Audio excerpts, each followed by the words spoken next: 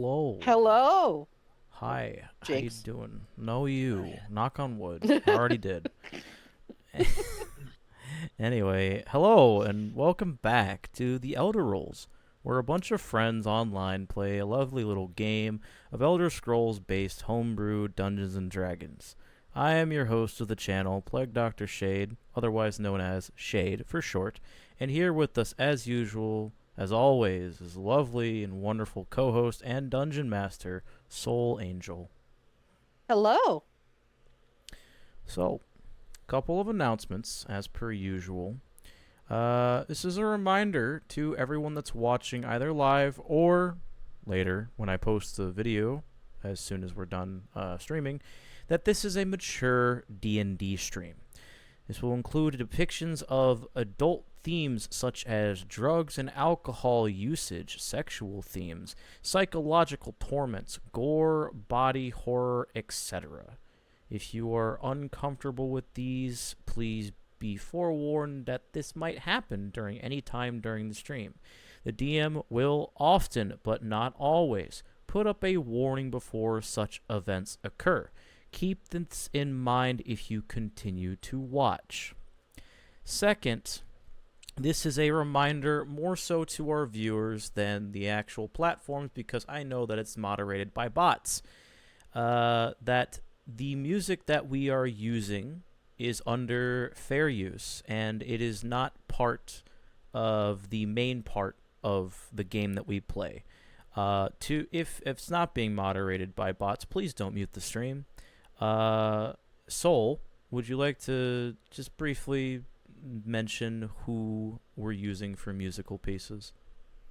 Sure, we are using stuff from God of War and God of War Ragnarok. Thank you very much, Santa Monica Studios. Go buy their games, they are fucking great. We are also using music from obviously Elder Scrolls, given it's an Elder Scrolls campaign. Great work, Bethesda. We're using stuff from Darkest Dungeon. We are also using stuff from Larian Studios, from both Baldur's Gate 3 and from Divinity Original Sin. Beyond that, I tend to use stuff from tabletopaudio.com as well. Go check them out. And if you like their stuff and use them for campaigns, they do have a Patreon if you want to support those guys. Beyond that, there's a smattering of random stuff here and there. So please check out the individual creators, the individual companies. It is their property. And do keep in mind YouTube and Twitch. We are using it as transformative works. We are using it within the Digital Millennium Act and the Fair Use Act. Please do not mute us. Do not strike us or anything like that because we are following the laws. It is not the main thing of the stream. We are the main thing of the stream, namely me, because I'm great. Whoa, whoa, whoa, whoa, watch yourself there. Get it, girl. No, she's right. Shut up. Anyways, so on a different subject, tomorrow, Shade and I are going to be streaming the combat playtest for Esper.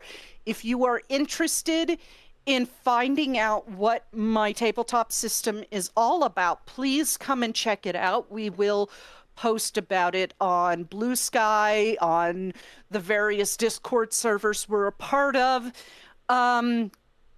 Come and join us. Come and see what my system is about. Keep in mind it'll be slightly jank because the character sheets have to be in Google Sheets.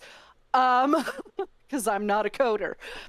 But do check us out. I'm looking forward to getting into beta and starting to get this thing put together and putting the final touches on the mechanics and getting it out to you guys. As well as the Discord is linked in the chat, at least for Twitch. So you should definitely follow me on Twitch if you're interested. Otherwise, You are very poppy right now. of course I was I gonna am. say, is his mic doing that for anyone else? It's doing Yeah. it for me. But while he fixes that, that is tomorrow at 5 p.m. Pacific, 8 p.m. Eastern.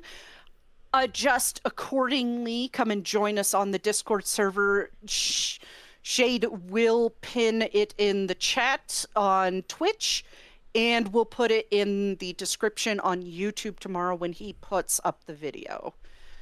I hope I'm doing a good job while he fixes his microphone. Mike's already fixed. Okay. I'm alive, I So- think. Any other announcements, Shade? Sorry I took over there for a second. Yeah, no, it's fine. This is you're my co-host. Is literally the point. I have an announcement. It's Knox's birthday. Wish him happy birthday, please. Thank you. Hey, happy birthday, Nox! And you got the little Yay. card for DM's Advantage, usable today only. Is it just one? Yeah, just one. Okay. I will either use it wisely or forget I have it, so Same. thumbs up. I'm Happens every single time. so scatterbrained right now. Cat thumbs up. Cat thumbs up. Anyways, with that being said, are we ready to begin? Yeah. Okay, let me get the tabletop music started here because I did pause it because I was listening to Lady Gaga's new album, by the way. Do listen to it, it's fucking fire. Is that the one with Abracadabra in it? Yes, Mayhem. It is so good. I'll also check it out. She is just on fire with this one. With that being said, let us begin. Last we left off, Wheelon pulled Galerier aside and showed him how to wild shape at will, and told him if he wants to unlock the full potential as a changeling, he needs to step out of Hermaeus Moore's shadow and walk beside him instead of behind him, and to go to the darkest part of Valenwood's forest to speak to someone who can help him. Once they finished their discussion and both rejoined the party, they discussed the contents of the book while Wheelon left to retrieve Fielfer and Arin. During this time, someone attempted to scry on Lyra, likely trying to find their location after the break-in at Manamarco's former home. This, fortunately, failed. For the party, anyway. Fortunately for them, not for whoever was scrying on them. In the books, they discovered the names of several people throughout Tamriel who were operating in secret for decades to hundreds of years in the name of the Prince of Profane Magic. After this, Tiny and Farron spoke on the workings of the party while Alira and Taliesin spoke on the contents of the grimoire, noticing that Alira could see a spell in there, but not Taliesin. Soon Wheelon returned with Fielfer and Arin, and everyone went inside the house to discuss the book and Manamarco's plans, among which was a shout buried amongst the pages of one of the books, which Arin learned without any effort at all. Just to everybody else looked like she was just reading a book. Soon Wheelon, well, I accidentally jumped backwards there in time a little bit. We're having a bit of a dragon break, it's fine. Upon finding out about Ericor, Arin gladly offered to handle it before leaving to do so. She just seemed like really excited to. She does not like him. During the night, quote unquote, Thribby and Alira shared a conversation that held some tension as they questioned their own morals and the lengths they would go to in order to achieve their goals. The next day, Wheelon used their ability to tree stride and take them to Gavach, and left the party shortly after to go to Olivane in Anvil. And this is where we pick up, as the party begins their short walk to the Gold Coast and to the city of Anvil in this darkness. So it's technically a new day, right? Yeah, technically a new day. I mean, you don't know what time of day it is, but it's a new day. Okay. I'm gonna cast Seeming on all of Okay. us, and I'm just gonna make us look basically the same, but distinctively different features. So Like you with brown hair instead. yeah, pretty much. So like, I'll give like everyone basically looks relatively the same, except like they have slight changes. Like Thribby doesn't have his tattoos. Alira has round ears. Glarior has brown hair. I have red hair. Farron's eyes are blue. And just very, very slight proportion changes so that, like, it's like, ah, you look like that guy. It's like, I'm not, though. So. That's really weird, man. Hamriel's a big I'd say place. purple eyes for Farron because technically blue eyes on a Dunmer is impossible. Oh, it's true, yeah. Purple eyes. Purple eyes is rare. Blue eyes is impossible. Unless they're of mixed breed, like Asurin, who is Caldrun's grandson. Yeah, sure. That makes sense. Yeah. Seeming is cast. Okay. With Seeming cast, you guys make your way toward the city of Anvil. And into it. The city, despite... it's weird. This city is well-walled. And well-manned. Very well-built structure. Doesn't seem to have any problems. So people within the city are, despite the blackened sky and the looming threat, are carrying on with their lives as normal as possible without, like, going outside the city unless they absolutely have to. Like farmers, for instance. And the farmers go out with, like, a couple guards or something to protect them. Beyond that, nobody seems to pay you any attention. I mean, there's a couple people who look at, like, the wanted posters of you guys around the city. Notice that the wanted posters have different hair colors, or the Breton has vestigial pointed ears, and then look at you and go, ah, never mind. It's not them. And move on with their lives. What do you do? Because you are entering the city from the inland gate, and the docks are kind of out. It's like an ESO. They're outside. The docks are outside the city walls and down a hill, so you kind of can't see the docks right now because you're Okay. inside the city itself.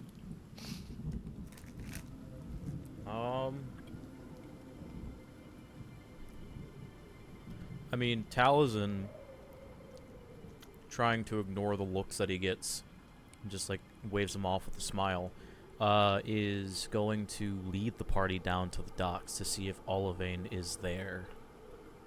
You do indeed see the golden thorn, but the sails are wrapped up and tied up and covered.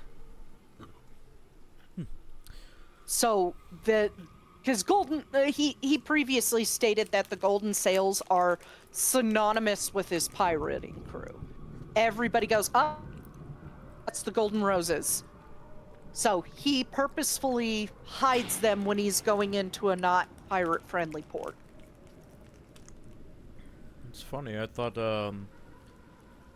actually, could I do a history check to see if Anvil is still friendly to pirates or not?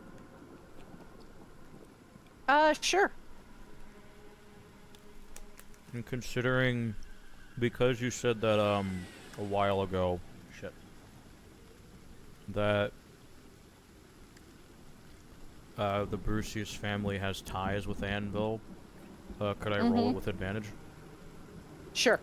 Thanks. Oh, fuck, I did not roll with advantage. Whoops. You know nothing. There we go. We'll try. Okay. With a 22, yeah, it is friendly to some pirates. Not all pirates. what you do know is it was briefly mentioned when you were on board the Golden Thorn last when making this plan, is he does and can get you into Pyandonea, or at least the northern end of Pyandonea, without trouble. That kind of like read between the lines, they're a little bit more friendly with the Maormer, so that could possibly be why. They're just a pirating ring that is not really well trusted here because of their ties to the Maormer. Because they're Maormer. You know them very well. They have raided the southern shores repeatedly for a very long time. Okay. Hey, give me a hot second. I'll be right back. Sure.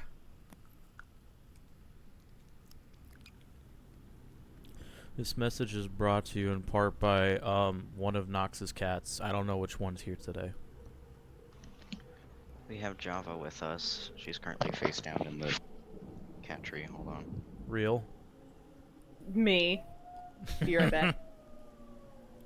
It's also brought to you in part by I'm back. Keeps and Worms cats. Yes, I'm back. Welcome back. They're all in Mom's room. Crying. We all leveled up while you were gone. No, you didn't. Suddenly 3 died. You know from a what? heart Fuck attack. you. Unlevels you up. In fact, I'm leveling you backwards. Oh, No. damn it. Unlevels you up.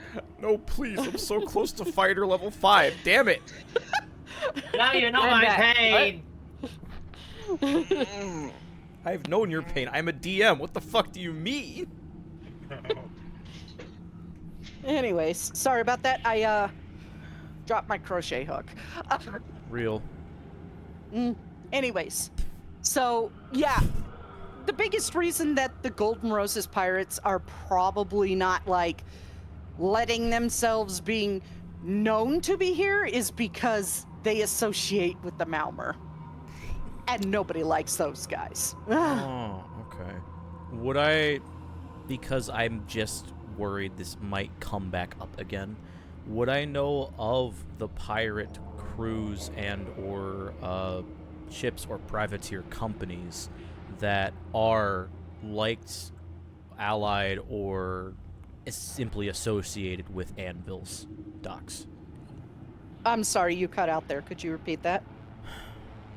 Do I know of, I'm not sure if it'll come up ever again, but would I know of any other pirating ships, privateering crews, or companies that are heavily allied, associated, or just friendly with Anvil? A couple, but you don't know them by name. Okay. You can identify them by their colors, though. And they're not here right now. Cool. Just want to double check. They've likely fucked off with the problem. Makes sense. Because, like, things have become a lot more locked down. The guard presence is a lot heavier. Thalmor presence is a lot heavier, and here's the problem, is you don't know if they're Thalmor associated with Silanir in his lot, or Thalmor that have absolutely nothing to do with the Order of the Black Worm, so... Oh boy. We have 2 factions of Thalmor. We love that. They fractured! Yay! We keep growing heads. Make them go away, man. Then Tiny at him, he'll take his axe to it. I don't know how long you'll last. Anyways. DM, Hmm? asking for a friend, would Taliesin remember if the captain told us how long it would take to get to Anvil? Or him to get to Anvil? Keen mind. He is in Anvil. You see his ship. Oh, okay, never mind then. That solves that problem. Alright, I had a phone call and I missed that part. It didn't take him long because he dropped you off in Haven and then dropped you off in Somerset and left immediately. It's just literally a short trip across the Blue Divide. Bro was literally chilling the entire time, the bastard. Yeah, because he, like, went across the Blue Divide while you spent a day up in Kynes Grove. So. Cool. So, I mean, kind of pressed for time in character, so, seeing the not golden sails, just walk up to, the ship to see if we find Olivane. You don't see Olivane, but you see his orc first mate standing on the docks, directing some of the crewmen, including the one that keeps budging in on your conversations. Oh, that motherfucker. Loading up the ship with crates and barrels and boxes and stuff. What did he say his name was again? His name was... Of course, now it takes forever to load. Sorry. No, it's just this fucking thing doesn't want to cooperate. Zarak ul Gavar.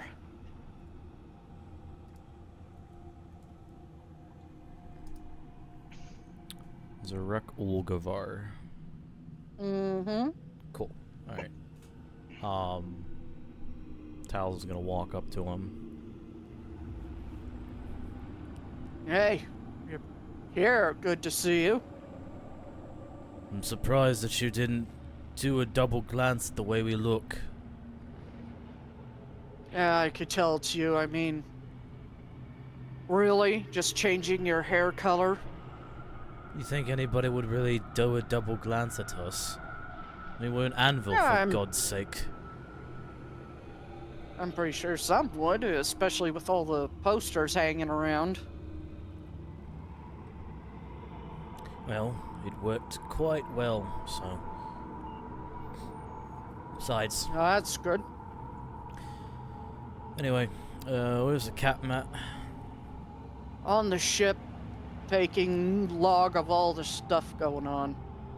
Permission Alright. to come aboard! Or requesting permission. He just quirks up an eyebrow at you. You're an What? interesting one. I thought you always have to ask before you come onto the boat. Well, seeing as for this trip, you're going to be working for us, why don't you help the boys and the ladies load up the ship? Great, and Tiny immediately runs to go carry heavy things. Is he always like that? Yes. No. Fair and intelligent say at the same time. At the exact same time. Everybody, as soon everybody will, the party will be going, yes, at the exact same time. Eventually, you're gonna get Mana Marco stopping mid-fight going, is he always like that?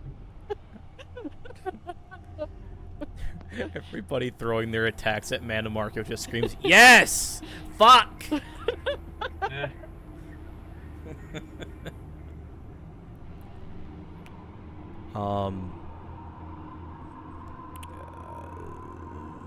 Is there like I guess there's just like random shit around that's cargo. Mm-hmm.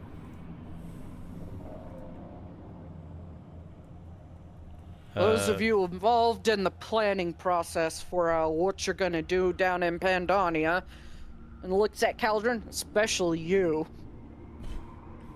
get down to the captain. You should be in the mess. Taliesin puts down the bag immediately and walks on the ship. Is Caldrun go on the ship too, or are you gonna stay muted? Yeah, Scout can go onto the ship. The rest of you get to work.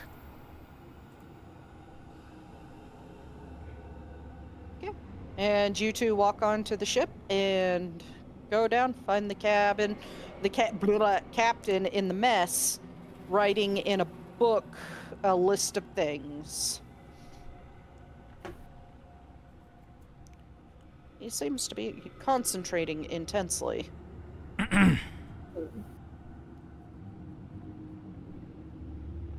Ah, good, you're here. Yes, So, how was storming Manamarco's house? it went well enough. We found quite a lot of information. Fruitful. Good. Including his actual plan, so that helps. I'm sure I'm gonna hear all about that. That'll be fun. Tell you about it over a bottle. Of course. Right. Well, main thing. Now, Yes.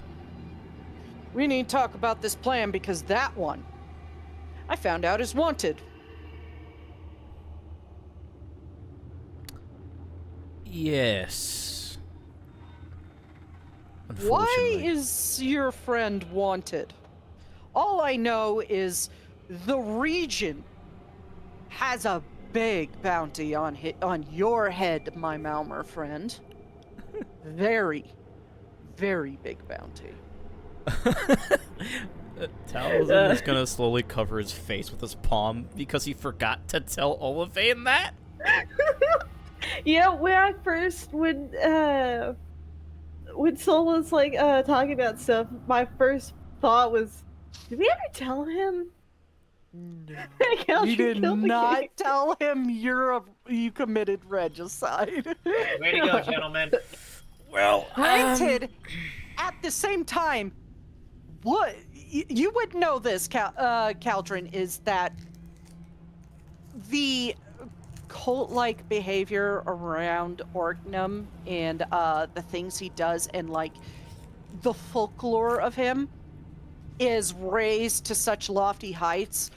Would they really reveal that he was killed? Or would they just play it that he wasn't? You don't know.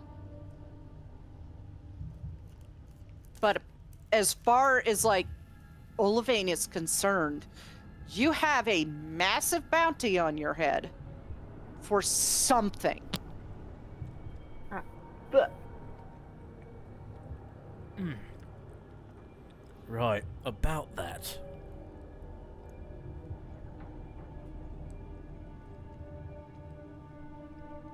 Yeah? You gonna tell me? I'm just looking at 'Cause, Caldrun. I'm gonna tell you now, the Regent, Randaril was very silent on it. When I greased his palms last. Cal's just gonna look at Taliesin and then down at Claire, and finally, You know Captain. exactly, Caldrun, you know who exactly Regent Randaril is? He is essentially kind of like what Silenir was to Queen Aeren. Ah. He's the equivalent. He's the right hand of Sorcerer King Orgnum. So with him dead, Randaril's ruling. Ah.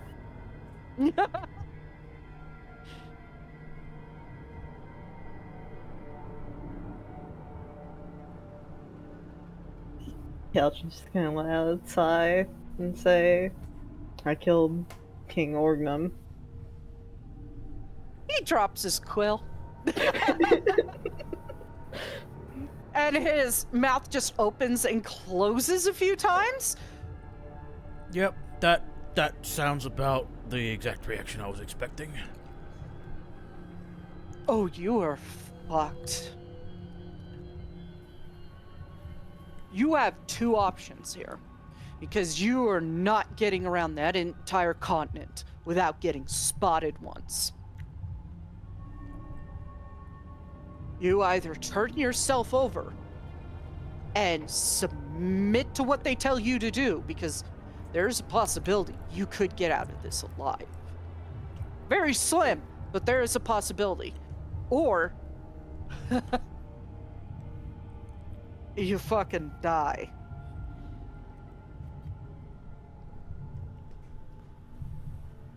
Because I met Orgnum myself, and you're in deep shit. Yes, well, Orgnum's dead thanks to this one right here. So, You're in deep that.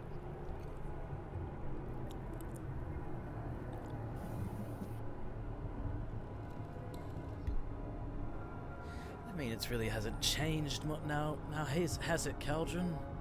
I mean, what's one more party to hate us, right?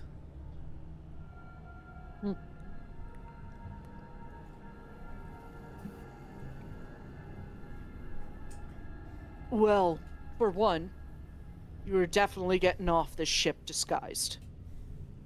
You are not ruining my connections. Trust me, that You- was the plan you- anyway. You walk off this ship looking as you truly do, I'm gonna be in deep shit and probably put imprisoned for associating with you.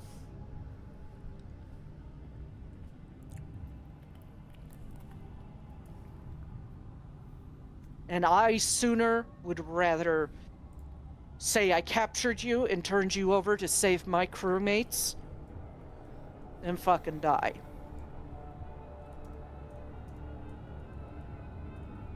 Really quickly, I have characters that had to have thought, just like let them turn me over for like prize if we can get me out of the dungeon. I mean, it's entirely up to you how you want to approach this. I have several paths written out. Okay. That's what I spent all day yesterday and this morning working on, was everything related to Pyandonea. Because yours is a lot more twisted up than Sunday and Monday game because of you. In Sunday and Monday game, you're fucking dead. But Yeah. you got away in this game, so. Sea Serpent probably fucking ate me and the others. Yeah, it's probably how your execution went, is you got eaten by a sea serpent. Caldrun, if I may offer an idea. So, being of the ilk where your memories were wiped and you were kind of coerced into doing all this, it's also a question of your, I guess, personal morals or personality, rather. Do you regret kinging Orgnum or no? Killing, not kinging, what the fuck? Do you, I king you. do you, do you regret killing Orgnum or no?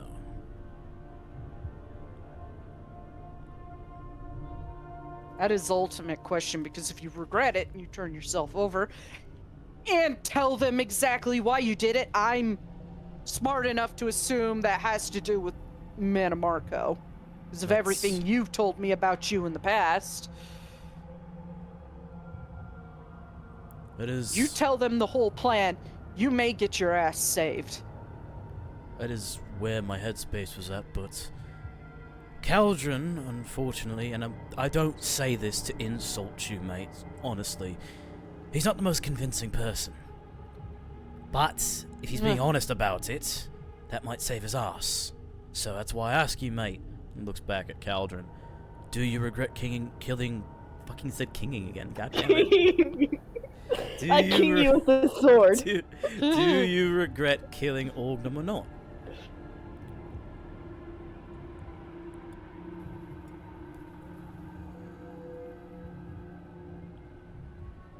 I haven't even gone in very deep about this.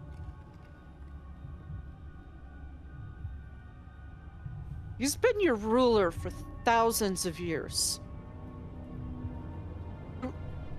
The ramifications of a mage that powerful dying can be very serious. Especially one who had control over the sea serpents. You better fucking hope Randaril has control over them. Or those seas are going to become far more dangerous.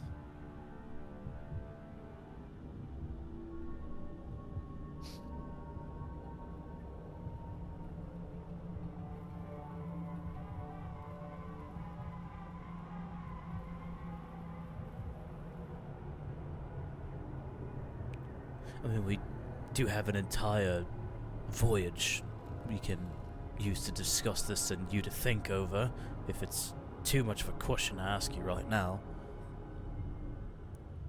I don't know how it'd be too much of a question to ask. You killed a ruler. That is bound to be detrimental no matter how much of a despot they are.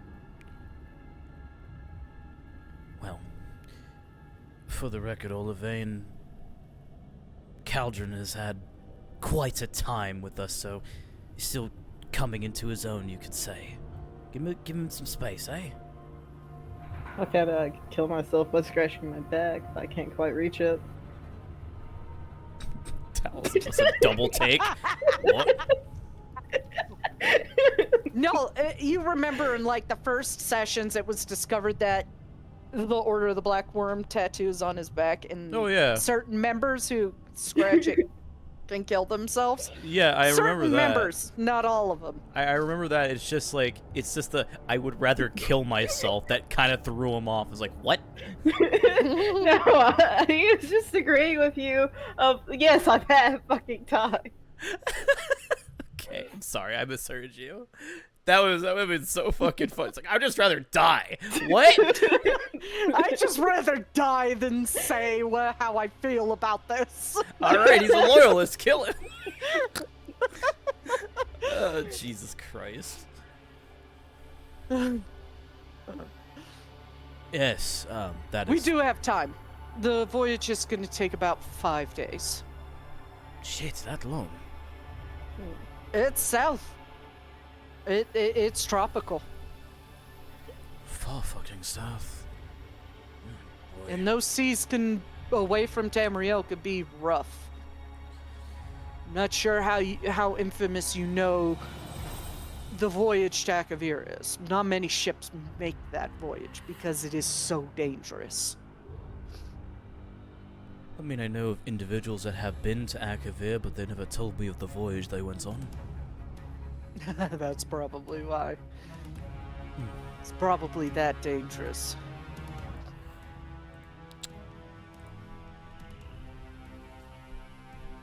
So let's get saddled up. Needless to say, either you disguise yourselves when I drop you off, or I'm throwing you on a rowboat and you're making it the rest of the way. In probably sea serpent infested waters.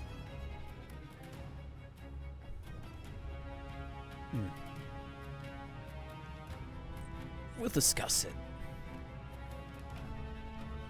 Good. I'll finish loading the ship. I have work to do.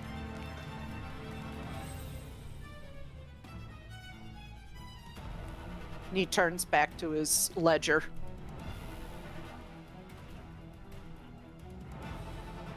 This is super tense music. Oh my god. This is like the Mana Marco chase music. Yeah, it is the Mana Marco chase music. Oh shit, that was a guess. Oh, we gotta get out of here. He's back. Hey, motherfuckers wearing the fake J's. I gotta get out of here. Man, Marco's just like saying, He's just walking menacingly after the ship on the water behind you. It's like, ah! Evil necromancer Jesus. Watch, I just got you banned from TikTok again. That would have been so funny. fucking, Sadly, is that, no. like, the reason why the chase music stopped is because the water walking, Spell ended. ended, he went bloop.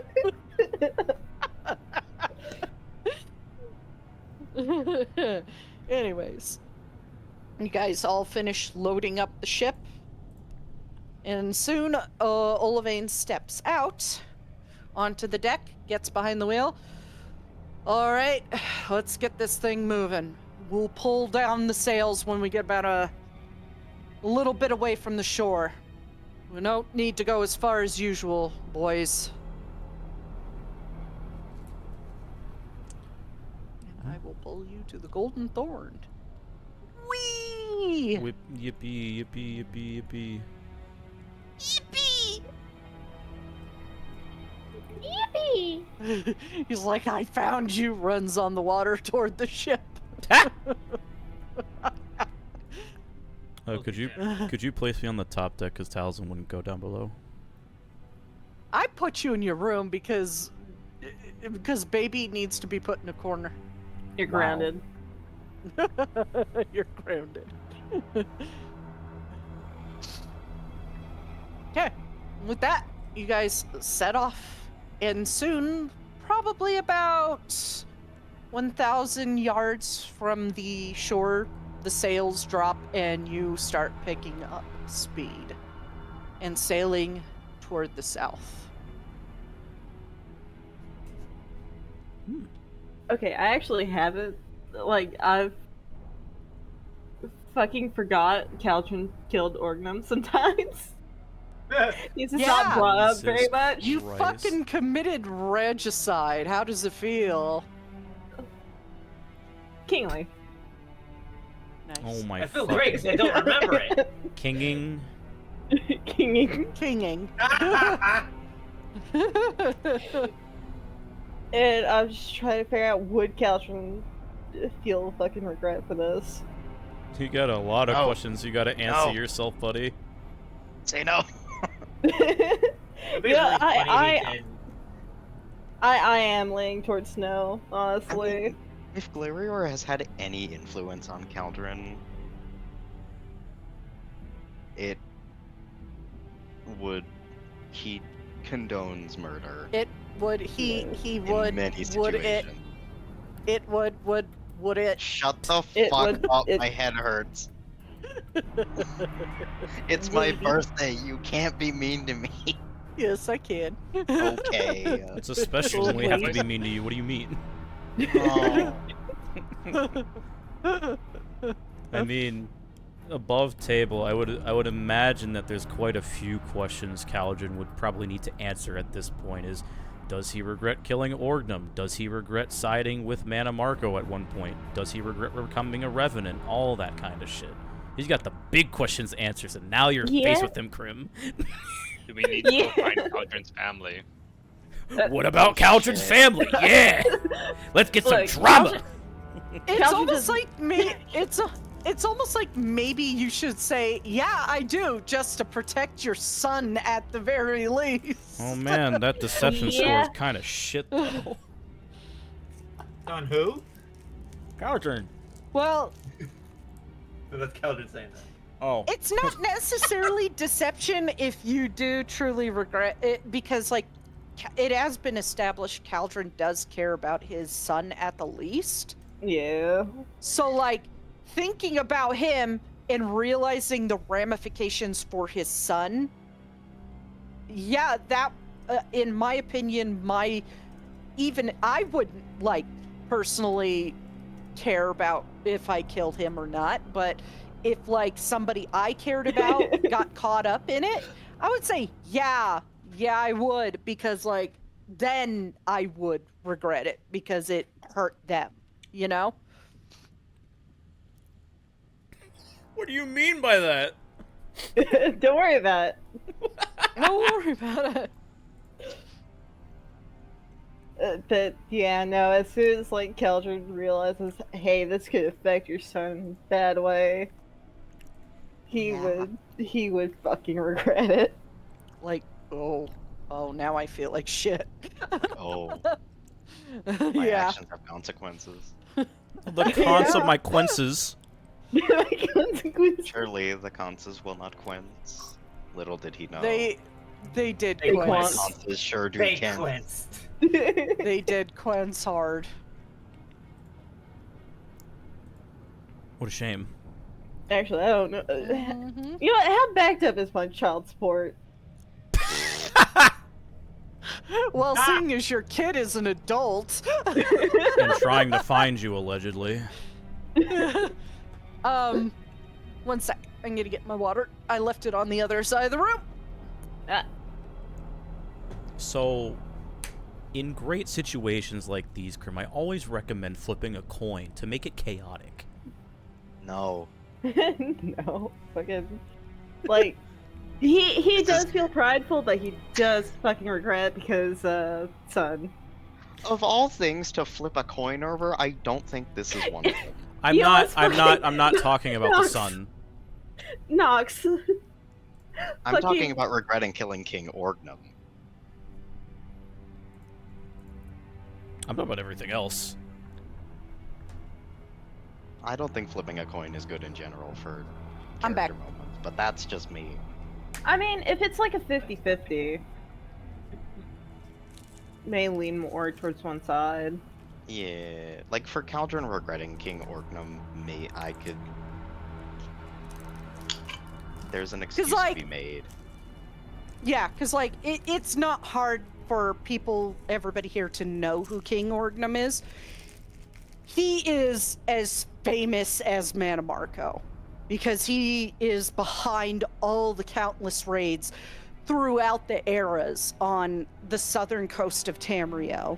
He is known to be a powerful immortal mage and in charge of the Malmer, and like you connect that to Manamarco being behind his death, then you realize how bad of a problem this is that he is dead, because that means one less powerful mage in the world that can counter Manamarco directly. So even if you don't fucking like the guy, it's bad.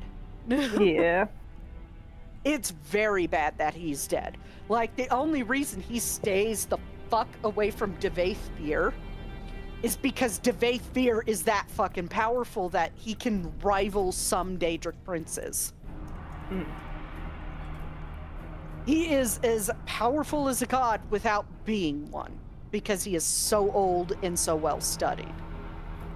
Like, there is lore on him whenever he uses powerful magic being felt as far away as Somerset, while he's up in Morrowind. He's just built different. He's just built different. So, like, that's the only reason Manamarco stays away from him, because even though Manamarco is very powerful for a young Daedric prince, Devaethir would do some serious damage to him while being taken out. Not to mention, he has his 4 daughters there to help. That would really hurt, because they are of his flesh, so they could be as equally as powerful or growing into that. I'm this fucking small army of yourself. Yeah, essentially a small army of yourself that you fuck. Yeah, but you know, that's semantics. Semantics. At least he's not an evil necromancer that kills people. Hi, Hermes. Yeah. He gave me a hello. Okay, but like without the child, Caldrun probably won't regret. But with the child, yes, he does regret. Yeah, because it's like you do at least care about your son, and this affecting your son's life is a regret. So there is regret in there. It's not a deception in that case. It's a by proxy regret.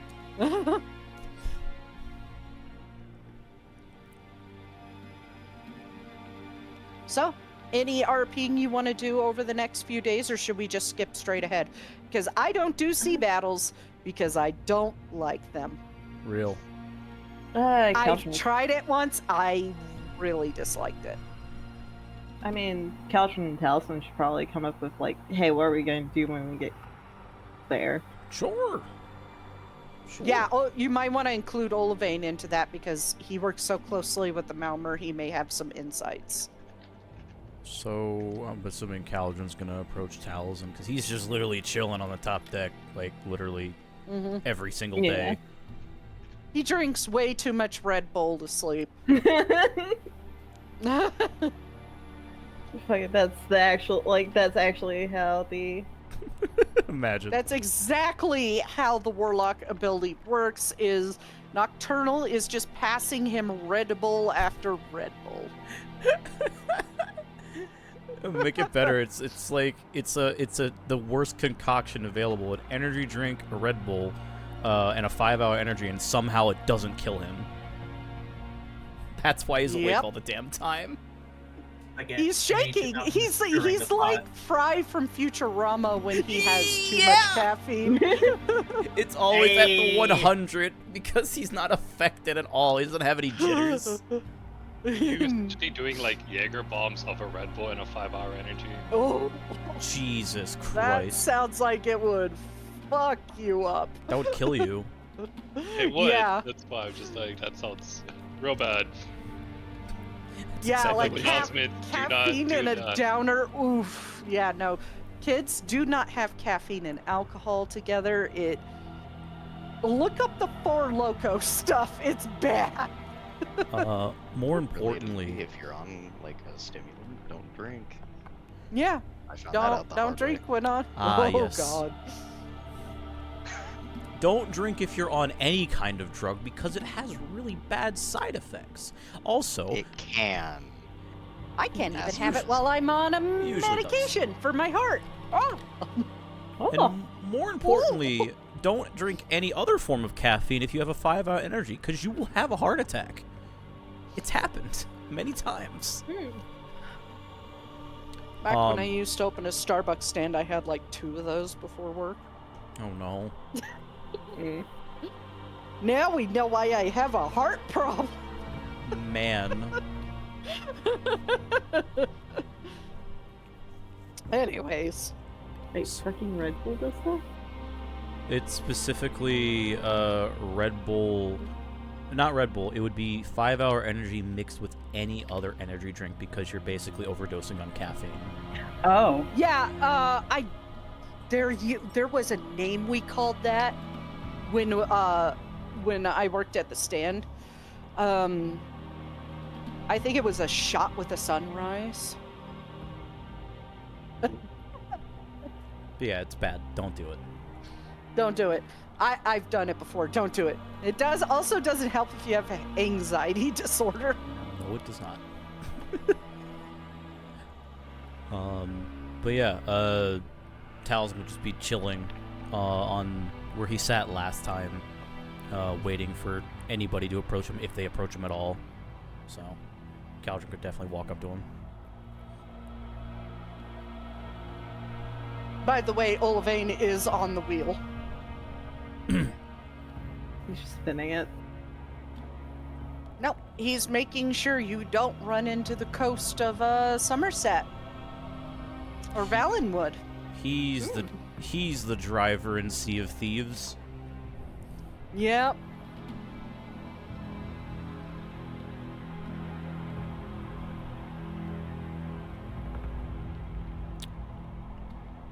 So does Caldrun go up and talk to Taliesin and Olivane? He's gonna talk to Taliesin first. Okay. Taliesin. Hmm? Yes, what's up?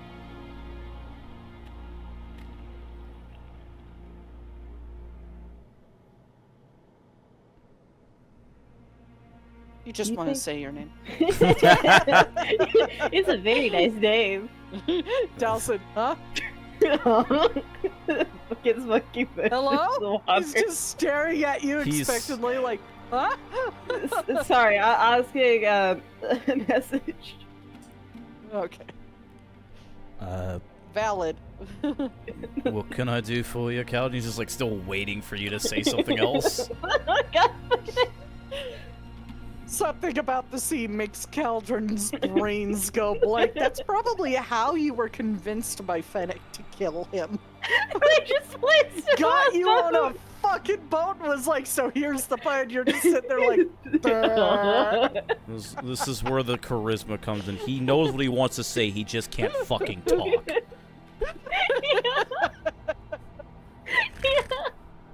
It's like when you're in an argument, you don't know what to say, but when you get out of the argument, you're like, fuck, I should have said that.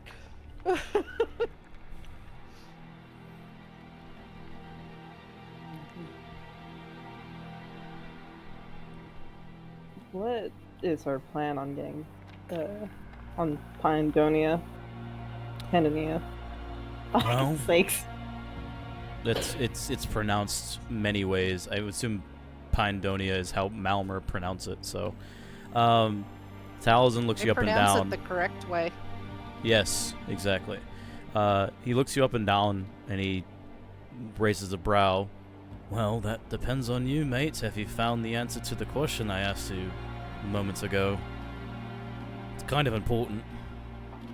I do regret.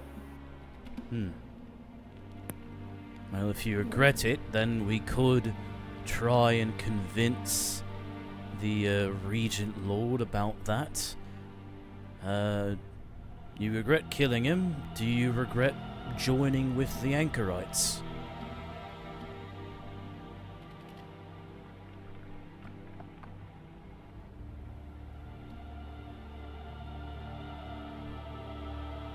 Or do you feel like you were coerced, or what? I don't know. You're the one with all the memories back. I don't really ask these questions before, but now that they're pressing, may as well see what's going on in that head of yours.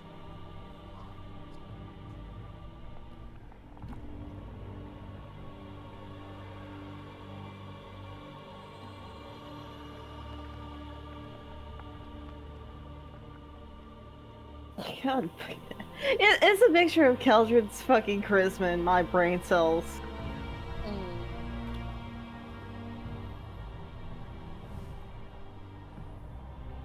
Real.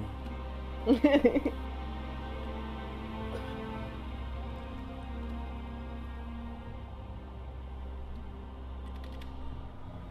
don't regret joining them because I did meet Clarior. Their causation that led me to Clarior.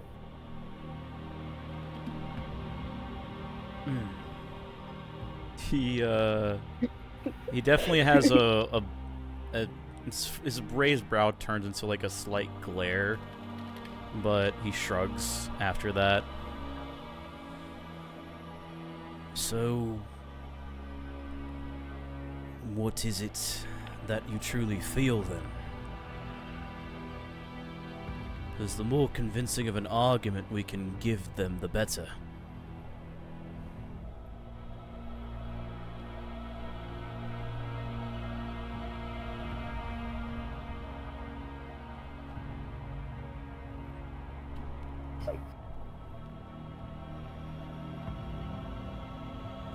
It's fucking out of character, like Caldrun doesn't fucking care that he probably killed innocent people. He doesn't fucking know them. Sure. Yeah, that probably led you to being a revenant, is you don't care. You're a little bit of a psychopath. I mean, That's what. Silanir knows how to clock the psychopaths. Okay. That's essentially what Taliesin's asking you. It's fucking. He doesn't have a gaydar. He has a psychopath bar. He doesn't need a gaydar. He is gay. Yeah.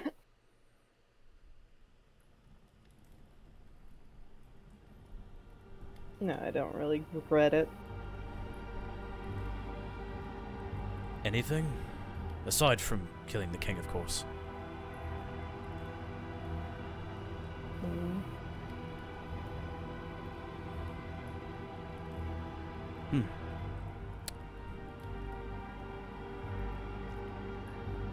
I think, I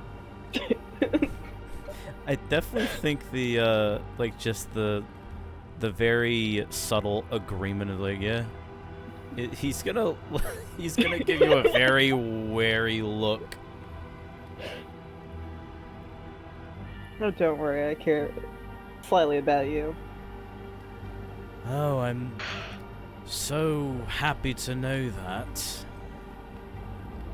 Heavy sarcasm.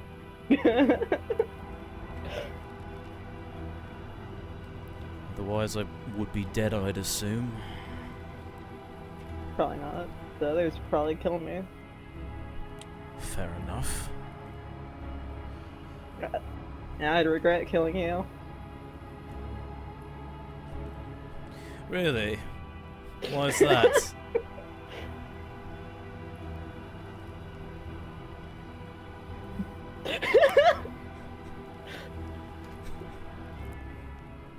You're an alright Imperial. Was that You don't the, get on my nerves. Are those the only reasons? Because I could get on your nerves right quick if you'd like. I find you getting on my nerves funny. He smiles a bit. Well, I appreciate that from a former anchorite.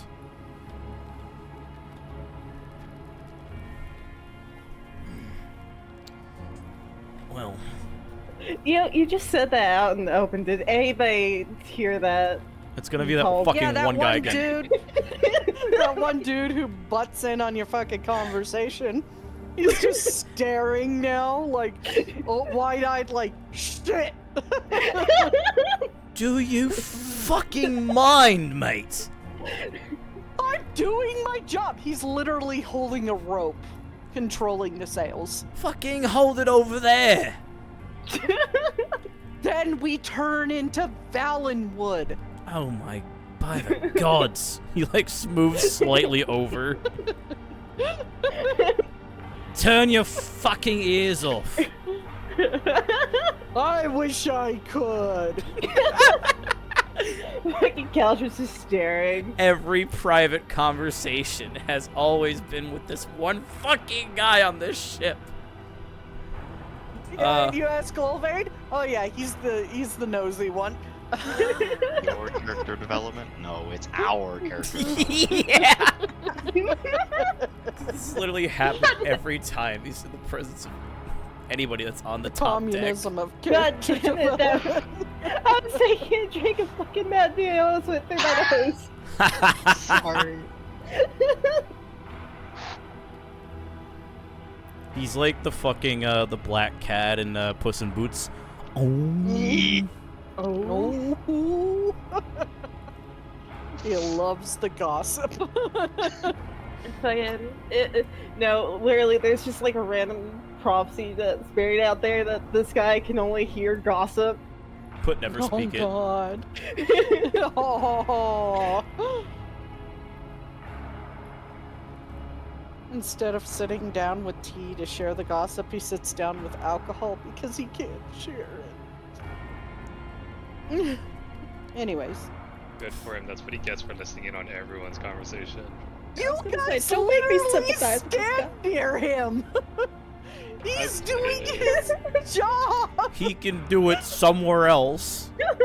Allison needs you to have Okay, an office. we'll turn the ship into Valenwood then.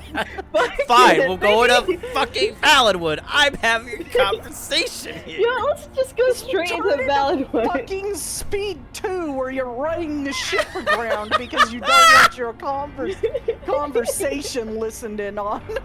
You know what? Rolls the sails up. Fuck you, guy. The just ship move your office drifts into off this- into Manamarco's private beach. What did you say, Wave? You should just move your office to the storage room, and that way you can see that whenever someone comes in, it's like, nah, I'm using this. Come back later. True. Nah, we're using two-person Occupado. bathroom. Occupado. So true.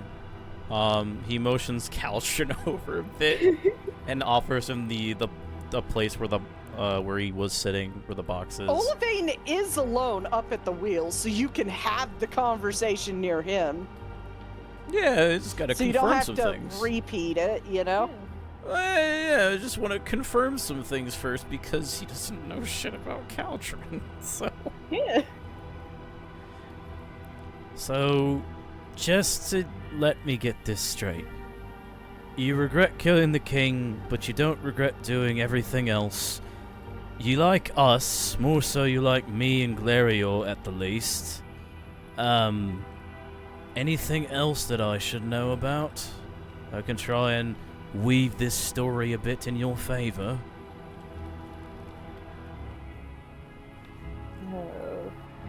I mostly regret killing the king because it would affect my son. That's an angle I can work with. Because killing the king would have ramifications on all of... How did you say it again? Pyandonea? Or Pyandonea?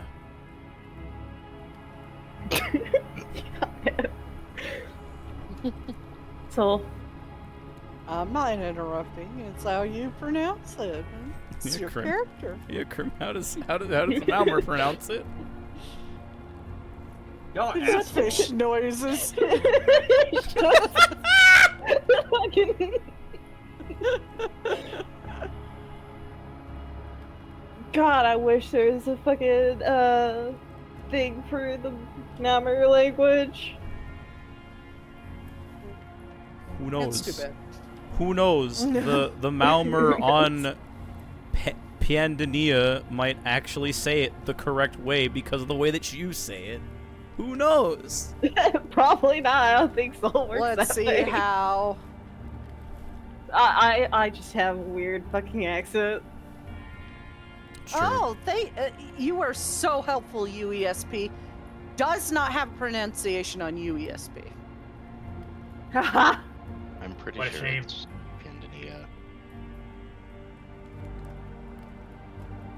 Yeah, Panda. Pyandonea. Pyandonea. Or just Pyandonea. Jay's the birthday boy, he's correct. No, he's the birthday boy, meaning he's always wrong. Oh. Man? That's why I have advantage, because I suck so much shit. Oh, wait. That's what I meant. Wait. I've got Look, my we thing. don't No, even no, know. We don't Fucking- even know. Caldrun's like a freaking. Caldrun is like Arnold Schwarzenegger, where it's like he can't voice his own things because he's just. It sounds like he would sound like a fucking hick. To the original speakers. Pyandonea. Yeah, he has the Katuna accent, so it's like a southern accent when Oh. you're speaking. Mal Mary. Now we go down there, them sea serpents down Pyandonea. Y'all gonna see them boys down there now. Okay, but them saying sea serpents down there do some Pyandonea. crazy shit. but saying Pyandonea makes me for some reason want to say penis. Real. I feel like you just want to say that. Maybe. I think Caldrun just has dick on the brain. Bro got the taste of twink and then he became hypersexual / J. Fucking actually Oh fucking no, fuck you his said brains out. twink! You are now TikTok banned because you said Oh twink. no. Anyway. No. But that's like a majority of their user base. Yeah. That's why it's hate speech. They want to be a twunk.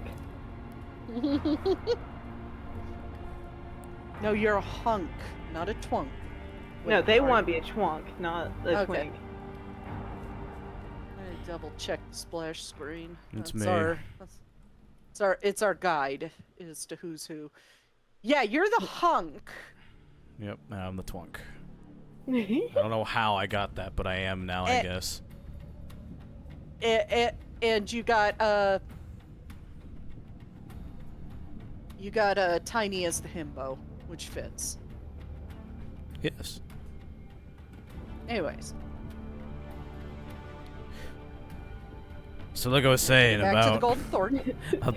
about you regretting killing the king because of your son, it would turn the whole thing into disarray with the country, and that would therefore fuck up your son's life. Does that sound about right? Yes. Okay. You don't care about your wife, do you? No, not really. God, what is wrong with you? You're just now asking this. Yes! Fuck's sake. I can see why Glario attracted you so much.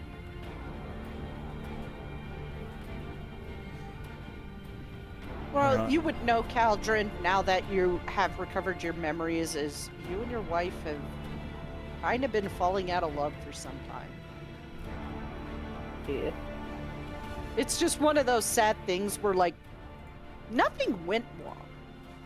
It's just you're just going through the motions, and you needed something different and distraction, so you became an anchorite.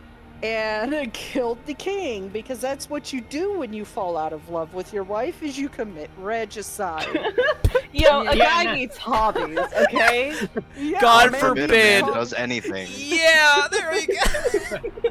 None of that marriage counseling bullshit. This is the real stuff. Hello, Iborn. God forbid a depressed man does anything for fun. God. God. But yeah, Why she- these? you guys have been falling out of love for some time and just going through the motions, and anyways. But she is the mother of your child, so. Well, I mean, as long as the son's fine. Hey, honey, I found this hot barefooted twink over here. Hi, I want a divorce. Anyways, Do you even remember how long ago? Do you even remember how long ago you were there? Like, when did you come over to Tamriel? How long have you been away from Pyandonea?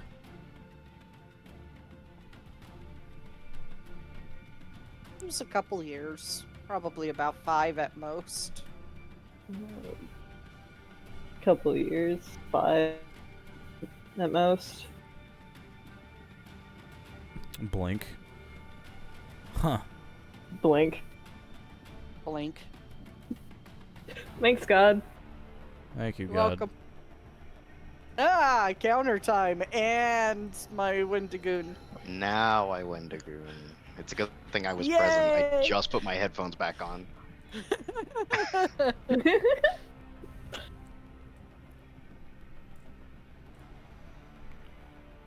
We're at 27.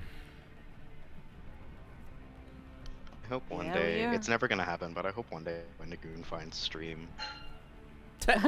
What do you mean I'm... What do you mean I'm a meme? Be I think really he would funny. appreciate it. Yeah.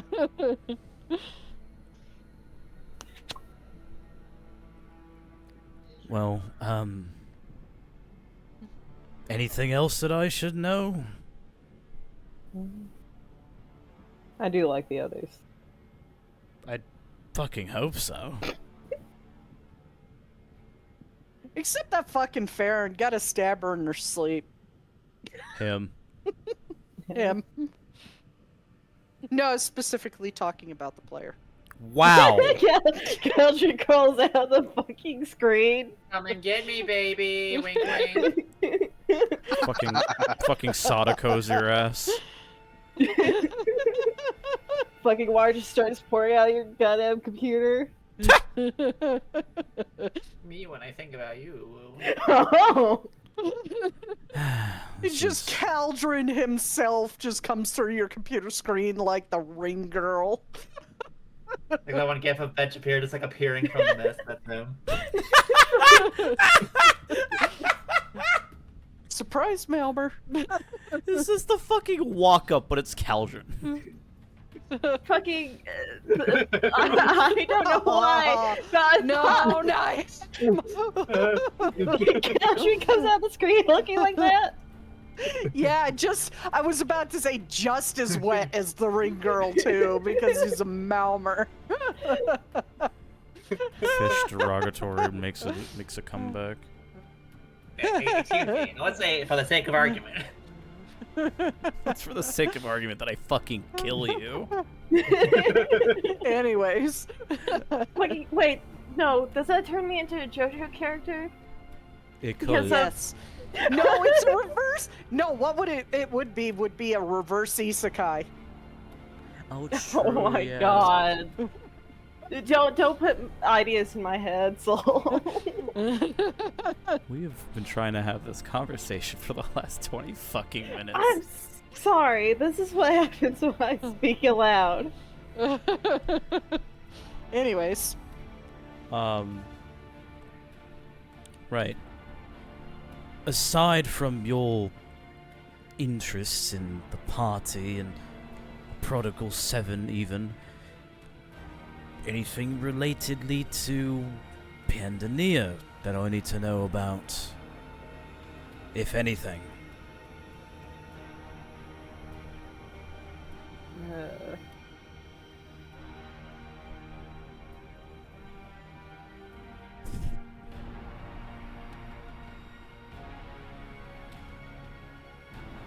So is there anything coming to mind? It's your character. May I assist by offering IC questions that you could answer OOCly? And I mean to the DM. I don't know. My brain just blanked out for a second there. Ask the question again. Hell yeah. Restart it. So, Taliesin, because Caldrun is having a hard time, i.e. also the player's having a hard time, could Taliesin pose a series of questions that could be answered ICly, or rather No, OOCly, by the DM? Caldrun.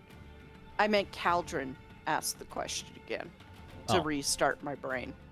Would I? Would there be anything else? That's not the question. I meant the one that broke my brain. Fucking, I don't know which one. Fucking question. The one right before that you were talking to Taliesin in character. You know what? Never mind. Maybe we should move past it because I just broke everybody's brain. Because we're all broken. The question destroyed us all. So, back to my question, could we do that? Specifically with Taliesin asking IC questions to Caldrun, and then you, the DM, answering them OOCly. Yeah, I suppose. I guess. Okay, cool. So, anything like your profession, like what your status was in the actual, I don't know, military, or if you're just a sailor, relations with the king, anything with the government, anything at all. That would be a question you would be capable of answering because it is your character's backstory. Even if it's come up with off the cuff. Okay. I'm not going to come up with stuff for your character background.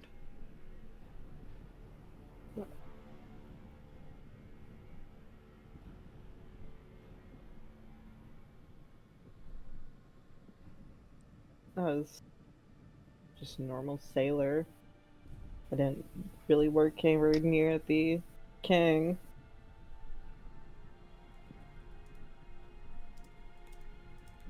So, like, what kind of sailor? Trade? Fisher? What did you do before all of this?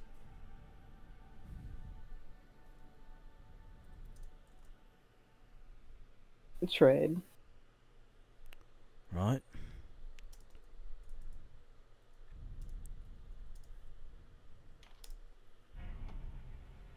And I'm assuming all this changed when you met Cylinir? I doubt he would have picked anybody important to kill the king. Ah, that makes a lot of sense, actually. And yet you became one of his most trusted in a very short time. Very interesting. It's probably the psychopathy. Fucking, it turns out fucking Cylinder has like a BFF like necklace. That is Oh my god, you're a psychopath? I am too! Besties! Besties! Oh my god, this is so great! We have so much in common. We both murder people without question. We both want to commit regicide. Fucking, like, Caldrun's just gonna fucking dive into the ocean one day, come across like one half of a BFF necklace, and just suddenly it all comes back. Mm-hmm. He's having like a very conflicting look on his face as you say that. Cylinir used you. He looks back up at you.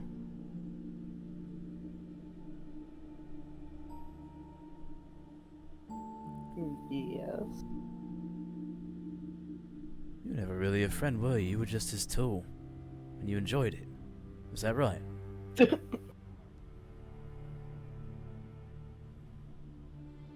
nobody else is gonna say it, I'm gonna say it.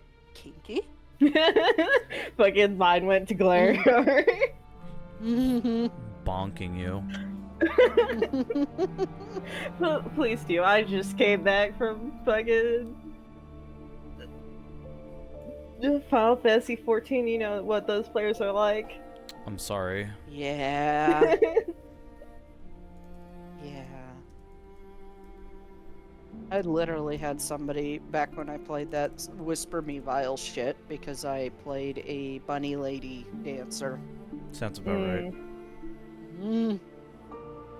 I will not be repeating it on stream. Because, yikes. That would even make Sanguine blush. Oh, God.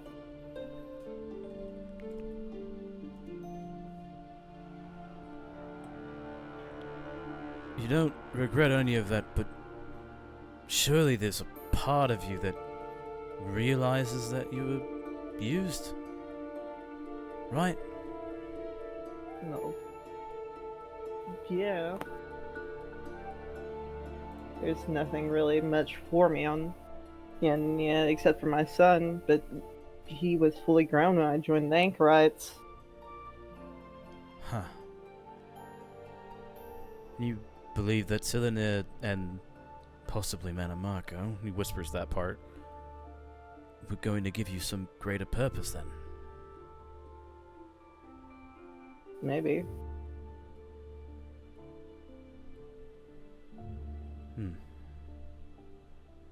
I'm sorry.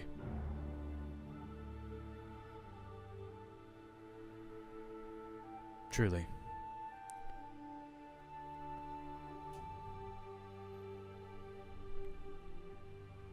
I understand the sentiment of getting used, so... Though you have had a much more time to process that, I'd suppose.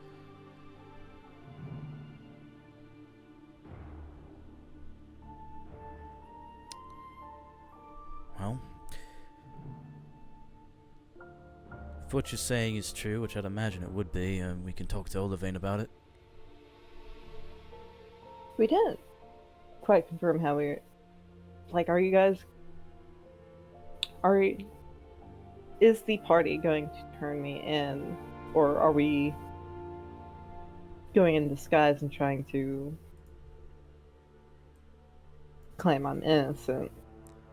Well, that is what we would be discussing with him, because I'm talking with you to understand where your actual mind is, and then we talk to Olivine to discuss a plan about that. And it's really up to you what you're willing to do, Caldrun. I mean, if you want me to, I could say that we captured you, or you were with us and you turned yourself in. There's many ways we could spin this, mate. That's true. We should also ask how much is on my head, what my ransom is. That's a very good point.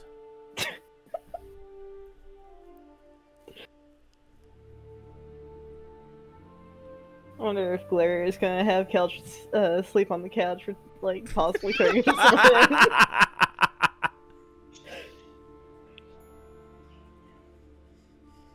It's like, oh, okay, so you're handing yourself over to the cops. Get out of my fucking room. Instant breakup. Instead of the fucking doghouse, it's the fishbowl. You are sleeping with the goldfish tonight, sir. I fucking hate this house. As he tries to squeeze himself in. I need that drawn. This house is a fucking nightmare. You did this again. Get on top of the fridge. This house is a fucking nightmare. Are you going to talk to Olivine? Are we going to talk to Olivine, Krim? Don't you mute yourself, woman. You're not allowed to do that. This is your leg of the journey, girl. Get out here now. Oh wait, she said give a sec. Hold on. This is what happens when we How's don't everybody? I'm tired, personally. Mood. I'm constantly tired. Forever tired. And And again, I'm also a millennial, so that makes sense. I think it just means we're getting old, that we're always tired. Mm-hmm. Getting old as sucks. That's why we play D&D, so we can escape the real-life entropy and the state of our lives. Because who wants to watch everything crumble around you while you age slowly and die? Instead, that's for our characters to experience. Yeah, Unless you're that's what your Devaith Fear. characters do. Yeah, unless you're Devaith Fear.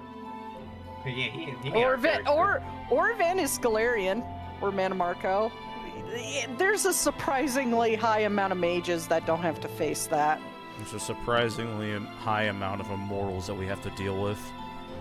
Yeah. And they're all elves. Pellinel's right. Son of a Yeah. bitch. Fucking Pelnol was right.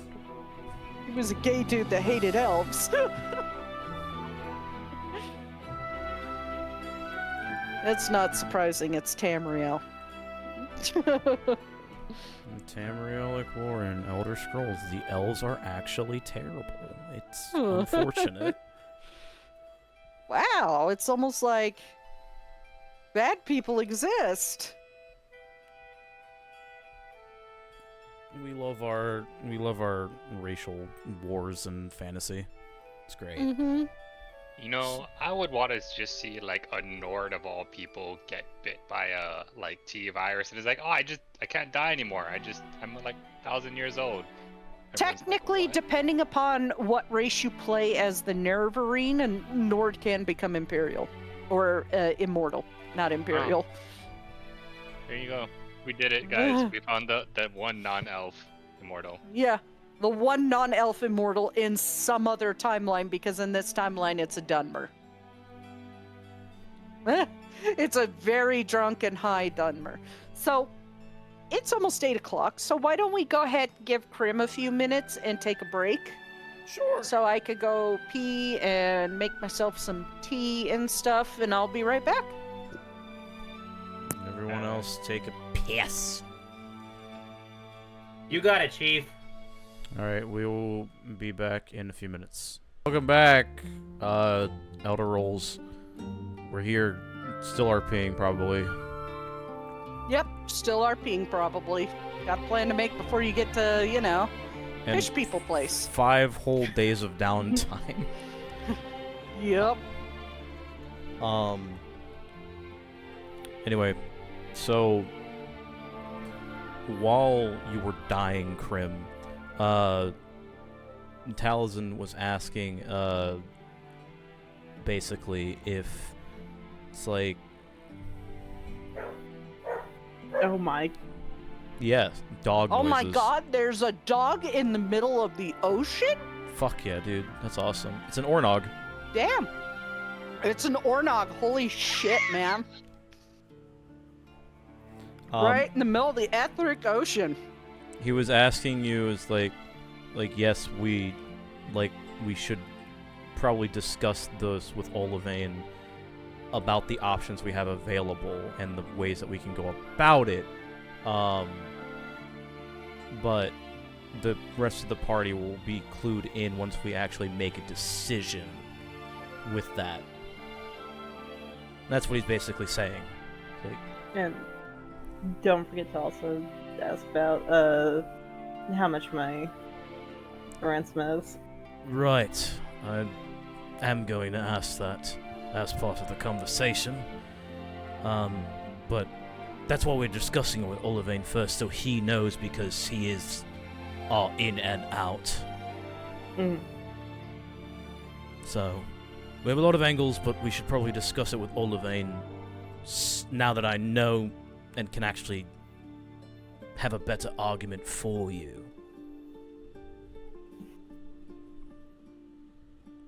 Right? Right. He pats you on the pauldron. Alright, let's get this over with. It's not gonna be a good conversation, but it's going to be beneficial. Runs a hand across his face. You just had to be a fucking anchorite, didn't you?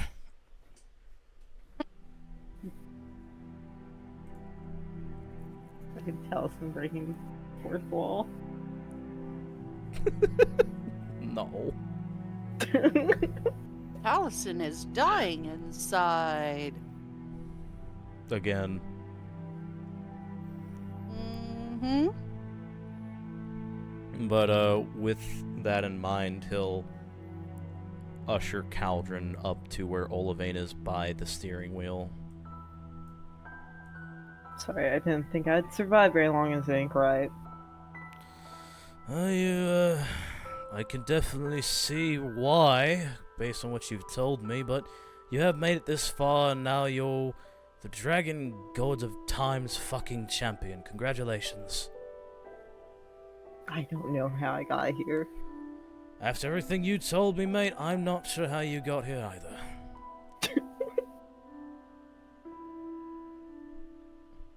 Olivine. Yep. So, We're almost past Somerset.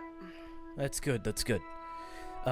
So, Caldrun and I were discussing things, but we wanted to ask first, based on, you know, the crime he committed, how much is his bounty exactly? 50,000 gold. Talison's mouth fucking drops.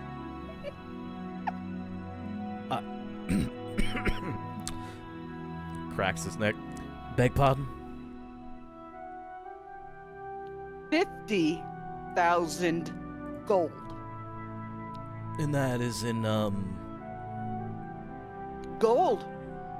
straight up. No matter where on Nirn you are, gold costs the same if it's of a similar weight. Right. Interesting. And seeing as Malmer tends to get a huge portion of their currency in circulation by stealing Tamriel's gold, melting it down, putting Orgnum's face on it, it's worth the same on Tamriel as it is in Pyandonea. Of course. Of course. He gives Caldrun a look. Caldrun gives him a look back. It's like, you know, the Shrek face when he's looking at donkeys like, hmm? It's that one. Hold on. This one.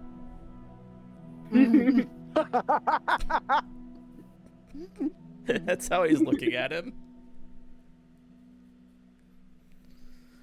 Well, I would think that what we're most likely going to do is we're going to discuss it with our group, but I'd imagine that we're going to disguise our way onto the island just to save your ass, so you don't get in any trouble. He's saying this, Olivine. If you're thinking of turning him in, I'd be careful. Of Because they course. will arrest you too and question you as well to make sure it's legit. That is a lot of money. Of course. And that's why you saw me talking with him not even a few moments ago. You do realize there are spells that make you tell the truth. Would my proficiency in Arcana know of Zone of Truth? Yes. Okay. Of course I do. I wouldn't be lying. That's why I was talking to him about it. You better not lie. You only make it worse for yourself if you do. The one thing about his people is they do appreciate it when you own up to your actions. Take some mental Tends note of to that. lighten the sentence a bit, but they'll probably torture him a little.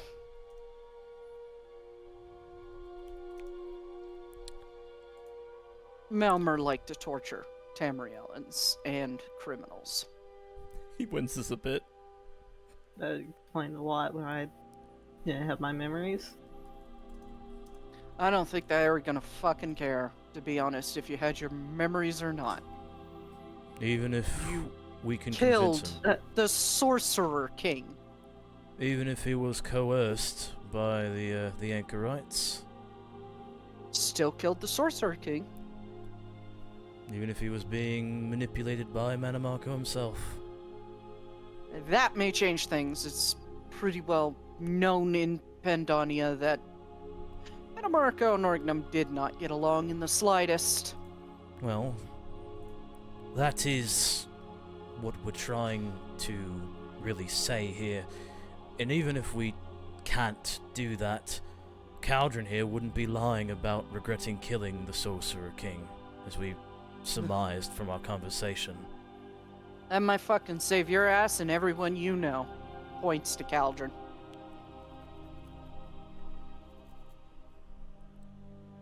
The Hang a Bandit, yeah, I remember that. That's when he didn't have fucking memories.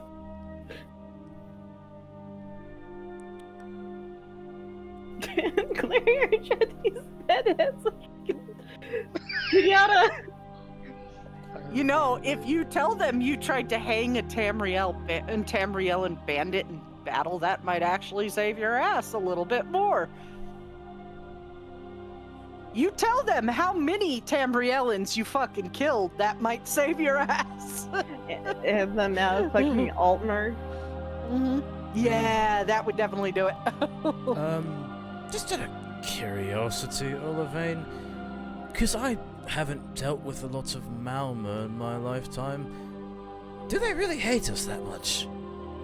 Oh, yes. Oh, shit. You'll be safe up in Taguna. That's where there's a lot of Tamrielans. Not necessarily free, but it is a heavy pirating port, and I'm welcome there. My crew is welcome there. And just be respectful. You know, if you're not caught for regicide first. Just like stares at Caldrun again. Caldrun just stares back. Well, like I said, a lot of things might help him in this situation, but we will definitely need to discuss it with everyone else first, because it could severely hinder our plans to deal with the Slode, or it might help, but that depends on which route we decide to take to begin with. There's a lot we could do.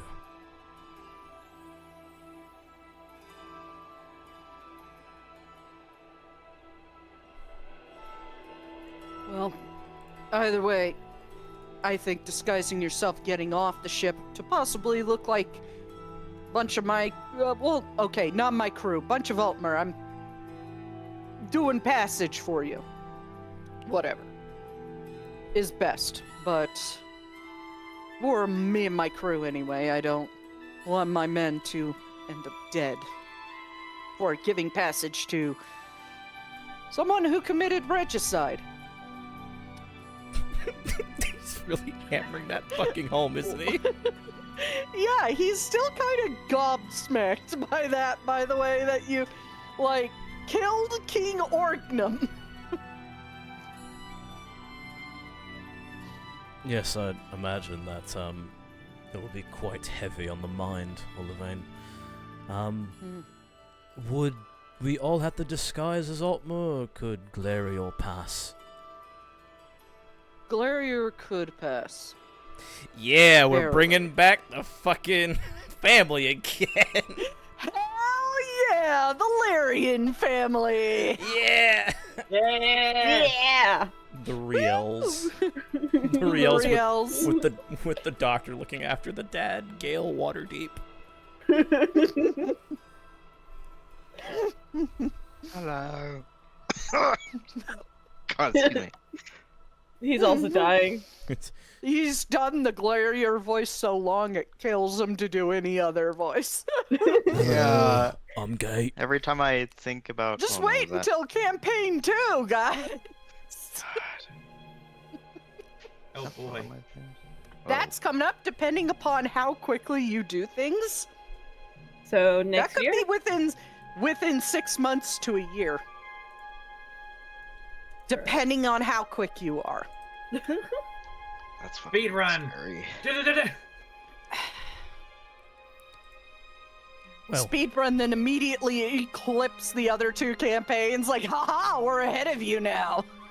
Haha, we got killed by Probably are. Marco before he did. It's like the ultimate speed run right there. well, we have a, I think we have a good alias for that then, so that shouldn't be a problem. That's good.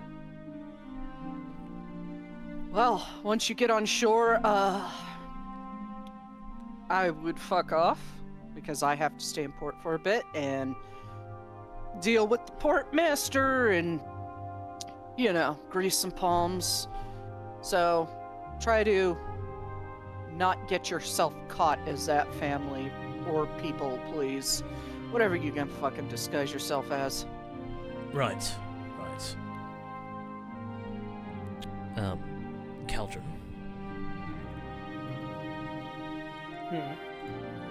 Should we wait to discuss the plan? Should we mull it over between us first, or have options available before we bring it to the group? We have about 5 days, so... I have a very strong feeling you're gonna try and turn him in for the money. He stares at Olivane and turns Look, back to Caldrun. he holds up his hands. He holds up his hands. That thought crossed my mind. 50,000 is a lot of fucking gold. I could buy 2 new ships with that. That is a possibility, mate. He turns back to Caldrun. I don't mind coming up with a few things we can bring up. Sure. Let's discuss it in private. He stares at the fucking crew member. Oh, you ran across Tivius. Yeah, he likes to eavesdrop. God, I am so tempted to drop. Oh, if Nothing's a secret from him. he likes to eavesdrop, he'd probably like to get dropped then. I think he does that with one of the other crewmates. What? He's referring to sex. He does the sex with somebody else. Olivine, I'm talking about kicking his ass, not fucking him. He winks at you. What's the difference? He's got a point. You did fuck Olivane, so... I did fuck Olivine, yes. yes, I remember the marks left behind. The way You're welcome. Calcium and Glare come out, you're not sure if they fought or fucked. I was actually about to fucking say that. By the way, in case you missed it, Olivine said you're welcome. Keep it up, Captain. Keep it up. 5 days.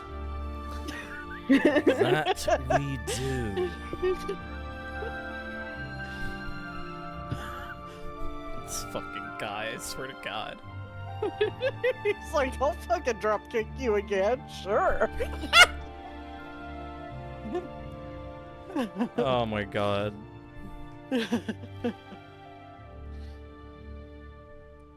He looks at Caldrun and motions over to go below deck, so they actually have privacy. Okay. Calcium's gonna follow Telson. Awesome. I'm gonna sit the fuck down.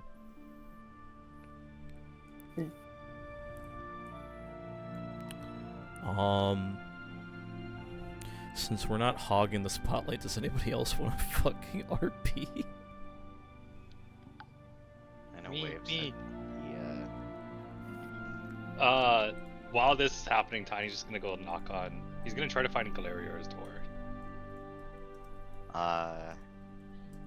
His door is open. Hey, Galerior. What? He remembers. Oh yeah, Galerior doesn't like both. How are you? That's a good question. So do I have to roll to be seasick? Yeah. Con save, please. Come on, be normal.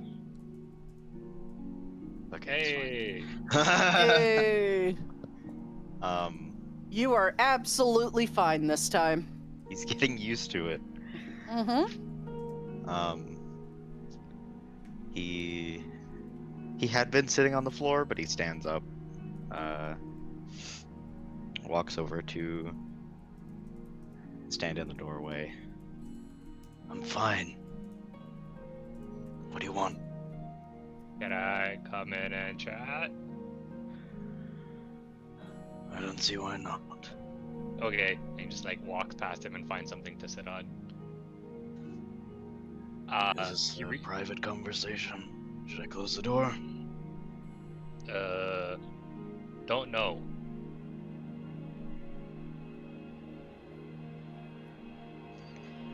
Very well. Gestures at Thribby. Speak.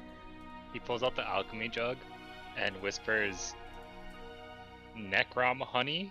Soul, does it work? Yeah, sure. It is a uh, liquid. It's just super viscous. He's trying to get the same honey Alira gave him. Soup. Soup. But and then he just gives it to Galerior. He's like, here you go.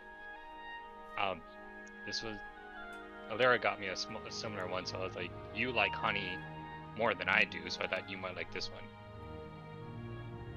He takes the jug and scoops a bit onto his finger, licks it off, and then just keeps going for it. There comes a point where he's using virtually every single one of his fingers. That's fine. Just Does not dig phase into Tiny things. at all. I have a question for you. Ask. What does unfakeable mean?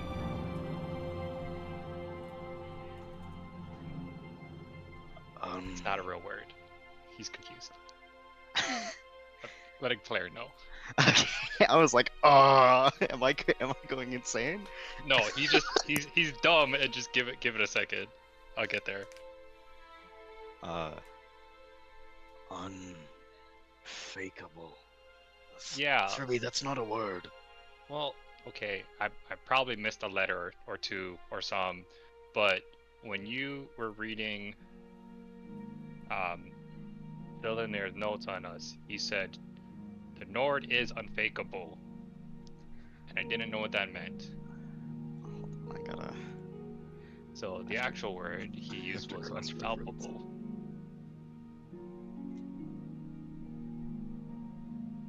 That's why I asked Soul for the. Unflappable, okay. What? It says he seems to be the usual falpable Nord. But Tiny is just like, I don't know what this means. I don't know if it's an insult or a compliment. Probably an insult.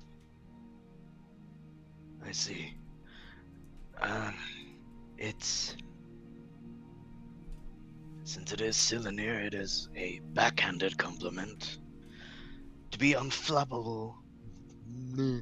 To be unflappable means to have a calm demeanor in a time of crisis. Oh, is that an insult then? Isn't that a good thing? I suppose. Now it sounds weird because like he was giving everyone else a hard time in their notes, but then he was just saying Nords do well under pressure or stress. Is it? I don't get it. Or is it He could because be- it's the bigger meaning of the whole thing he wrote about me?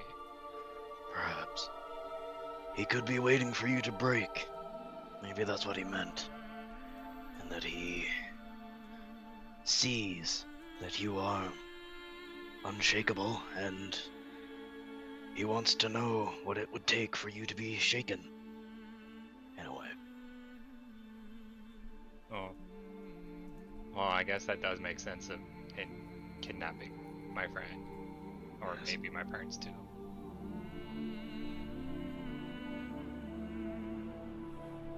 I don't know if I told you or you were there when Talos was there, but sorry, yeah, Talos. When he mentioned that my friend Ornam is probably like Farron's sister and with them. But if that note is any guess, it's either before or after, and then maybe he also got my parents. So not thinking about it, but just haha, letting someone else know. It's a troubling thought, to be certain.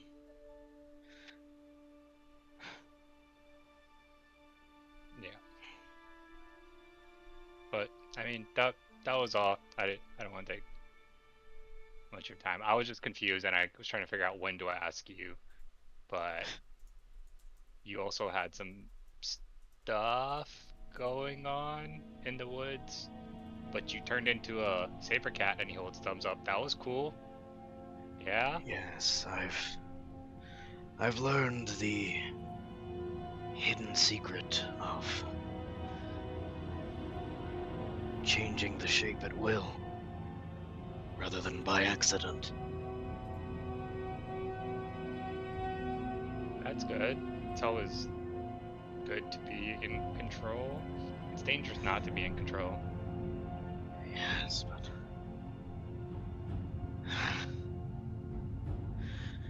Wheelon spoke of other things that are far more troubling to me, that I have not fully been able to understand. Well, I find sometimes it helps to think either A, when you're drunk because things just come out, or B, when you're fighting. So if either of those options, I can be a punching bag. Haha, I can take it.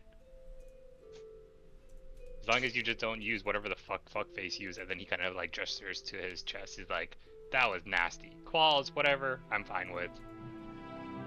Bare knuckle boxing, I'm down. Glarior makes a face at the mention of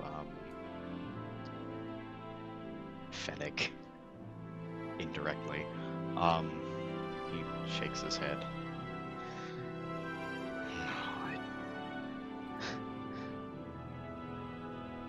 I'd sooner abandon Hermaeus Mora than use necromancy through me. Oh, is that what that was? Quite possibly, considering that Fennec is an anchorite of the god of profane magics, necromancy among them. It was dark. I mean, it could have been anything. But It must I'll have been take your word for necromancy.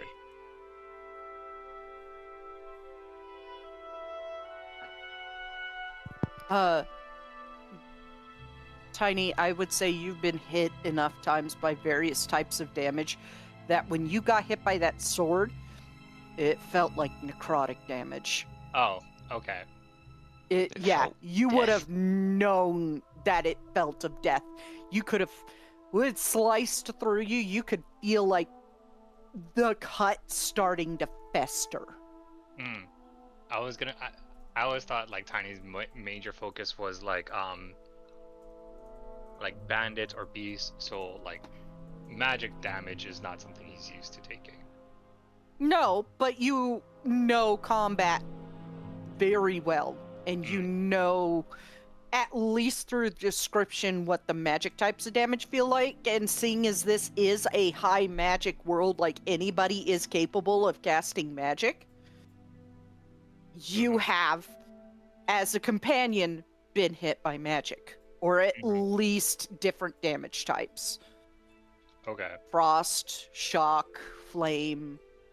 Mm-hmm. Got Yes, it. I am using the Esper names for That's it, but fine.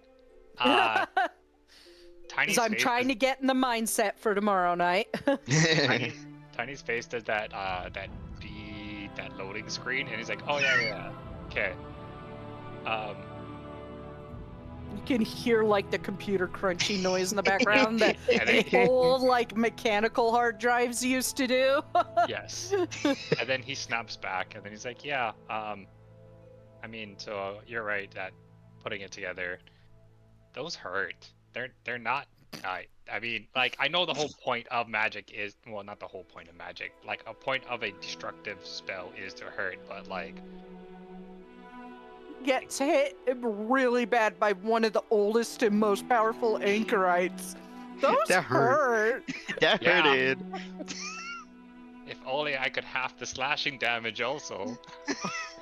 But no, so he's like, is there something, like, I know I don't wear armor or anything, but like, to block it, or us?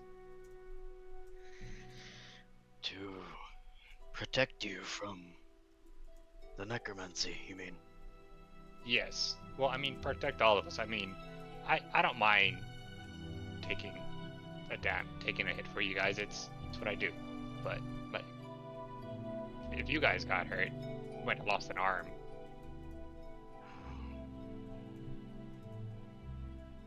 Looking through my spells, give me a moment.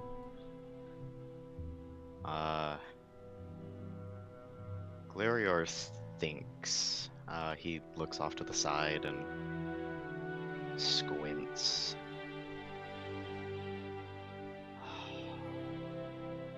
You know what I don't have? A spell that can negate that damage. He squints and then oh, Java, Jesus. Face down. Glarior looks back at Thurby. I don't have any such spells, but I know of some spells that can protect against certain types of damage, and Sounds good.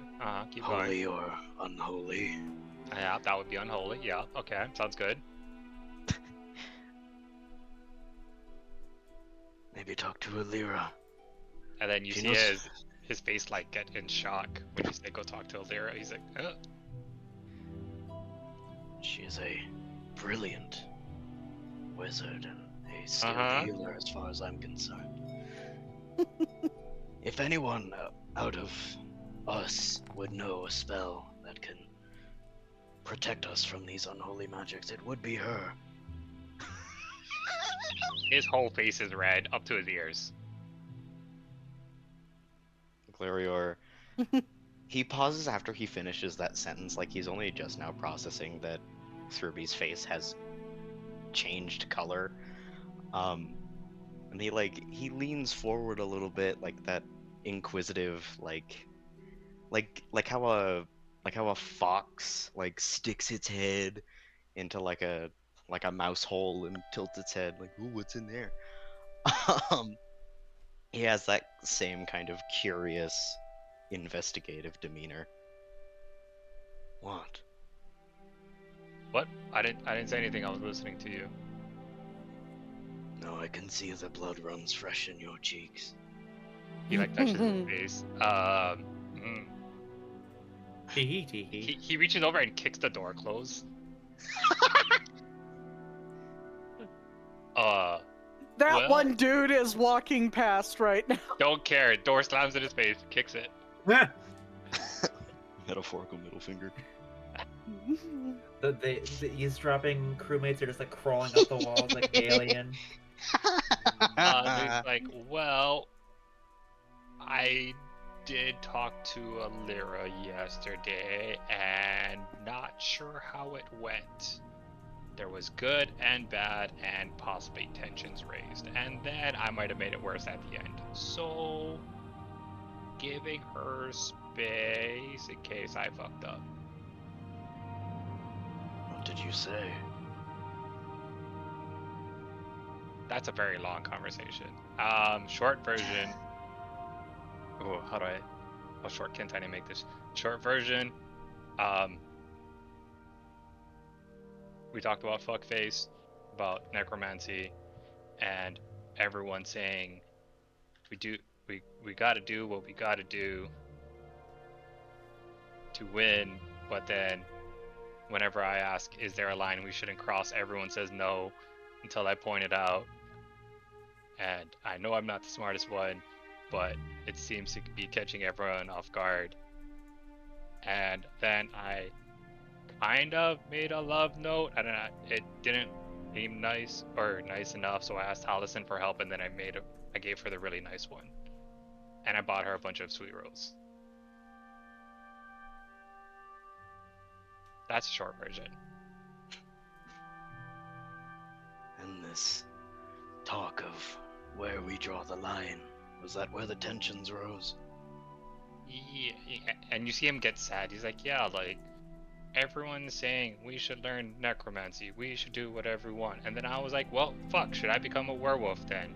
Like, everyone going, who the fuck cares about ourselves?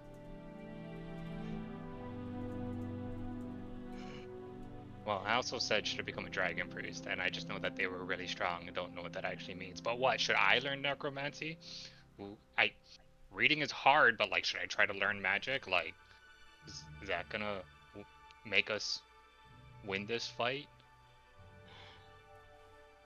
And Glarior kind of like, he looks away from Thribby as he's talking. His gaze drifts over to his pack that's sitting in the corner of the room or something.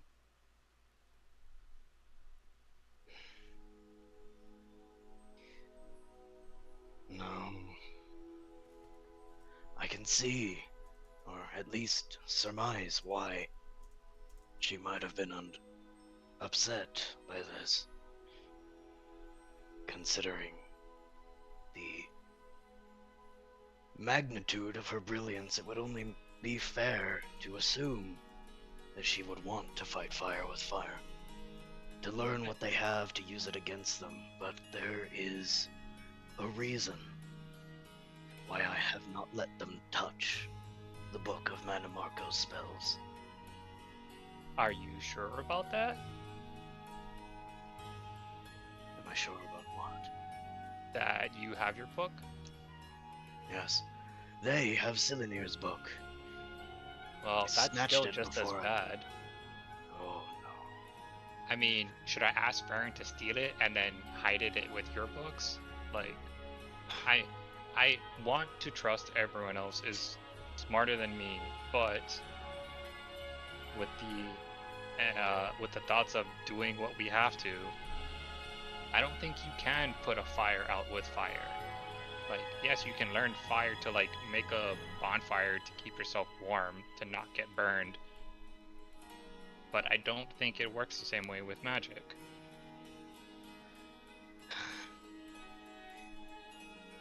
It may not. It's incredibly difficult to tell in situations like these, but I do not relish the thought of either Alira or Taliesin having access to Silenir's spells. I would have taken it away, but it was taken out of my hands, in a manner of speaking. Which is why I've kept Manamarcos from them and will not hand it over. No, those spells are far too dangerous. I appreciate that. I mean, if you want me to, I would just I will turn my axe on fire and chop the book up. That way it's gone. The thing about spell books You don't know what could be enchanted into those pages. If we destroy them, it may as well have another alarm. Like a fucking hamster in his house. Why put alarms on everything? Like, jeez, just leave things alone. What if someone steals your book? Okay, your book is missing. God, paranoid person. He and Hermaeus Mora share a very critical trait. They want to hoard their magics, their secrets. Ooh, question. If you open your black book and put Mana Marcos in and close it, does it go away? Like, does it get sent to Hermaeus Mora? No. That's The not question how you that have to works. have, do you really want Hermes more to have that? No! I mean, okay, I don't. Glarior does, but that's a different conversation. Tiny's just like, how can we get this away from the bad people and away from temptation? That was his first thought. Glarior Okay. stares at his pack for a while and crosses his arms. I am of sorts a keeper of knowledge ancient and unreadable. I have the Elder Scroll, I have 2 black books, I have Mana Marcos spellbook. And I think that Taliesin and Lyra are smart enough. I would hope that they are smart enough not to cross me by stealing from me. Now I just want to find more of these famous books and just add it to your pile and be like, look, Glarior has a fancy book fort. You could just make a fort out of all these things. And like, haha, sorry. No, it is a silent wish of mine. My ancestor had a library that was endless, almost. He dug it into the ground of Grotwood and it went on for miles. Because it was the most beautiful thing I've ever seen. One day, I will have a library like that. In Mora's name, in my name, it doesn't matter. But I will have that knowledge secured away. If you want me to, I can keep an eye out for books and just steal them when we're walking by. Be like, here you go, just chucking them toward you. That's a kind thought, but I'm not the one with the bag that doubles as a pocket dimension, so Do we I have find you limited another one? space.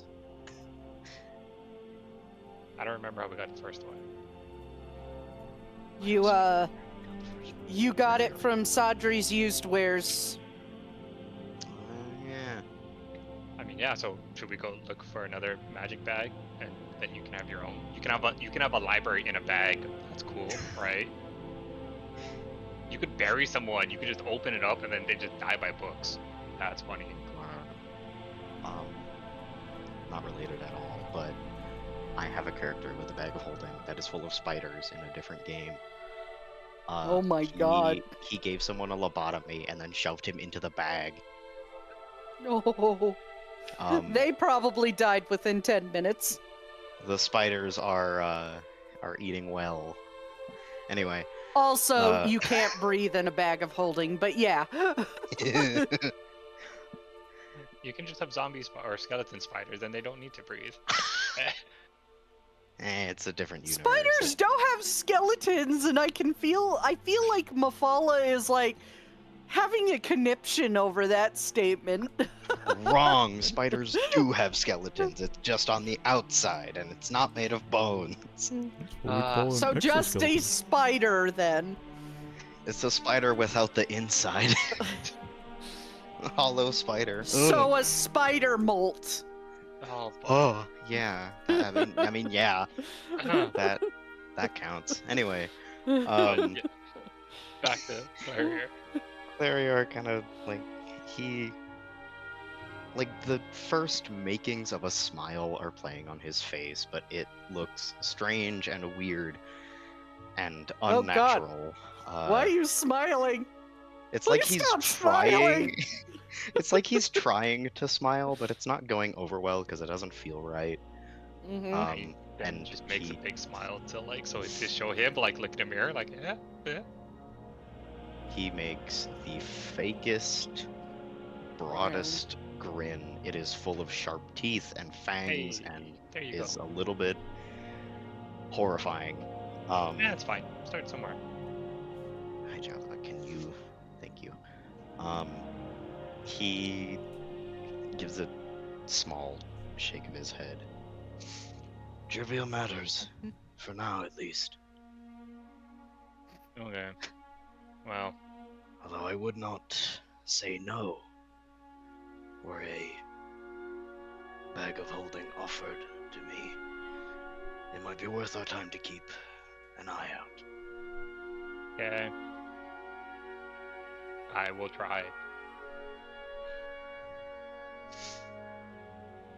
And maybe, if you can, I don't know if Alira would trust me with Silanir's book. I know Taliesin probably does not. But He just shrugs. I don't know. Magic is weird. Try not to get involved. I would prefer if it was in my possession over theirs. Such Maybe. foul magic should not be played with lightly. I'm sure you talking to Alira or Taliesin would go much better than me, because I kind of already tried and didn't go well. But don't say I said anything about, well, you're smart enough to, I'm not going to tell you you are smart enough to know better than me, so I'll just say, if you don't think I should have said it came from me, then don't say it came from me. He gives a little wave of his hand. Alright, well, I'll leave you to finish that jar of honey. Just bring it back when you're done. Right. And he just walks out and goes on his hammock to just hang out.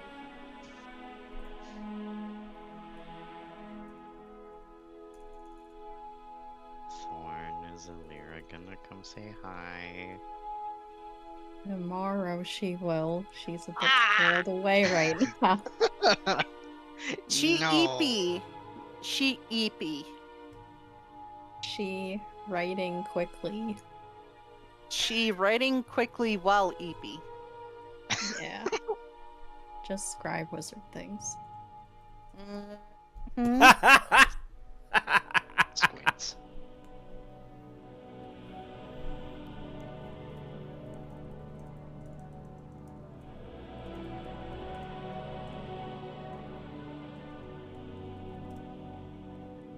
I guess mean, we we're- can skip forward to it if there's nothing else on table. I guess we're gonna go back to Caldrun and Taliesin then. Okay. Jumping back to Caldrun and Taliesin. What a great way to Literally open nothing happens. up. What a great way to open up that. Mhm. Taliesin looks at Caldrun with a very weird look. What? Shadows curse me, isn't it? Shadows guide you?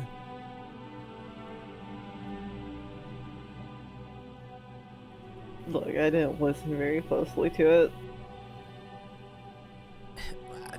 I barely know any fucking blessings of Nocturnal anyway. I'm just a champion, not a worshipper or fanatic. I don't even know what that means, and everyone I fucking talk to doesn't matter. Talk about something else. Anyway, yes, that something else means plan. And they sit down, like they're coming down the stairs, they sit down. Is the first mate sitting, like, just guarding, or is he standing there? He is currently in bed. Oh, it's on my screen. He's just standing there. Yeah, because I haven't bothered moving anybody. Real. I didn't want to because I wanted to share a meme with you guys. So true. We We love the memes. Right. So, there is a couple of things that we can do, Caldrun. Now that we're out of earshot with Mr. Fancy Pants. He points up top to mention that he's talking about Olivine. So, obviously, the one option is to turn you in. I don't know how well it's gonna go, but point is that we're being honest to a fault. That way, we could turn you in, but you could also turn yourself in as well. So that way, it seems a bit more honest instead of like, oh, look at us, we're just a bunch of dickheads finding the missing anchorite and person who killed your king. Here you go, give us the gold. Seems a bit fishy, doesn't it? Of course, if he turns himself in, you're not getting the gold because he's just turning himself in. Yes, thank you, God. You're welcome. Where's my up 28?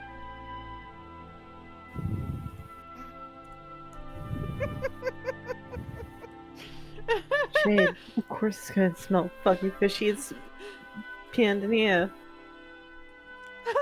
I really want you to say that in character.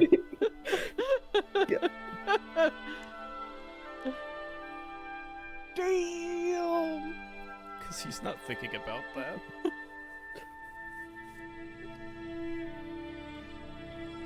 You know, we're called fish elves, right? Of course it's going to smell fishy. He face palms. Hey, he got jokes, but he's got a flat delivery. That's what makes them funnier. Yeah. Taliesin's not amused. I am amazingly amused.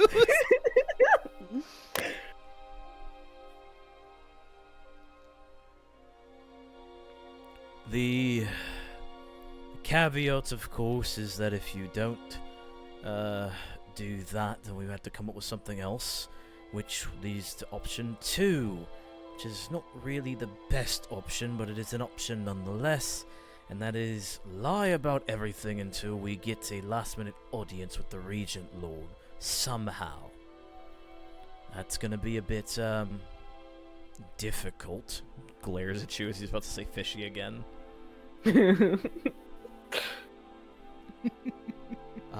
But it has some benefits and drawbacks. I'm particularly not inclined on how Malmeri politics work or Malmeri security. That would be more your field, considering you were a sailor. Do you know anything about, at least maybe security on docks, any form of military? Do they usually do anything of that sort when people come into the cities, or what?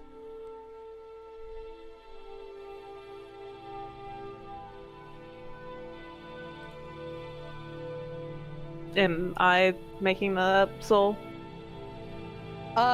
You would be aware of dock security, which can be tight at times because, like, in Pyandonea, the piracy ring is legalized in a matter of speaking, just only when it's attacking Tamriel. So they got to make sure it's legit and it's not pirating parts of Pyandonea, only Tamriel. So it's almost like a custom system.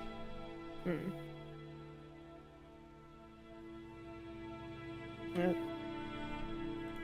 security can be tight, especially around times when we're attacking Tamriel. Interesting. Right. Would you assume that...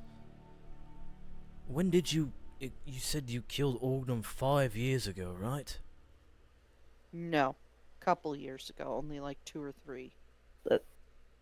It said 5 at one point. Oh. Couple of years ago. Okay, so I'd imagine that the security on Pyandonea is going to be still pretty tight considering everything. And even then, the sky going black, and I'd assume that they aren't the biggest fans of Manamarco, the Worm Cult, and the Anchorites for that matter, probably even tighter. So there's going to be that. Which then leads me to a third option, which is just to come completely clean. We could say that we are turning you in, but we're also, the reason for this is because, well, we have to. We don't really have a choice in the matter. And the whole point we're there is to kill a fucking Slode, or talk to one. I don't know how Slodes work. I just know that they're terrifying. Caldrun, you would know that. You don't talk to Slodes, you just fucking kill them. Yeah, talk to Slodes, we just kill them. Wonderful. I cannot wait to fight the origins of necromancy.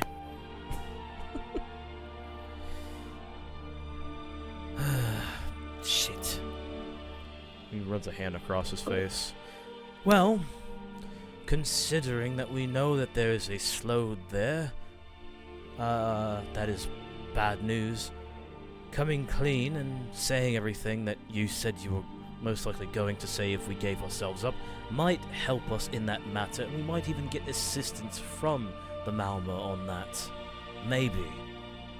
The fact of the matter is that if what Olivine says is true and I'm not liking Tamrielans, then that's gonna put a damper in things.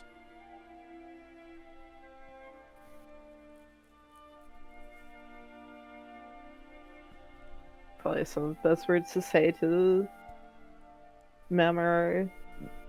I've killed Altmer, I'm wanting to kill Slode, and I've killed a bunch of Tamrielans. Well, that might save your ass, much like Olivine said. I'll save yours. In the groups. Right. And on top of that, with any of these options we could, well, more so the first two, with turning you in and also more so coming clean about the entire thing, that would include telling you that you weren't in your right mind, you lost your memories, and you were manipulated by Manamarco and mostly the Thalmor at that point, because he wasn't even a thought to most of the Malmo, I'd imagine. Mentioning his name will definitely help, I think. Mm.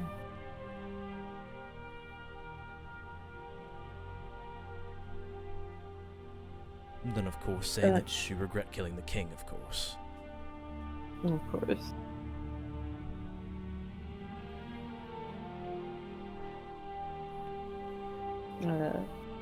Aw.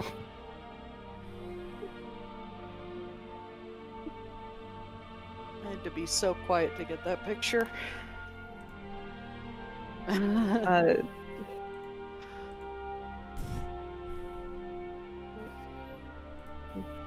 Orange cat. Yeah. He is out. I'm part of the group turning me in. Because I'll be tortured anyway. You don't think that I'll have any drawbacks at all on any of us? Well, He's you'll sounding genuine. He doesn't know. I mean, what, like, Soul? Hmm? If they did turn in Caldrun and could, like, get past the truth thing, would that kind of boost them? in the eyes of Possible. humanity? Possible. There was one thing I forgot to mention, Krim. You can choose to fail a zone of truth if you wanted to. Mm-hmm. Technically, you could choose to fail any spell if you asked, but, you know, I'm not the DM, so... DM, I'd like to fail Fireball. Understood. That is a level 9 fireball. It was D8. Campaign 1 ends, everyone 3d8. dies. No, just Caldrun. a fucking sea serpent That's like like pokes their head 12 through. d8s right there, fire damage. Let's yeah. Caldrun, take me with you. Oh hey, I'm not even fucking dead. I'm just like badly hurt. Wow. Do you choose to fail the second one? Yeah, I'll fail the second one. Must be fucking nice. No, not really. Oh, that was a bad roll. Holy shit. Oh well, Yeah, it there kills were me. like 5. Yeah, there are 5 8s and 2 7s in that first one. Is he cooked? I He is mean- I a am cooked grilled. little boy. He is a grilled little boy. That is a charbroiled fish right there. Bro, that's a grilled salmon. That is a Fucking- grilled salmon. No, even better, it's a fancy smoked salmon at a 5-star restaurant. Fucking have you ever seen like those like I think it's like SpongeBob episodes where the fish suddenly turn like into realistic food? Mhm. Fish That's sticks. just like what happens to Caldrun. Real.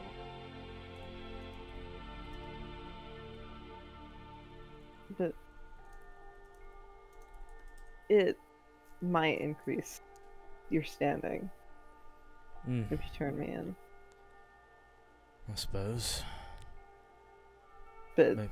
hiding me and then possibly getting found out that you're hiding me would definitely just end you up in the same place as me. Maybe a little better. Probably not. He combs his hand through his hair. I mean, if anyone wants to take the blame for choosing this idea, I could definitely take it. Larry will hate me more for it. Mm-mm.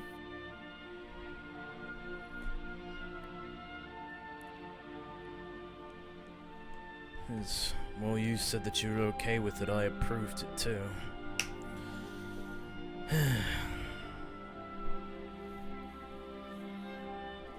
You don't think there's any better options?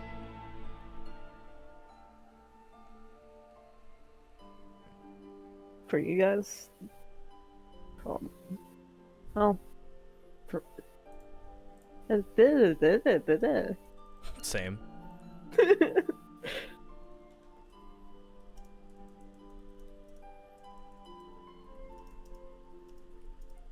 For me, probably not. And having myself turning myself in, or having you guys turn me in, are probably the better two options for the group, excluding me. Maybe me.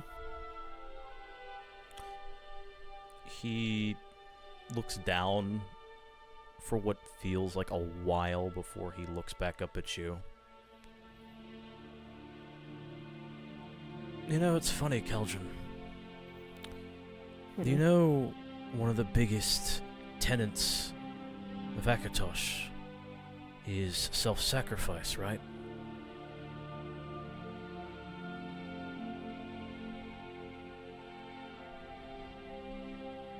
That. Are you saying I could have been worse if I wasn't the champion of Akatosh? No. I'm starting to think there's a reason he chose you, mate. I think that's considered a type of self-harm. Maybe. I wouldn't know. I just know a couple of the tenets from the gods and that's about it.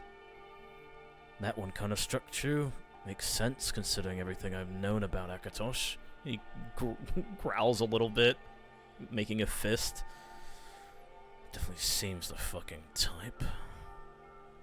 You know, I don't know much about the gods because I technically killed mine. Or what would be a stand-in. Oh yeah, he did call himself a god king, didn't he? Or was it sorcerer king? It's Sorcerer King. Sorcerer King. What is it with mages and thinking they're divines? It's crazy. Might be a side effect of magic.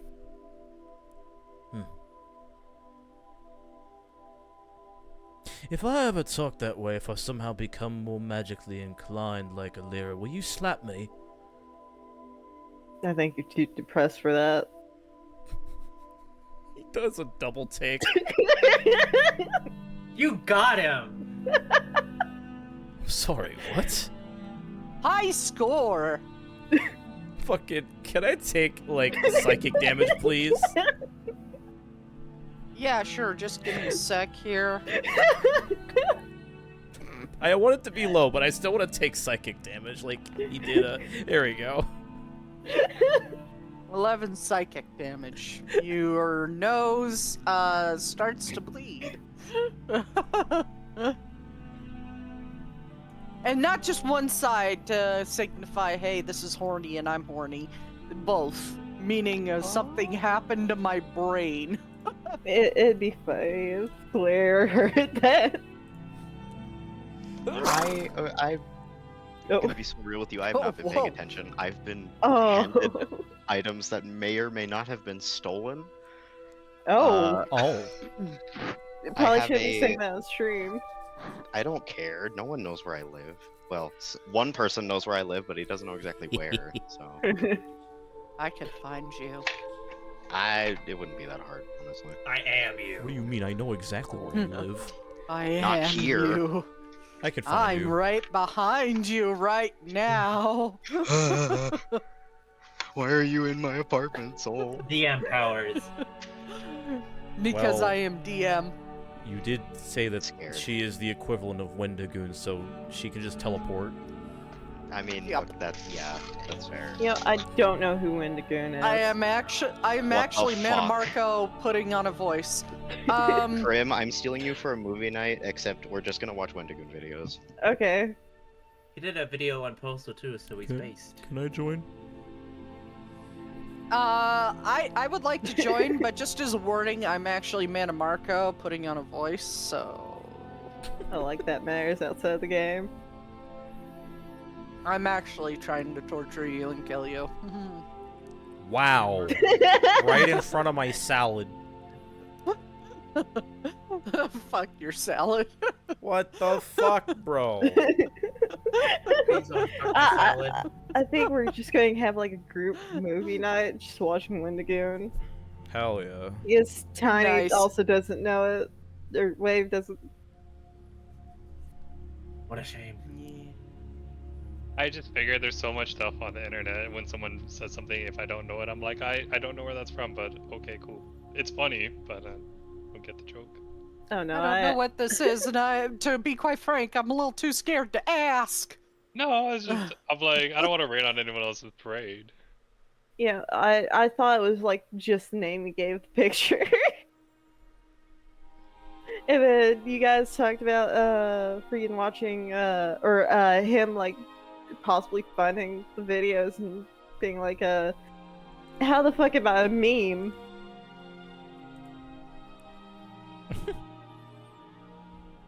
I was like, oh, that's like the name of the person in the picture? I thought it was a stock photo. Man. Excuse me. Hey, we learn new things every day. So, yeah.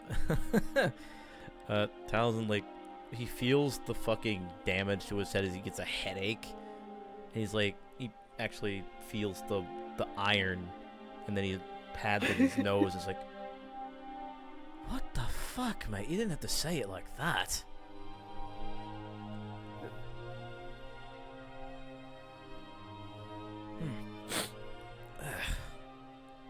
How?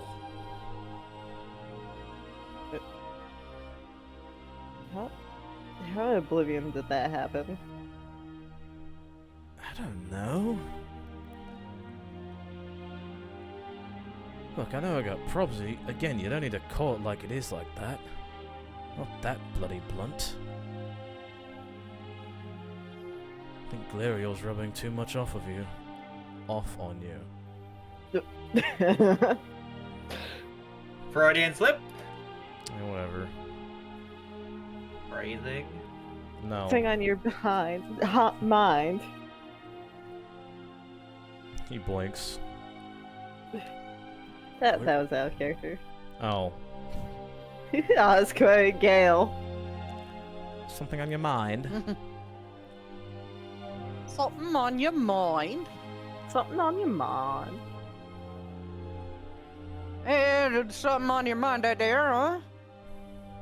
No. I had to do it in the Katuna accent.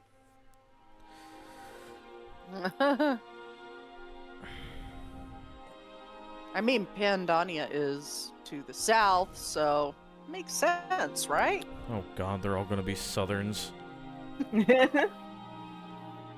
Fucking get ready for the swamp ass. Petrified salmon. Why else are the Mammers just angry all the time? Because Yeah, they're elves. but the Elves next with southern swamp ass. hospitality. Swamp ass, probably. Gnats, too. Probably lots of gnats. And they're Tamriel gnats, so they're not tiny. Hmm.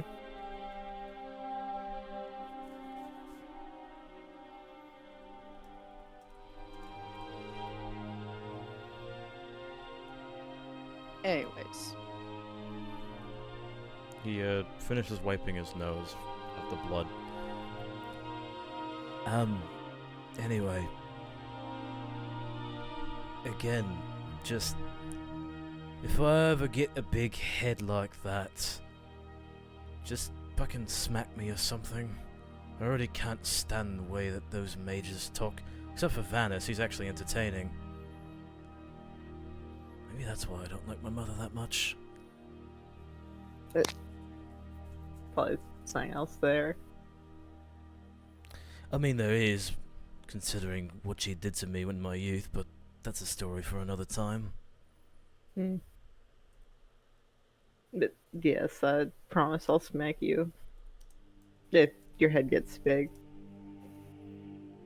With the whole magic thing, not literally. Yes, I promise to slap you. And now he's rolling a fucking insight check on Caldrun to see if he's telling the truth.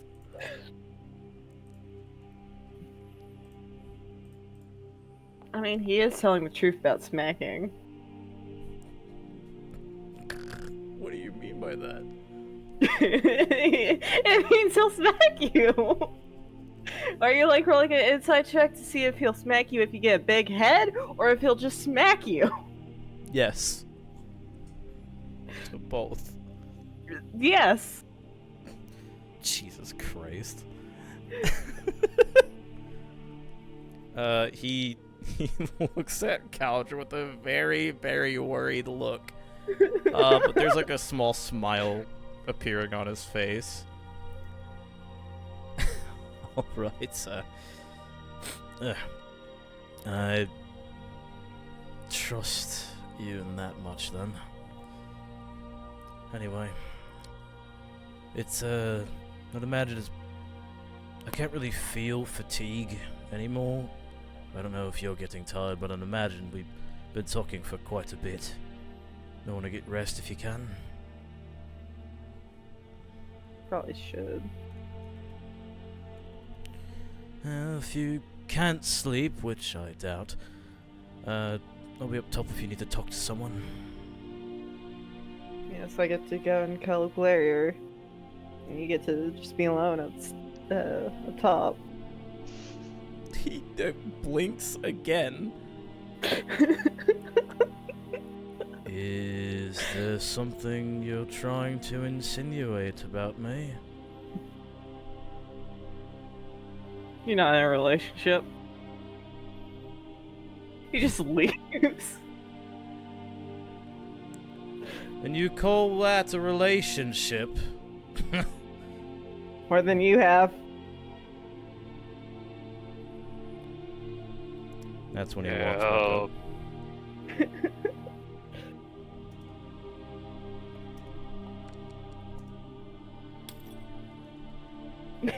Wait, was Johnny tried to listen? I was more curious, like, how much would I have heard from my bunk? But, It Probably fucking the echoes yelling. down here. yeah, Probably I guess the it yelling does. bits, yeah. Like, how loud was that last bit? I mean, Caldrun had to get slightly loud while he was walking over to the cabin. So everybody down the hallway probably heard it. Saying Taliesin has no bitches. Glarior's door is still open. He's standing in the doorway staring at you. Like, the fuck? Not like, what the fuck? That's me, but. It's the face.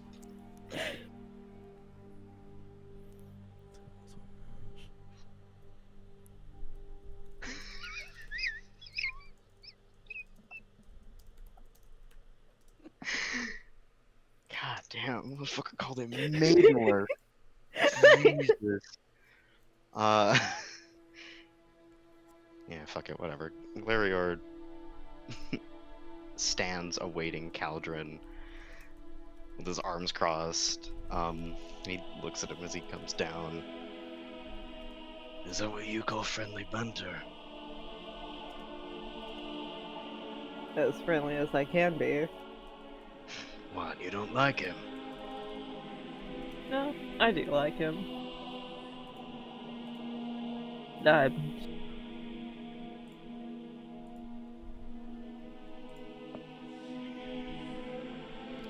I quite like everybody in the party. Or at least fine with them. Oh. Important discussions aside. Bless you. Jesus. Bless you. Bless Thank you. you. Jesus, fuck, that was a big one. My eyelid is twitching now. I sneezed. I just got you banned from TikTok. Let me actually check to see if I'm banned from TikTok. God, I hope so. That'd be so funny. Fucking- Nope, we are not banned. Oh my God. Sneezed? That's a hate crime? No, just someone offering free TikTok coins that I can't get rid of. We have to Aw. be worse. Hey, dude, offering free TikTok coins? No. Would you Why kindly would we get fuck them off? anyway? The app is getting banned in less than a month anyway. That's the point. They want to scam you at Yeah. the last second. Yeah. Anyways. Joking aside, you guys have a quote-unquote night of joking around, consuming food when you want to, and then eventually you all wind down and you go to sleep. Is over the course of the next 5 days. Mm-hmm. Is there any downtime stuff you wish to do Yes. at all? Okay. Yes. You already told me yours, Solera. You're good. Yeet. What would So- you like to do, Taliesin? So, I want to do a couple things. Aside from talking with party members, which can just be RP'd. Can be just RP'd, but I do want to get to a little bit more action today. We've done like 2 sessions in a row of almost purely RP, so... Yes, but the more important thing is has it during the week has Sundas passed at all? Yes. So go ahead, and those of you who have downtime training, please roll your downtime training. So what was my cooking check for downtime? You should just be able to go into downtime and click it from there, Oh, I believe. oh, okay, cool. Okay, Talison's fine, Caldrun's fine. Sorry, Tiny. With the ship rocking back and forth, it's just hard to get the hang of things. That's totally understandable, considering all that happened in the last day, 2 days, Mhm. whatever. Yeah. That and the ship is rocking back and forth, back and forth. It's just very hard to get any cooking training done.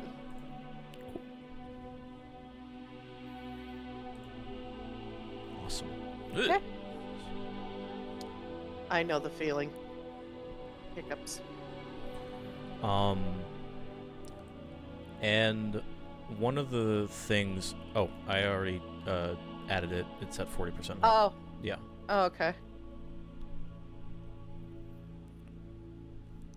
The other thing I was actually gonna grab a Lyra for, which is something I want to do, but it involves an idea. So Taliesin, after reading the book on Cylanir and after reading the grimoire a while ago, remembers seeing that there's a lot of named spells, and he realizes that he also was able to pulled a Daedric entity past the veil, despite there being consequences for that, because of reasons. So he's basically gonna run a concept by Alir, like during one of the days, about magic. Okay. So I guess just during any one of the days, he'll probably grab Alira and bring her to like the front of the ship to talk to her. Wait. Wasn't this conversation already had, like, with Akatosh in tow? Just, like, the reason you were capable of doing it? No, this I'm is something pretty completely sure. different. Okay. It's not about All right. him knowing how to do magic. It's something else entirely. Okay. You could probably find her on the second day. She would be looking around for Glary or thing tucked under her arm. Alira, can I borrow you for a moment? Oh, yeah, sure. And he would lead her to the front of the ship where there's more wind, so that like their conversation is drowned out a little bit, So that guy can't fucking listen in. or anybody for that matter. It's like, sorry to bother you about this, but since you're we're both resident experts on magic, but you might have a better idea. So, I was curious, would there be a way to, I don't know, not necessarily make a spell? Because we read that Fennec was able to make his own very powerful Bone Goliath spell, right? And all the mages of the world that have some semblance of fame to them have a name to a spell, right? That's correct. Most of the Grand Pages have some sort of spell attributed to them.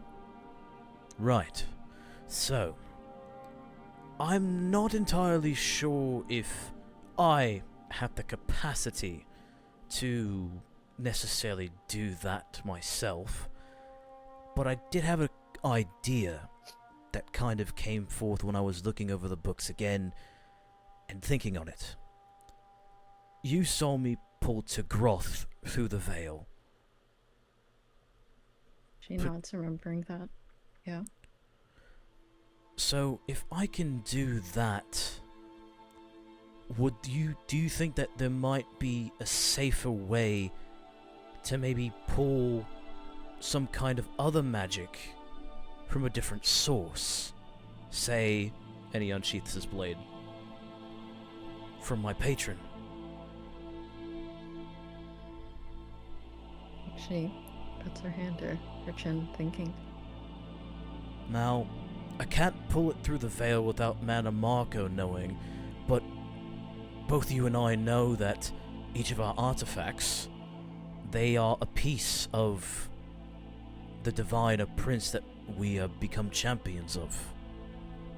So, I'm not sure if it can work with your armor, but do you think that maybe it's different for Daedra? You think that maybe I could pull some kind of spell from the blade, a piece of Nocturnal, maybe? She opens her mouth, and DM, would that is that Tapish? What, making a spell? Or like Sorry, I was taking notes, so like my brain is doing that weird thing where it like switches off in one direction. So, Taliesin was asking Alira specifically about making a spell is different than pulling from a source. And considering that pulling from Oblivion can cause repercussions currently because of the veil that's in the sky, he's asking her if it's possible to pull from a piece of a prince, i.e. the Sword of Shadows. Instead of making a spell, could he get a spell through Nocturnal through the blade? Because he doesn't know. I need 2 checks from you, Alira. Okay. I need an Arcana check and a Religion or History check. Okay. Here's the Arcana.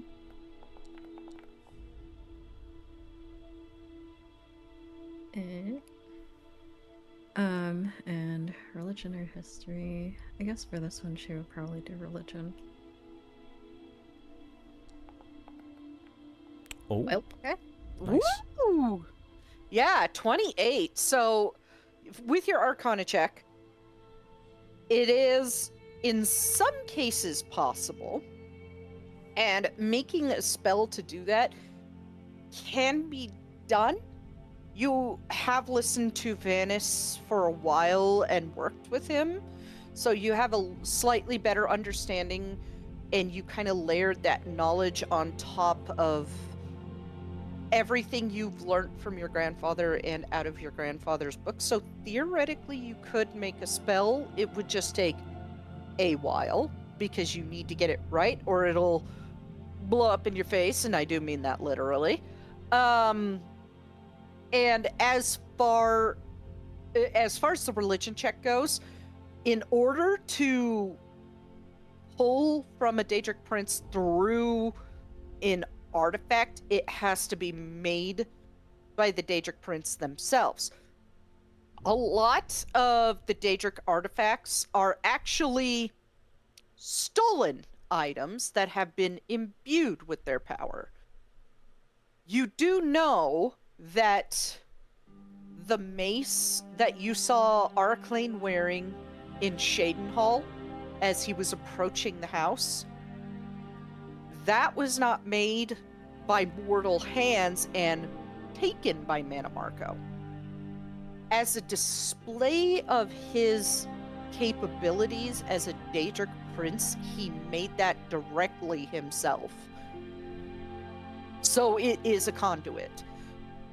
What I'm saying is the artifact itself has to be made by the Daedric prince, or in a way blessed by the Daedric prince, in order to be a conduit. The Bow of Shadows, while imbued with the power of a Daedric prince, is not blessed by her. You get my drift? She just puts a shard of her power into it to make it usable by mortals in the way that she wants. Okay. So, but with the 20 in Arcana, you could... Taliesin has the knowledge of what Tagroth's energy feels like.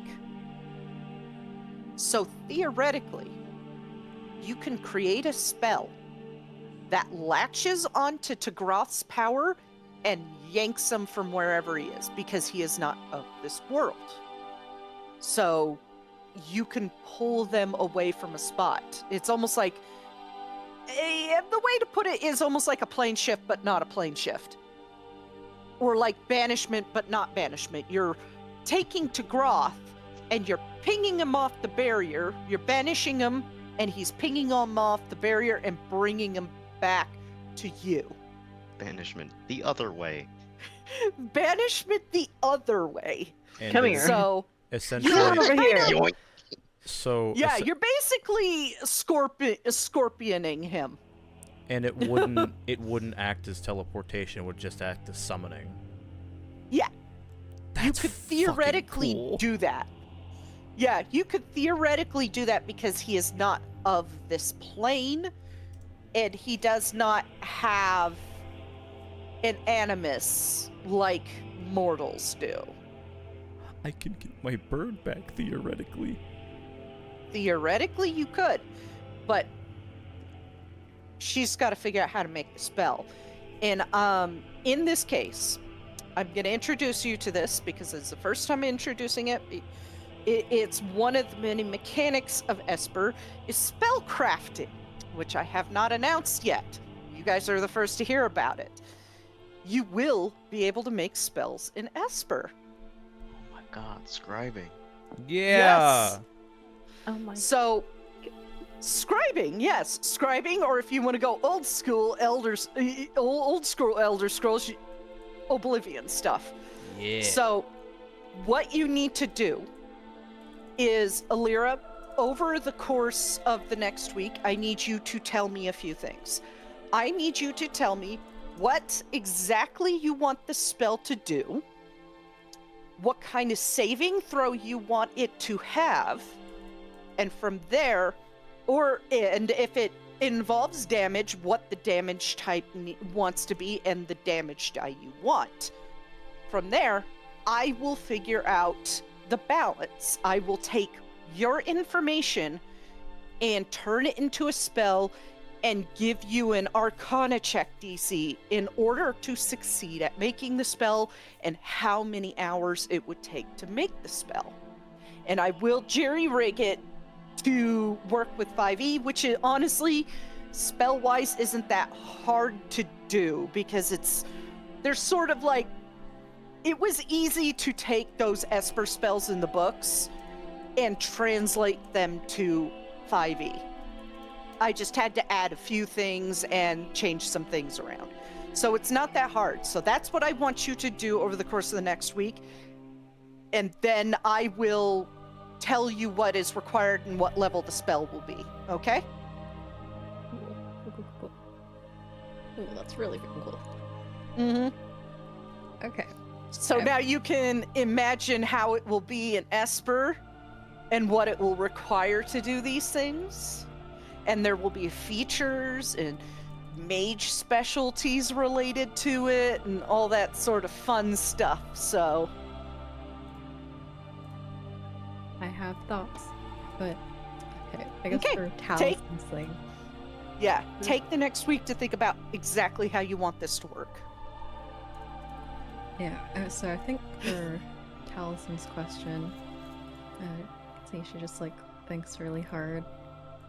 Then she suddenly pulls out her spellbook and like is flipping through Still get pages. selected on a different map.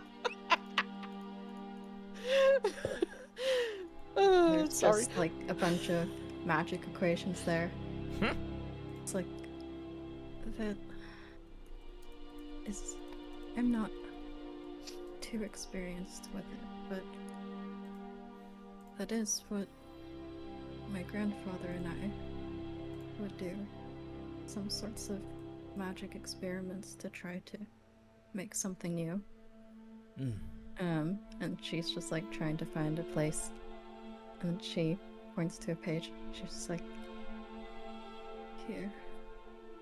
Now, it is possible to create magic that can do something of what you're saying, but I don't think you could pull power from Nocturnal per se, because she's on the other side of the liminal barrier. However, we know your servant, Jay. It's been a while since we've said this dude's name. Tagroth. Tagroth. All you have to think There. about is Nox here and the fact that he's gay. Gay. You're Tagroth. right. Oh my god, I'm never gonna forget it now. Tagroth. There, on this side, they're in the tower from what we saw from the scry. Right. So maybe if we're able to jerry-rig something with your sword, maybe instead of trying to attune to Nocturnal's power, you could try to attune to your servant? You can see his own you can see like his own like magical equations forming around his head, except for like shadowy. Oh my god, it's the lady with the math equations. Yeah, it's happening like around both Alir and Talison's heads. Thankfully he understands this. So being able to use the sword as a conduit instead of doing it through Nocturnal because she's unavailable, doing it through Tagroth. Exactly. It's one thing to draw from a prince's power, but Drawing Daedra from of a yours. Daedra already here. I think that could be more possible.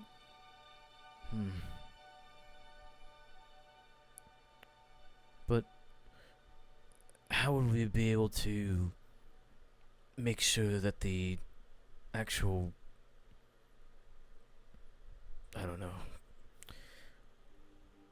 I don't want to risk tearing Tagroth apart. Would there be a way to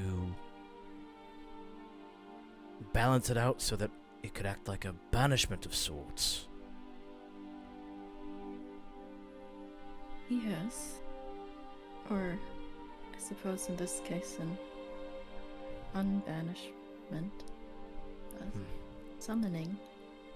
That's the word. Yes, I totally know how to speak Tamrielic words. Unbanishment. Her brain's just equations right now. Yeah. Since this being is bound to you, I think that the rules are a bit different. I think they may work in our favor, actually, in this case. It's like a slowly creeping smile on his face.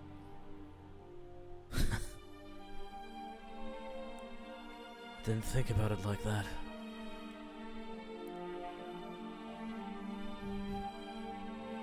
I think it would take time to figure this out, but I would be interested in helping you with this project. Of course, I'd lend as much knowledge as I can. Well, I'm not well practiced in the knowledge of casting magic. I know the basic and some advanced fundamentals on how it works, so the ruins that you need to probably scribe into it to make the spell I could help with. Well, the help would be appreciated. Some of my grandpa's knowledge is a bit outdated. Plus, if we're dealing with the Daedric entity, I'm the one that can speak and read Daedric. He smiles. Yes, that part will be new. I'll definitely need your help with that.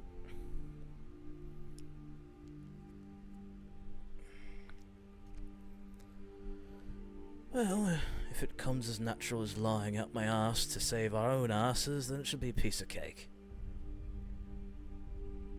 That's the hope. Aye. Cool, that's all I wanted to do. Okay. What you said there were two things you wanted to do, or was that both of them? That was both of them. It was the weekly history proficiency check, and then that. Okay. Any other downtime activities? We don't need to roleplay this. Tiny would just check in on each. No, he would check in on Caldrun and just ask for like stories of the boat or where we're going. Just small talk. Otherwise, be drunk in his room. And you get stories of fish people and Yeah. how they used to raid Tamriel constantly. Okay. That being said, over the course of the next 5 days, Alira, you write out what you messaged me. Yeah. Is there And time you- for her to talk to Galeria? Sure, go for it.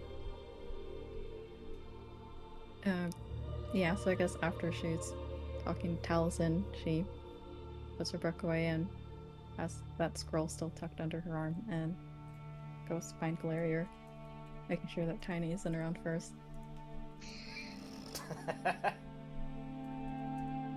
No, he's just been drinking in his room. Watch out for the sock on the door handle. Yeah, Glarior's just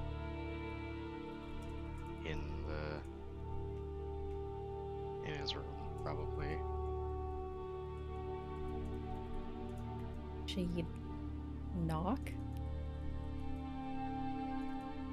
He gets up and opens the door relatively quickly. Hi. Do you have a moment? I have 4 more days full of moments. Steps back into the room. Emotions are in. She goes in, kind of sits awkwardly on a chest, and tries to pluck if there's any of that pain that she and Taliesin saw the other day on your face. Glarior, how good are we at hiding?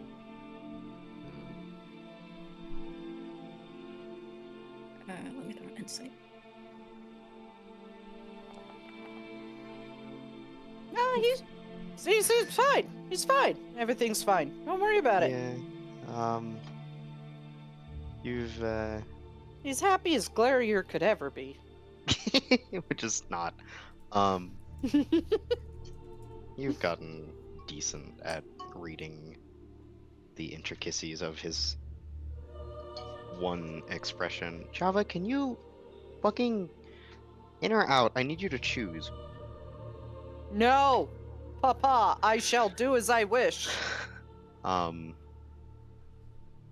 Anyway, you've grown accustomed to the intricacies of a Glarior expression, which is 1%. He looks the same as always. He doesn't look as distressed. He doesn't look distressed at all. She lets a little exhale of relief under her breath. I have a bit of an odd question for you. Probably brought on by my conversations recently with one Imperial. Glarior's expression briefly sours, but he gives a small nod of encouragement. Ask away.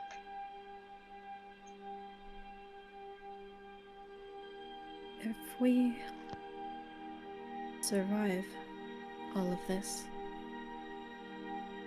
if we succeed in stopping Metamarco's plots,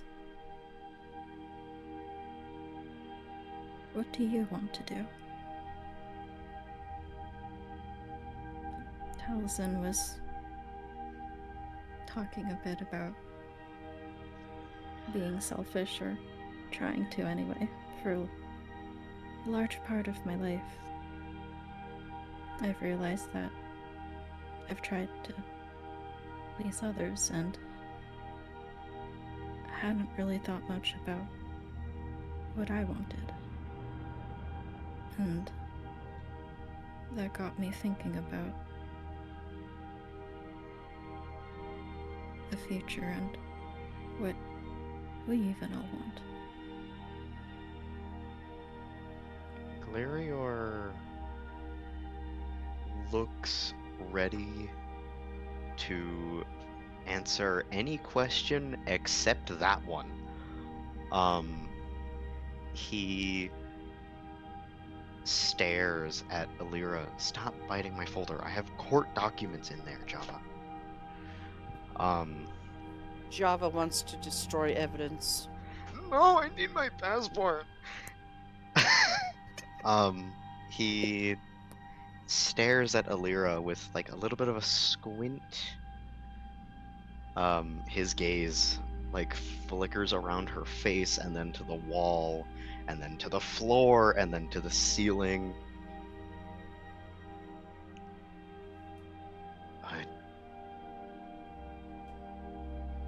I'm not sure.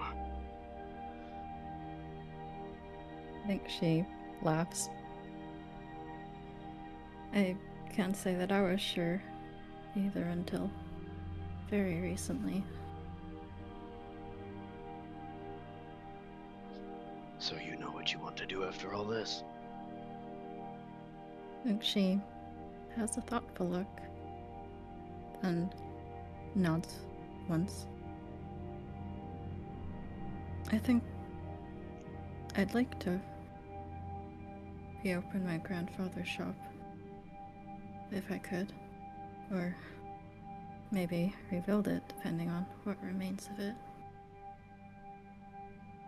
But I don't think I'm ready to give up traveling either. So maybe I'd take it on the road, some sort of traveling bakery of sorts. She laughs a bit. Like a caravan. Something like that. Wouldn't that be a sight to behold? Slinging sweet rolls all around Tamriel.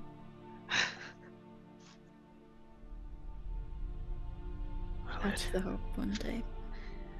it would not be unlike you. I think. No. Well, I think it would fit rather well. I think I would be happy doing it. You don't have to answer right now. I know it took me quite a while to even think of my response. But I know that you've had a lot on your mind. And maybe Sanguine's words are what stuck with me the most out of our time in Oblivion. But I guess I wanted to remind you that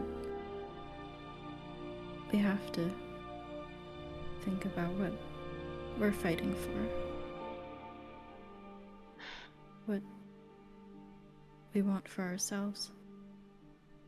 There's a future for you beyond whatever pain you're encountering right now, or that we will encounter on this journey. And you might not be ready for this right now, but I have faith that one day you would be. And she hands you the scroll that's been tucked under her arm. It's like kind of bent weird because she was death gripping it earlier. And it's a scroll of control flame.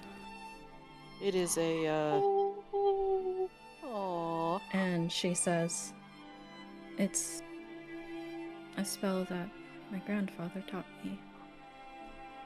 Sometimes, when I was a kid, he would make little animals appear in the fire in the back of the oven. I know that it's something you fear right now, and extremely justifiably, yep, that's a word. But I think that one day, you might not see it right now, but Oh, Jesus. God, I had that turned way up. Sorry I think about you'll that. be able to use this one day.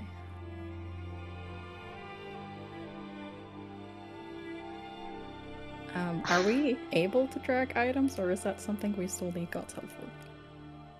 You should be able to send them. Okay, I'm gonna try to do that. Because, like, Um, things were sent in Sunday games, so should be possible. I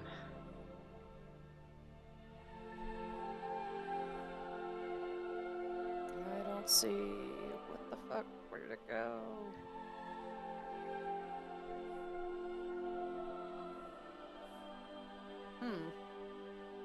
I'll just drag it. Where is it? It's the second one from the top. Ah, okay. Or consumables. Inventory. Control flames. Drag. I saw the scroll bar get shorter, so I'm assuming it went in. let me... Yes, it did. Oh, yeah, there we go. Hey! Don't you Yay. duplicate that, young man. I Stop that. didn't. I think see you two just copies. accepted the trade request. So Oh. maybe so it did work. Okay. It did work. Now I gotta unlock his sheet and delete one of them. And leave it unlocked just to annoy the shit out of him. No! The add buttons.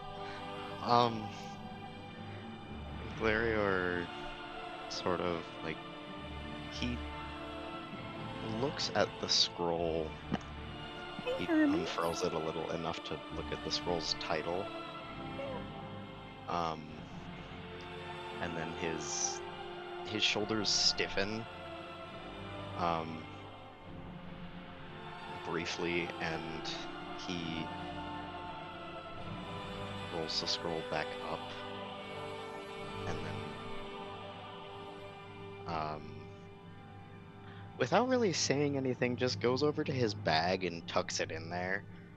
And then he stands with his back towards her for a solid, like, 10 seconds. Like, it almost seems like he's done talking, and then he turns around way too quickly.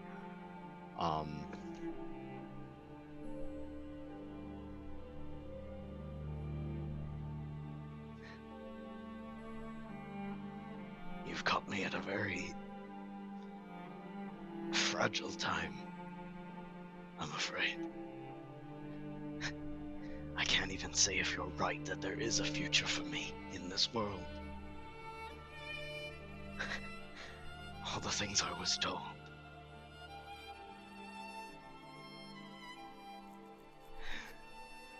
If there isn't one, then you'll just have to make one then.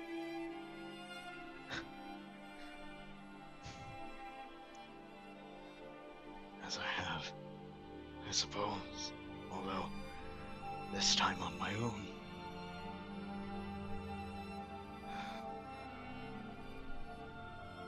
Alira, can I trust you with something?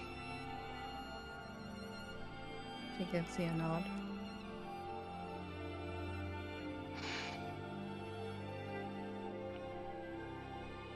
Just realized we're still in the room. Is Caldrun here?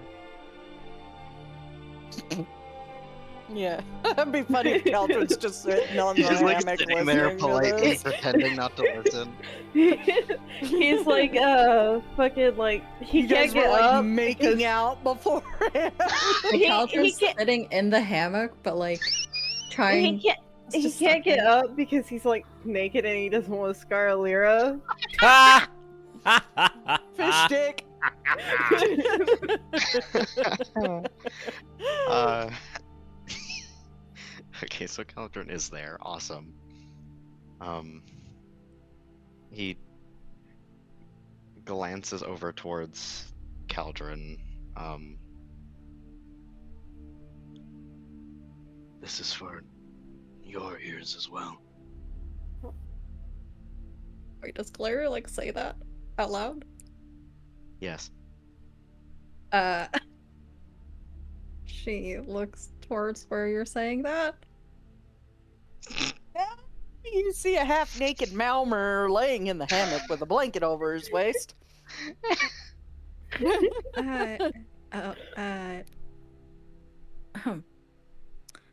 We'll Yes, forget you were about singing like saying- this.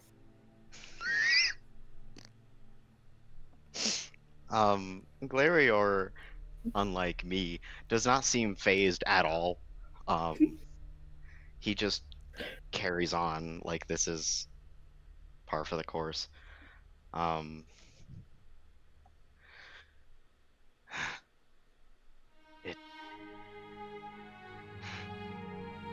I know you saw the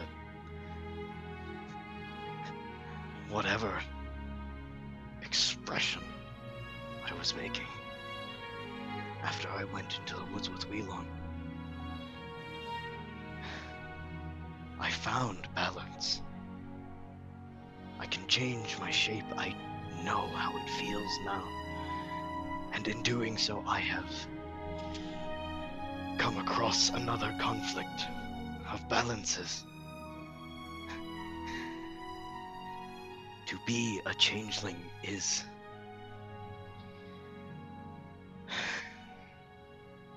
according to the half-breed, it is the antithesis of Daedra worship.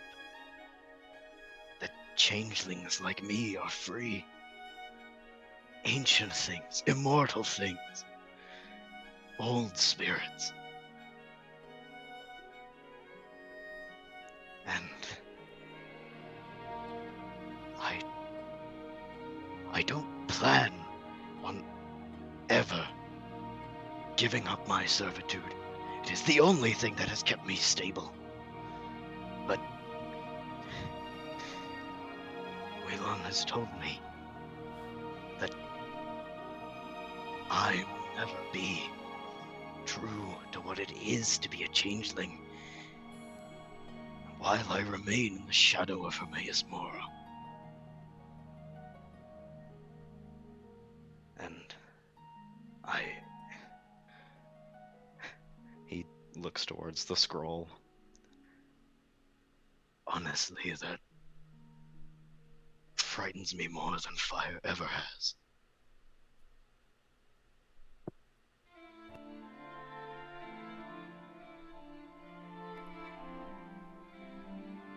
And is this something you wish to fully embrace the way of the changelings? No. Maybe. I don't know.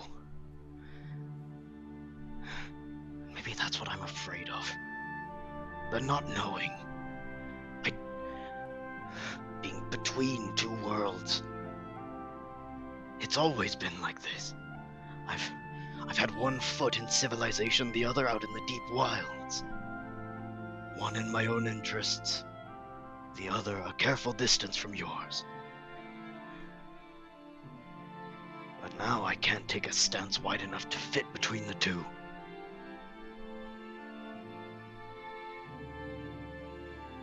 She gives you a sympathetic look.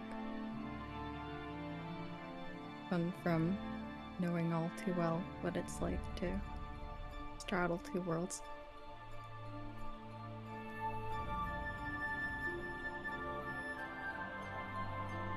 then make your own path.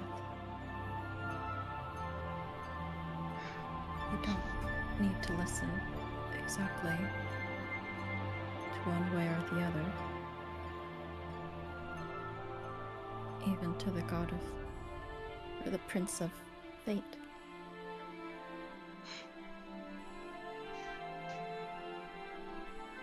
Make your own path then, if that's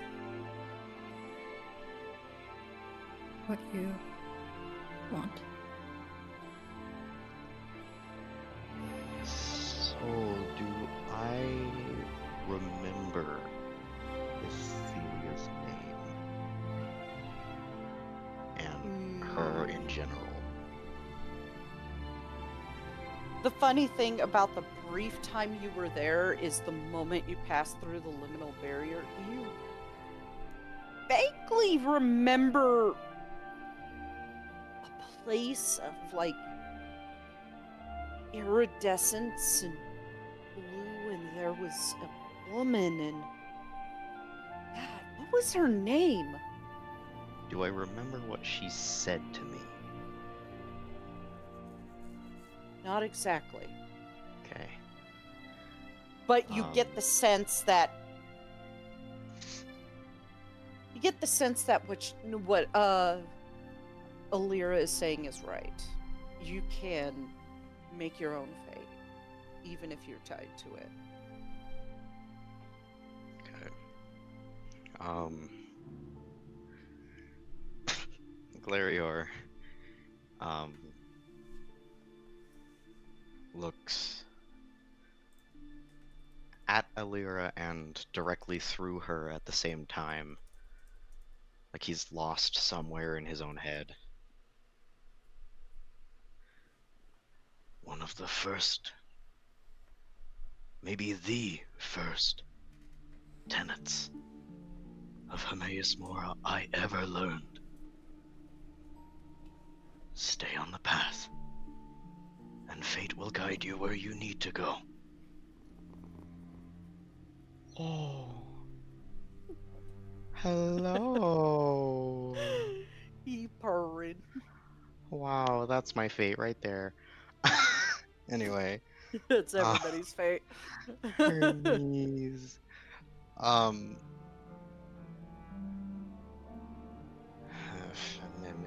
Follow the path, fate will lead you where you need to go. My path has been written.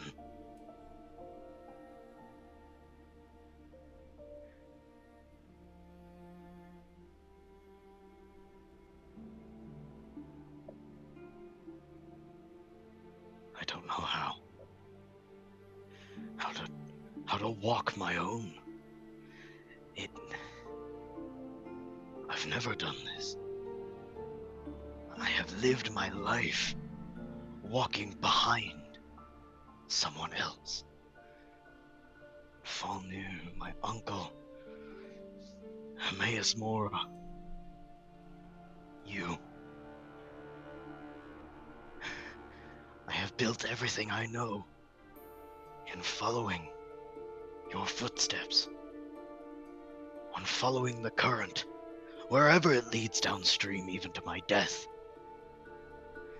Because it will be as fate decrees, and all of a sudden, I'm tossed into a world where my name is written in an Elder Scroll. And I am a prophecy. And suddenly, that changes. I have to write my own path. I have to carve the own. Nope. I have to carve my own stream of fate into the ink sands of Apocrypha.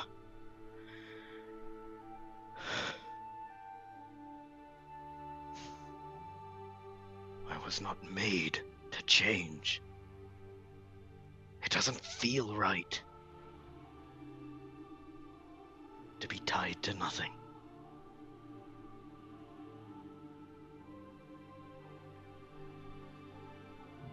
It may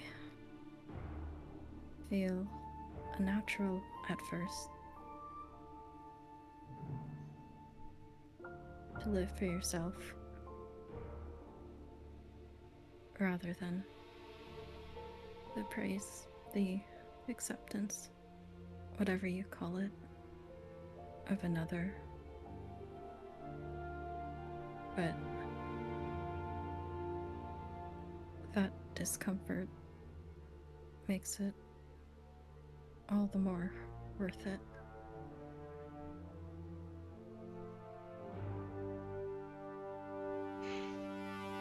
Maybe it might be a lot to think about what you wish your future to be, but maybe take a small step right now. To put it in the words of another,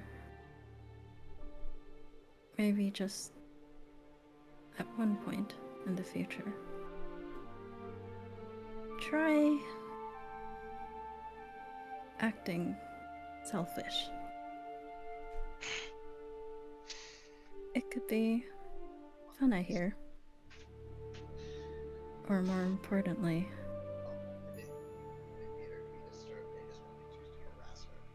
She needs to wake up. Anyway. no level.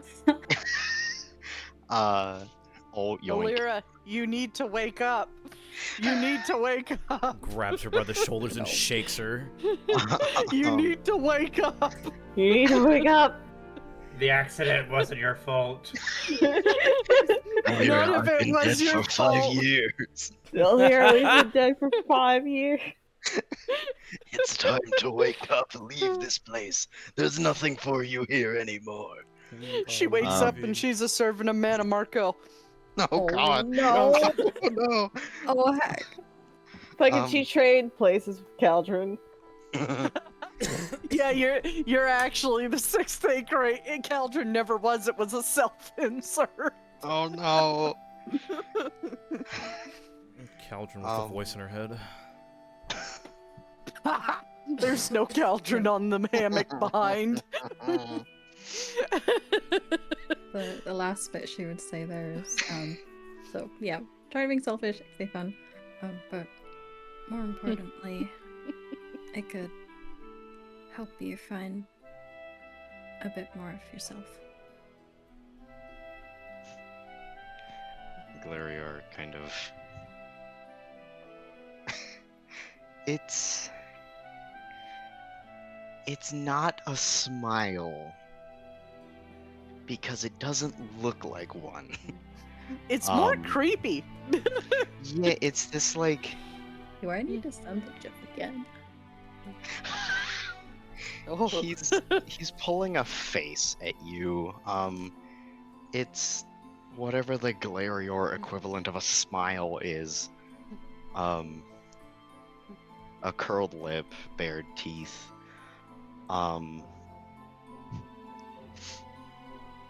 Throwing my words back at me. You are clever.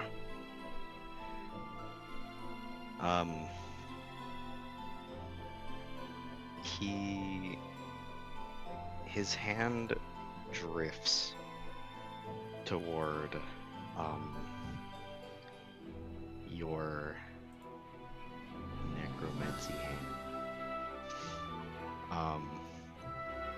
And his expression goes mercifully back to normal-ish.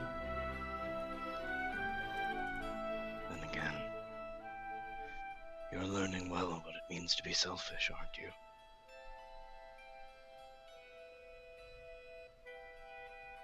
She tucks that arm a bit more behind herself and in her cloak. Hermes, you are pressing keys on the keyboard. Thank you. He wants to be God. You cannot be God. That is my job. Let him type. Let him speak. He's just pressing the caps lock and the shift button repeatedly. Oh, well, he's very loud about it, whatever he wants to say. Glarior follows her arm with his, like, a tilt of his head, in that same fox-like inquisitiveness. I won't tell you what to do with your magic.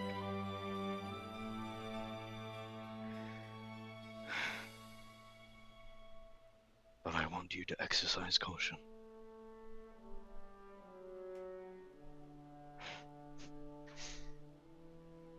You and I think, are on a parallel.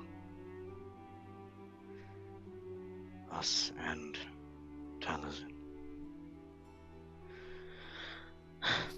But you and I especially. Finding more and more of ourselves in the people we have been betrayed by. And so what other choice is there but to become like them, so that we may know them?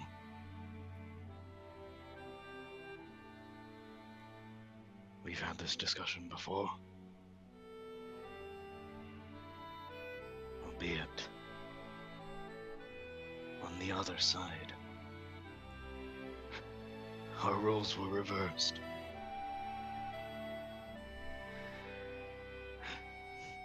Alira, I want you to answer my question honestly. She's got a bit of a sorrowful expression on her face when you put up, like, getting to know the person, you know, that betrayed you. Or she gives you a nod.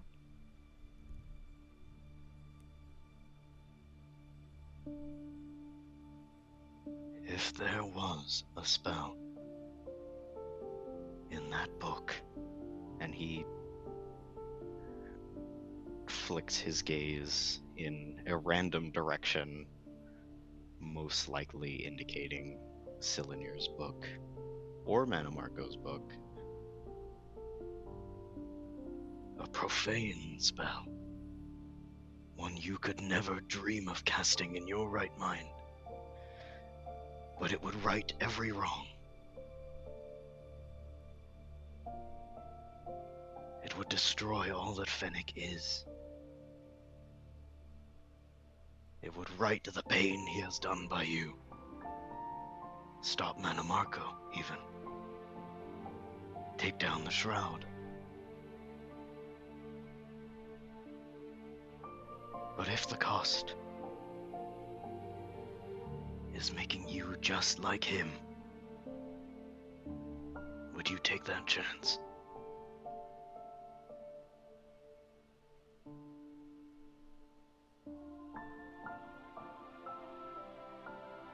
I think her face contorts to one of conflict.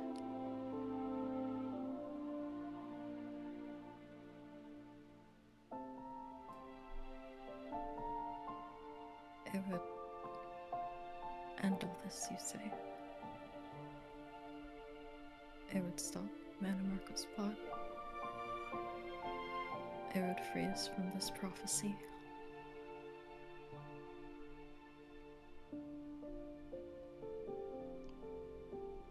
It would save the world. But it would mean he was right. That you are his mirror, his disciple, his apprentice. That you are everything he says you are.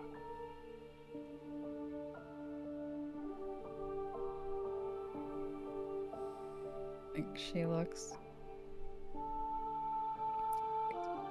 extremely hurt. She tries to look you in the eye, but she can't.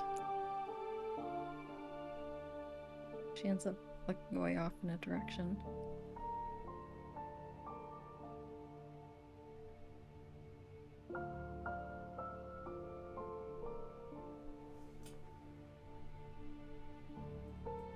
If it would save you all.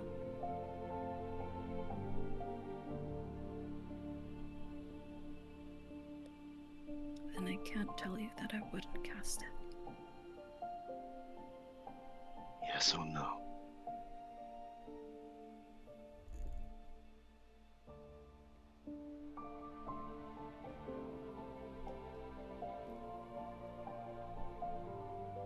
I think her face kind of tightens more, just thinking about all of the memories they've shared. The things that, she cares about in the world that she would want to fight for.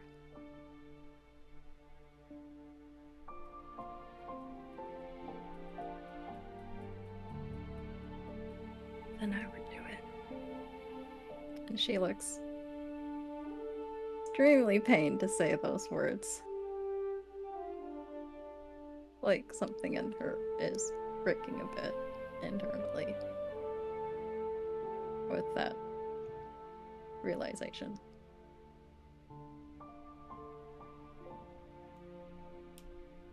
Glarior's expression falls.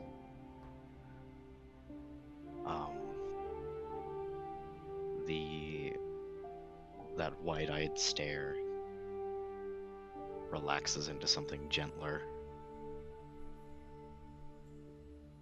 The scowl pulling at the bridge of his nose loosens, and he takes a couple steps towards her until he's within her personal space.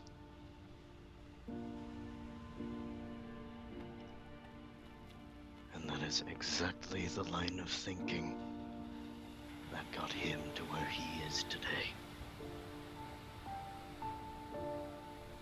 That turned him into the monster you loathe.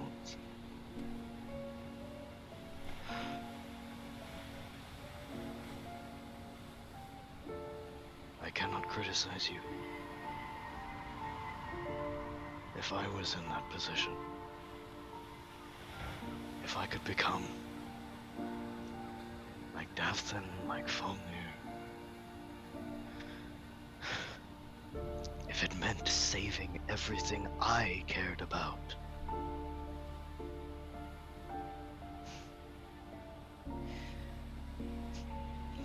and then the world would have another villain, and I would take that chance.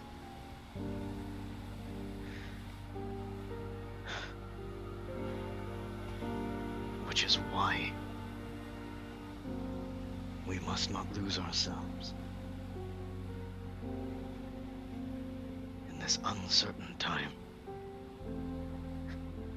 When we have nothing, the fear is all we have. We are all we have. I have had many years of solitude to recognize this. I know who I am. I know my values. What I don't know is what comes next, but I know this.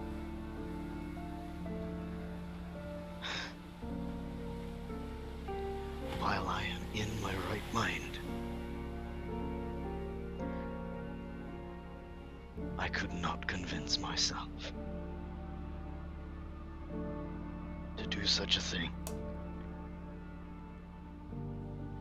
To cast the spell. To end it all. But maybe if I was pushed far enough, if I knew. And that is where I worry about you.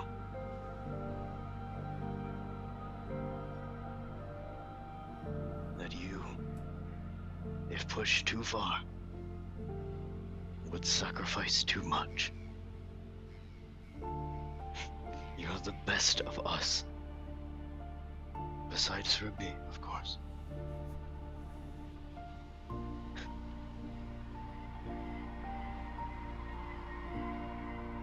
I wouldn't want to see you fall into that same darkness and repeat that cycle. Who knows what you would do next? What kind of monster you would become?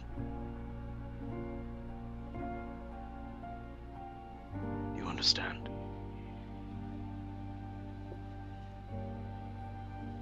She's looking down and away at a point in the room. A pained look on her face. She gives you a weak nod. It's wordless.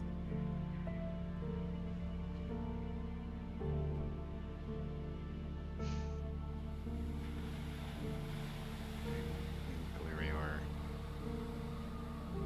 extends a hand,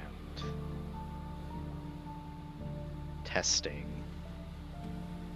with reluctant hand to see if she will let him touch her on the arm, shoulder, whatever. She would not stop you. There's a brief beat in which Galarior has a moment of, do I really want to? And then shrugging off his convictions, he gives a tug to Alira's shoulder and pulls her into a not very... It's not the most comfortable embrace, but it is tight. Like he's afraid he'll lose something if he lets go. And as he does this, I have the awakened mind feature so I can talk telepathically. His voice enters Alira's mind. You are more than he says you are. I know you are better. It is time now more than ever that you believe this too. And he lets go and pulls back.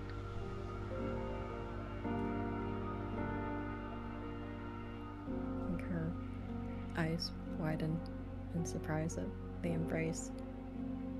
She's just kind of frozen. Her brain like forgets the, hug back part of it, so it's just an awkward one-way thing. I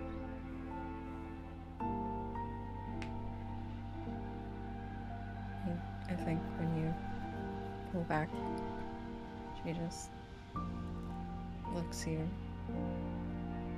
in the eyes and gives you a nod. I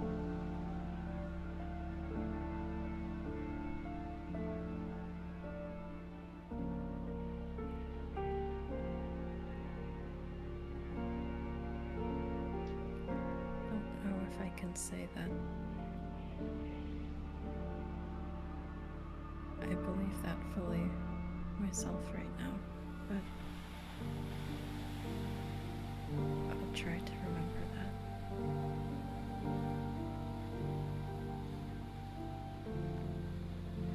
It means a lot to hear you say that.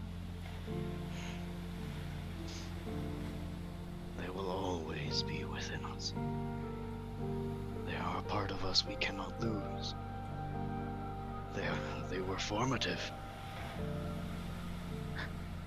Their ideals will remain with us until the day we die.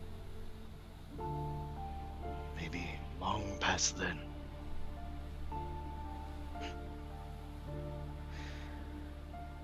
What matters now is what we do with these ideals. And I can't say what the right or wrong thing to do is. I'm still learning myself. Of the right things and the wrong things. What would make me like him? I don't have an answer. especially now that we have Manamarco and Silanir's knowledge at our fingertips.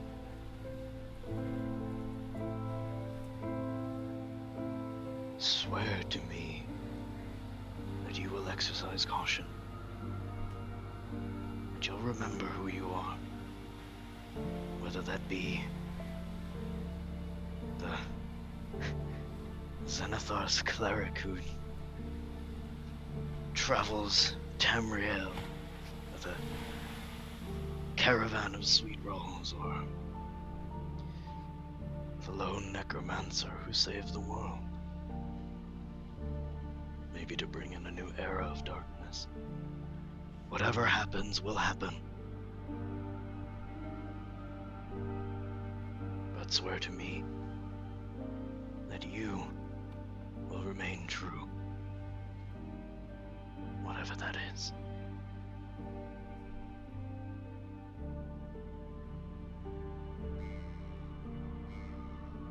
She gives you a solemn look and a deep nod.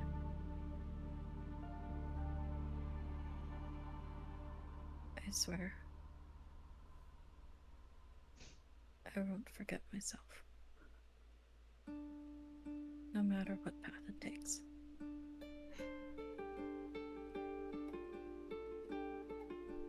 And if you do, I'll kill you myself. It's apparent by the strange grin on his face that he's trying to make a joke, but not simultaneously not picking up that that this is, one, not a joking time, and two, that is far from a good joke. But he seems a little bit, like 10% serious about that. I think she lets out a bit of a dry laugh. I wouldn't expect any less from you. I'll count on you for that.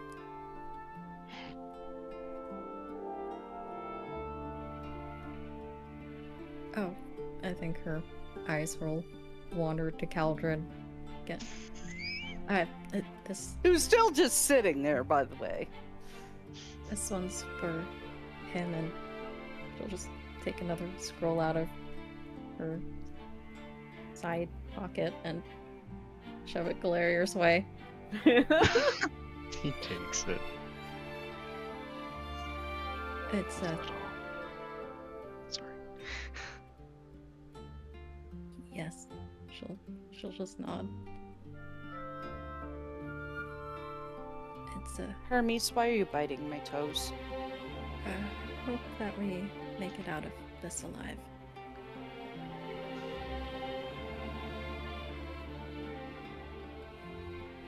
It will be as the tides decree.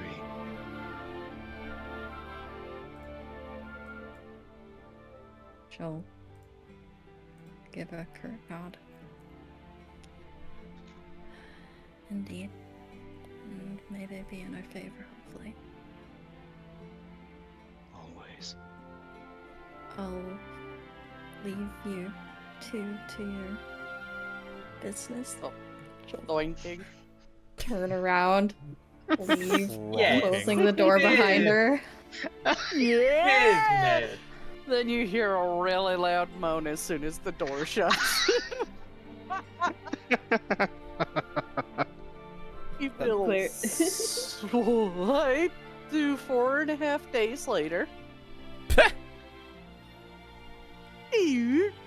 4.5 days of fucking later. I mean, you're at sea. What else are you gonna fucking do, right? Frank. Have Work, deeper drink, conversations. Work, fuck, sleep. But have more deep fuck. conversations. They're gonna need Suffer in deep silence. this fucking You world. guys make it Pyandonea. It's a whole ass Hope you map. like the map. Yeah, I made a map for it. Holy shit. Here, I will briefly lift the veil. Be prepared to be blinded so you I can love actually take it in. Let me see. Oh, that's not bad. It's just turning daytime. Ooh. Ooh. The veil is lifting for a brief moment.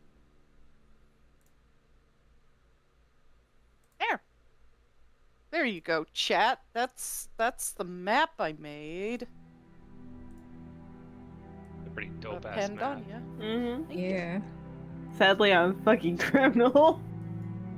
Yeah, sadly you're a fucking criminal who's gonna get your entire party 50,000 gold. Yeah. We could also just sneak Caldrun, our why'd way you create that through. guy? Now we need to put back the shroud. I am sorry.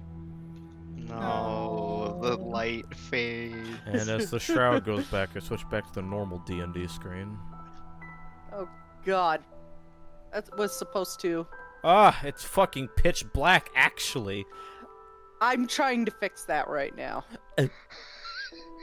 There we go. Where did the It's not world supposed to be go? pitch black. It's supposed to be dark. You know? I can't see. It's there. I can't see. Oh, there it is. Oh. Yeah, I have global illumination on. You should be able to see it. There you go. Whoa. The Somebody sun. blew Stay away up from the the alcohol. coast. Sun is a Somebody deadly blew up the laser. coast. Hey, can we go on land? No. You guys do pull in, Sun and is a deadly it's laser.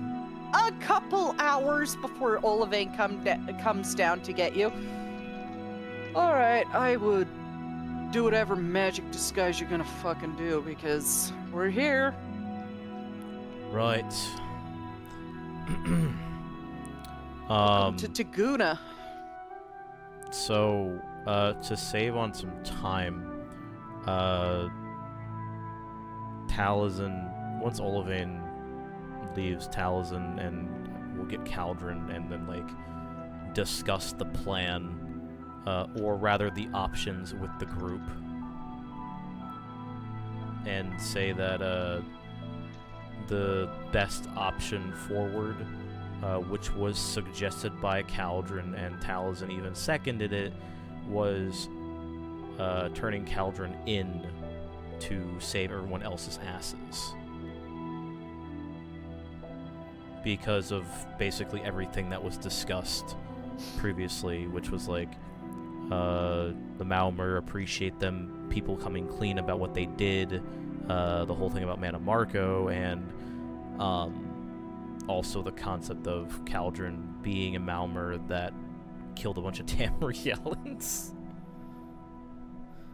And then, like, basically everything that Olivine said. He repeats it.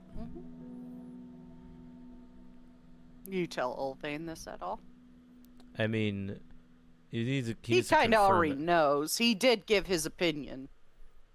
Yeah, this is towards the party. Mm-hmm. And after he's done explaining that, he rubs the back of his head, and he himself isn't... He looks like he's not sure of the idea. Like, I'm definitely open to other options, though.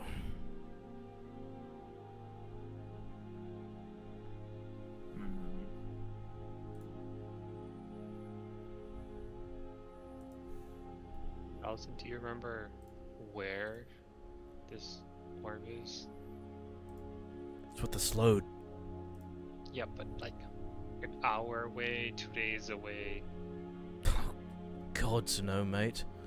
Where I saw the orbs fall down from the sky. I don't know exactly where it landed. I thought we knew more with the scrying we did, the fancy wizards. We don't know because it's just in the hands of a slowed, right, Soul? Yeah, because it's not... A scry is not going to be like a GPS, like, your location is here. The orb's location is right here on this particular town in this particular building. It's going to show you. Mana Marco scry is only going to show you the object you scried on in 60 feet around it. He says that, but in a much nicer way. Yeah. Trying to I design said it in a bitchy way. I'm sorry. I'm sorry. I'm just saying, he says it in a Taliesin way that makes it nice and framed for Thribby. I say it in a bitchy way because that's who I am at heart. That's fine. Hair flick.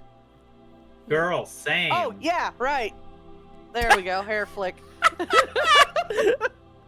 Well, yeah, he explains that, and as he says, it's like I said, that's part of the idea of turning Caldrun in, is that we turn him in, but we still come clean about it and say that we're here to kill a Slode. Because the Malma don't like Slodes. Nobody likes fucking Slodes, but the Malma hate them especially. Is it not possible to talk first? I Then mean, that would bring be... the idea of what if we had someone who was misunderstood? That's the whole concept, Thribby. Is when we...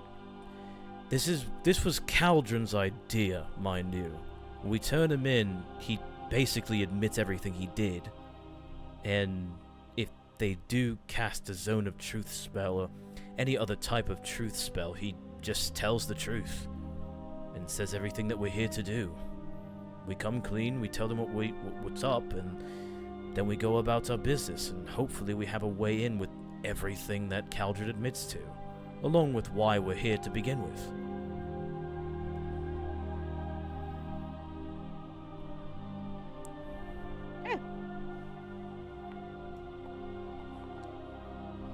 Oh boy. I need doesn't say anything, and he just nods. So,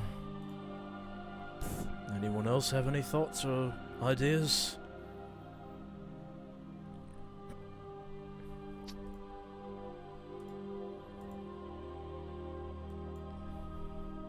I'll admit I'm a bit nervous, but I can't think of any better idea.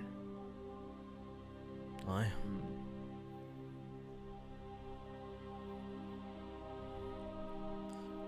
If Caldrun is okay with it.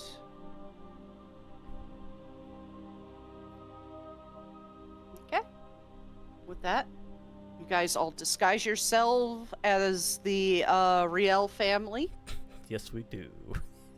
and make your way off the ship. And there is a lot of Malmer, but there's also a lot of Tamriel slaves that are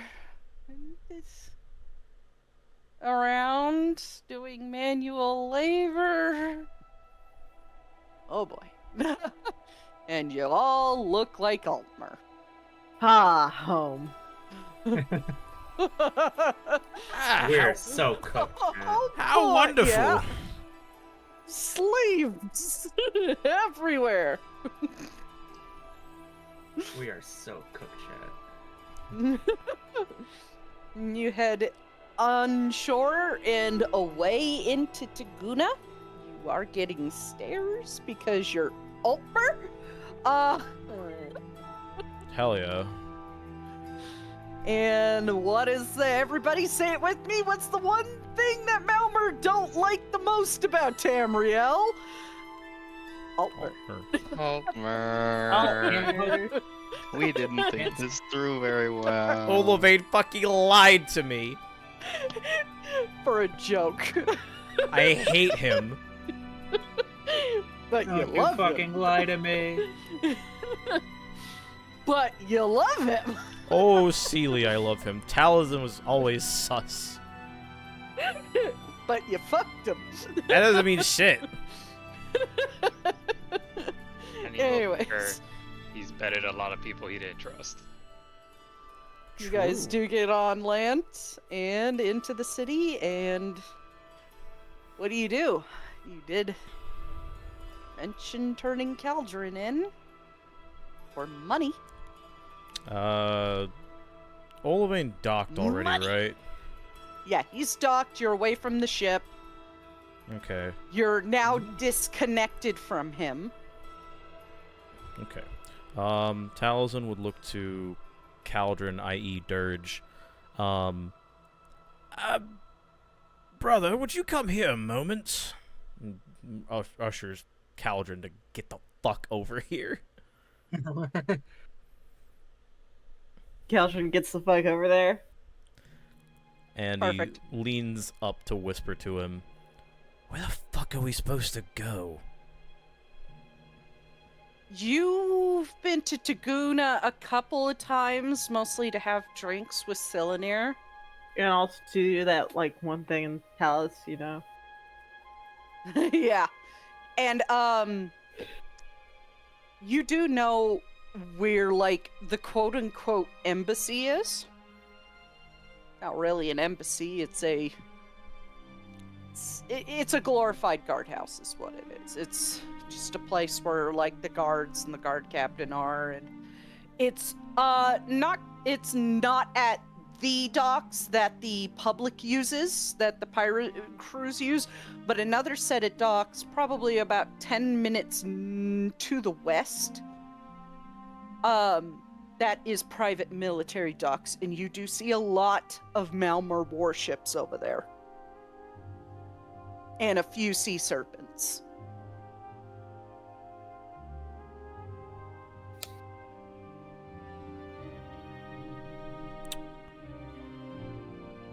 Caldrun relays all that. Turns to see the sea serpents. Oh. They're big. They are big. Huge. That's actually bloody terrifying. They're great. They're great. They're like a puppy. You just gotta scratch them in the right spot underneath the chin. Sure. Athletic. So where do we go then? Just to the guardhouse to check in and then march to the palace and whatnot? The palace is in Wega. By the way.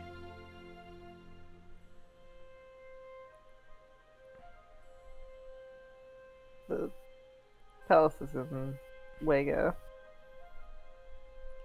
I don't know where that is.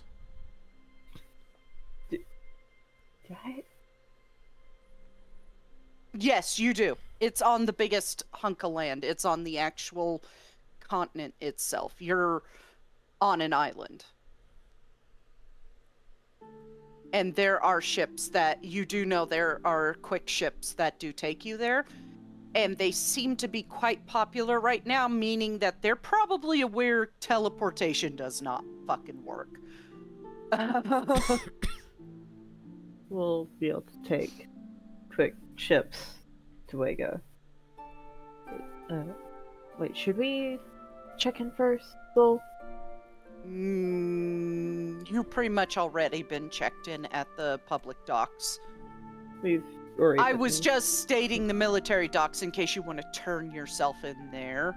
But you could turn yourself in Wega too. That'd be funny. It would be really Like funny. Prim, I'm just saying it would be really funny. It would, because it's like, hi, I'm Pyandonia's most wanted criminal, and I'm here in the capital, one of the most guarded cities in Pyandonia. I'm back. That would be funny. Like, I just say, Hey fuck guys, it, remember like, me? Hey guys, remember me? And you also do know that the quick ships, which are pulled by sea serpents, tend to take only 2 hours to get to Wega. They go fast.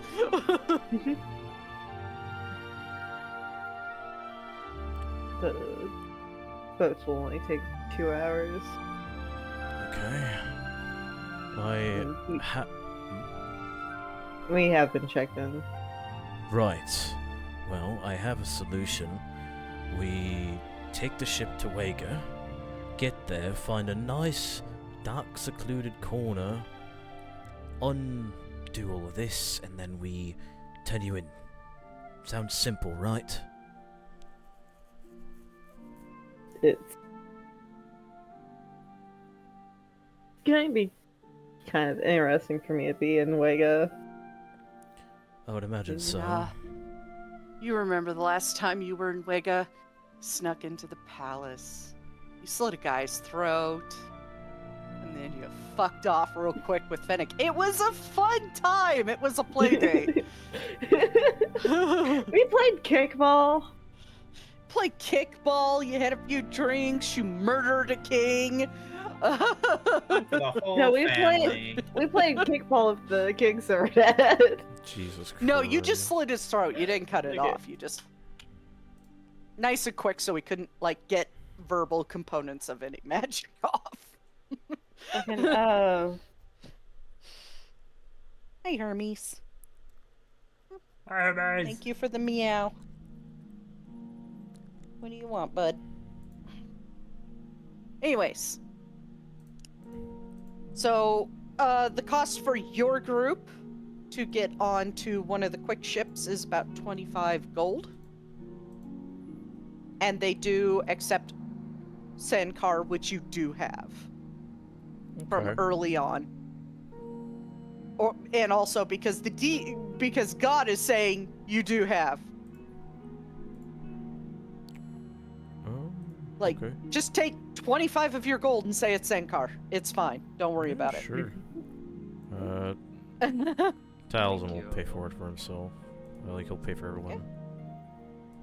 You all get on the ship, and you think it's those of you who are not familiar with this, Caldrun is, you think it's just a normal ship, and this is gonna take about probably 5-6 hours, maybe, judging by the look of the map that you saw at the dock. And then after the ship pulls away, you watch as 2 very large sea serpents rise up and pull the ship, and you are off. No. You're like, holy shit, and these are huge sea serpents. Absolutely huge. You now understand why there's stories of these things sinking ships. You know what they look like now. Oh boy. Yes, you do know what they look like now. oh shit, I got Oh, fuck. freaking kicked. But they have a swim speed, and you can't transform into creatures with a swim speed. Lies, yes I can. I just can't fly yet. Yet. I will get you to Claire. become a true changeling, don't you worry. No. No. No. And within 2 hours, you are in Wega. You step off, and now you thought you were getting stairs before, now you're really getting stairs. There are some Tamrielans here, but again, they're slaves. And you're a family of Altmer with a Bosmer. We're so progressive, you guys. The capital of Pyandonea. All the guards are just like watching you pass, like, these new fucking slaves, dude? What the? Why are they alone? Talzin is going to try and find one of the darkest corners that is possible in this fucking city, like an alleyway where no one's staring at them. Yeah, and it is a quite busy city with lots of steps. Your Yep. steps going up from the docks, then the city is built onto a hill, so there's steps all the way up the hill, and you see at the top of the hill this extremely expansive palace complex. Think like the Forbidden City. Kind of like that. Oh boy. It is fucking huge. And it is adorned with sea serpents and ocean motif and all the fun stuff. And you do find a dark alley between 2 cramped buildings made of kind of a whitish blue stone. And there you are. You are left alone for the moment. You gotta be quick about it because you are kind of being followed a little bit. They're Okay. making it obvious, but they're trailing some distance back. So like Shia we LaBeouf. can't see them, right? No, you can see them. They are making themselves obvious that they're trailing you about 80 feet back. Okay. Because you're Altmer in the capital city. alone without a handler. Okay. Soul. Hmm? I for some reason cannot rejoin the game session. Refresh, you may have been logged out. I had been. I logged back in and it's saying that somebody's on me. Okay, I'll kick you. Hold on. Kick. Like, yeah, it shows Now- your name is still there. Yeah. I kicked Great. you. It says you were kicked from the world, so try now.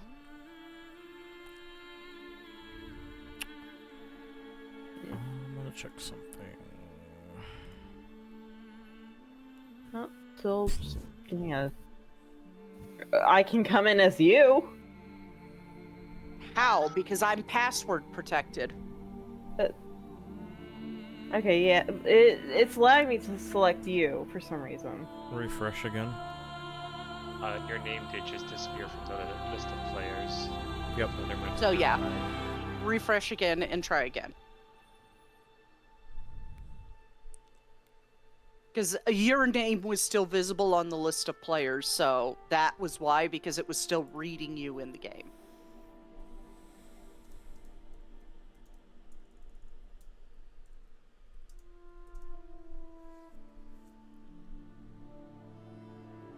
You should be able to rejoin now. You might have to refresh a couple times, because sometimes the mods don't like to load proper, and you have to redo it. Now it says you're back in the game. I'm not. Doesn't say. Are back you in the game getting with like me. that grayish screen? I was getting like the screen where I can see everything, like see the names and such, but I couldn't select my own name. Like all the names are grayed out. Weird. Huh. Hmm. Hold on. Should we all leave to see if it, like, because one of us No, has I'm name? trying to kick her from the world so she can rejoin.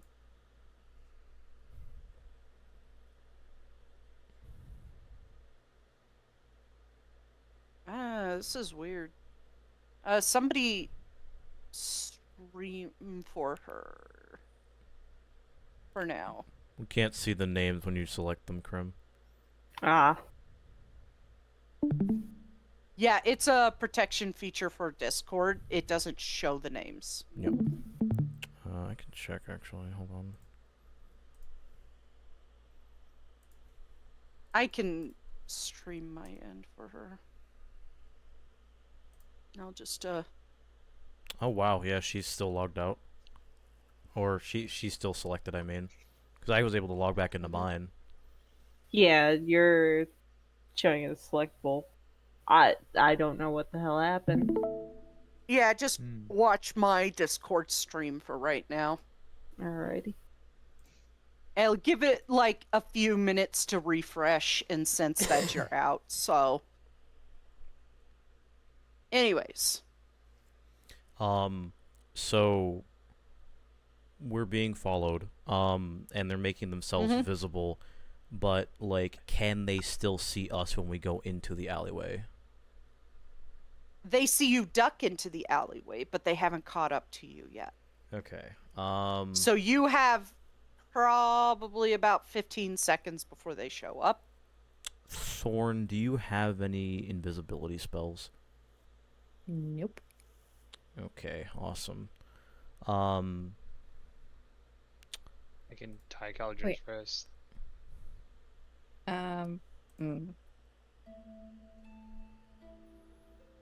Because my invisibility doesn't go up to cover everybody. Shoot, but I don't have it prepared today. Man. That feels bad. I mean, Caldrun does have a beard right now. It might take a moment for somebody to really notice. No, it's not that's the issue. Public enemy number 1? I mean, we could also just... Public enemy number 1, but when Caldrun killed him, didn't have a beard. Yeah, that's one of the easiest things to, like, add on or take off. Yes, but at I've seen men's face fucking transform when they shave.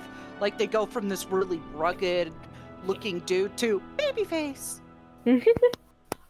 Can we do like an insight check on the wanted posters we've seen of Caldrun versus what he has with the beard? As like, do we think he's? It would take a few moments for them to go, wait a minute, you know? Well, Because Caldrun's hair has slightly changed because it's been a while. He has a beard. Couple years older. I mean, if it's only been like a couple years, he really hasn't changed that much aside from the beard and hair. True. 'Cause Yeah. he's only But 110. it will still buy a few seconds. Okay, so, I think the main thing is that, they would need to get into position where, or at least Talzin's trying to basically coordinate everybody into position like they just caught Caldrun. And he agrees with Thribby holding him down since he is the biggest. And allowing him to basically tie his hands up with rope. Okay. If Caldrun does not fight back. Yeah. And Talzin basically says, just act like you're resisting, but don't actually resist. And that's when he's going to drop seeming. Okay.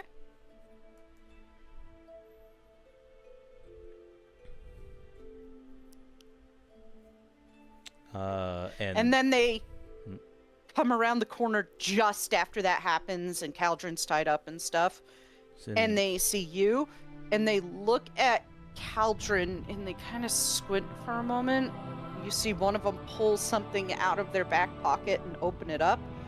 They go, "That's him. That's him." And they approach. Talzin's looking at Caldrun in the face as he hears this. He's like, I finally caught you, you fucking bastard. Took about a year, but we found you. Points to one of the war mages. Get more guard. Oh, fuck. And he turns, hearing the Malmer. Ah! Sorry to have snuck in, but this guy was being a slippery fucking weasel, he was. But he had Yeah, I'm sure he's being a slippery weasel. And you see about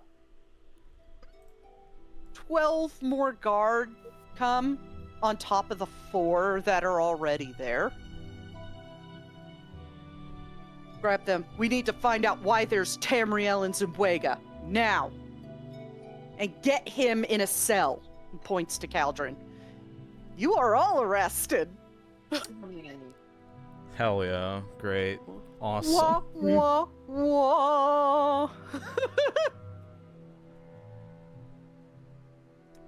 So yeah, you're all arrested.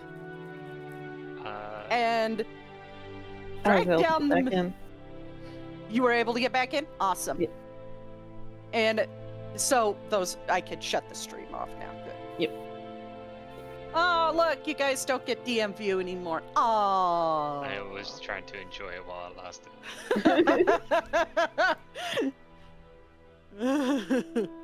You guys are...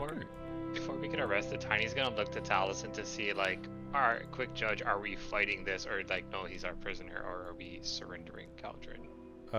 Taliesin is, like, motioning Thribby to give him to the guards, but he has a pretty shocked expression when they get arrested, though he's not fighting But you back. did find out why there's Tamrielans in Wega. Yeah. So it's likely a situation of, yeah, you caught him, but the fuck you doing here? We need to find out. So we're gonna hold you for a bit. Okay. Tiny doesn't fight it then, and he gives the first guard to approach Caldrun's ropes. Mm-hmm.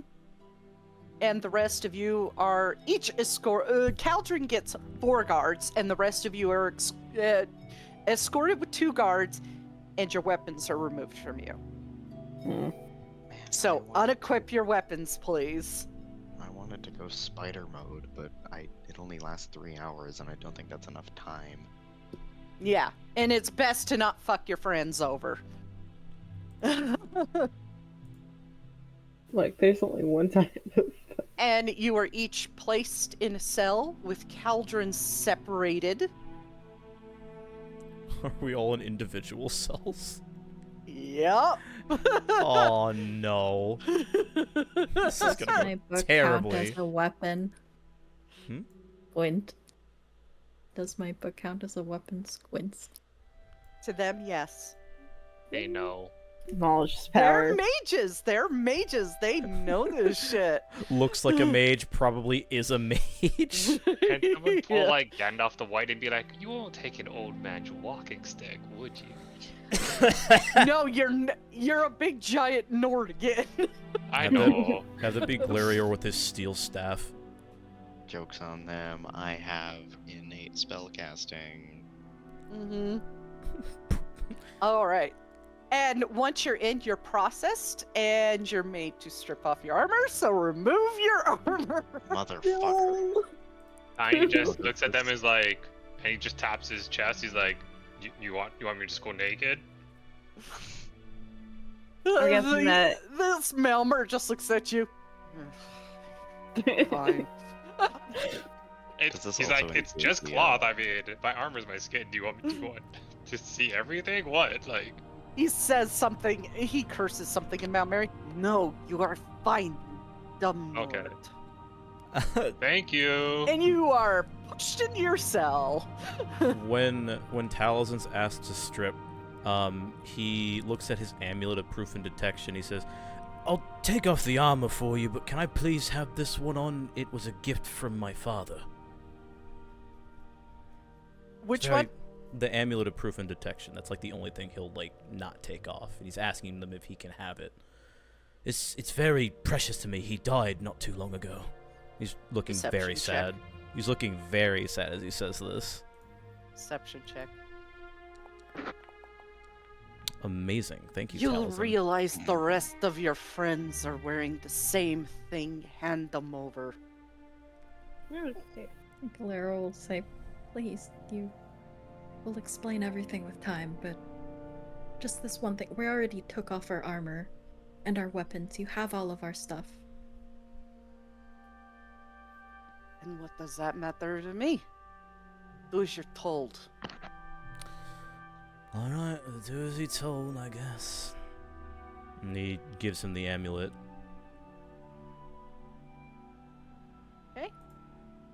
You guys hand over all your stuff, including your amulet.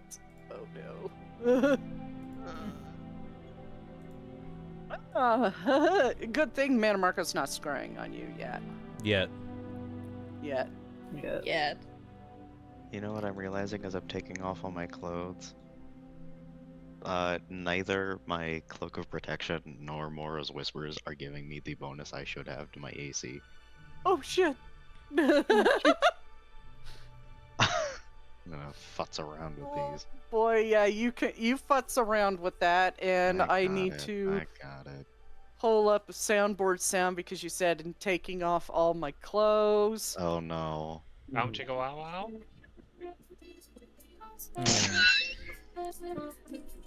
That is the Oh god, I was gonna. most choppy soundboard. It's okay. It's for That's because I copyright have reasons. sound suppression. Yeah, that is true. It is Careless Whispers. I was about to That was on Seinfeld purpose. that we would get struck Yeah. immediately. Yeah, it's Careless Whispers. Let's not get copyrights. Right. Well, it doesn't fucking matter anyway. I mean, we do for the background noise. I guess Anyways. my necromancy arm is just visible now. Oh no. Love that. Love that. Oh god. Oh, yay, all the Glarior scars. Burns. You guys are left in those cells for hours. I love And saying- what there is a guard eating delicious looking food in front of you. He is an asshole.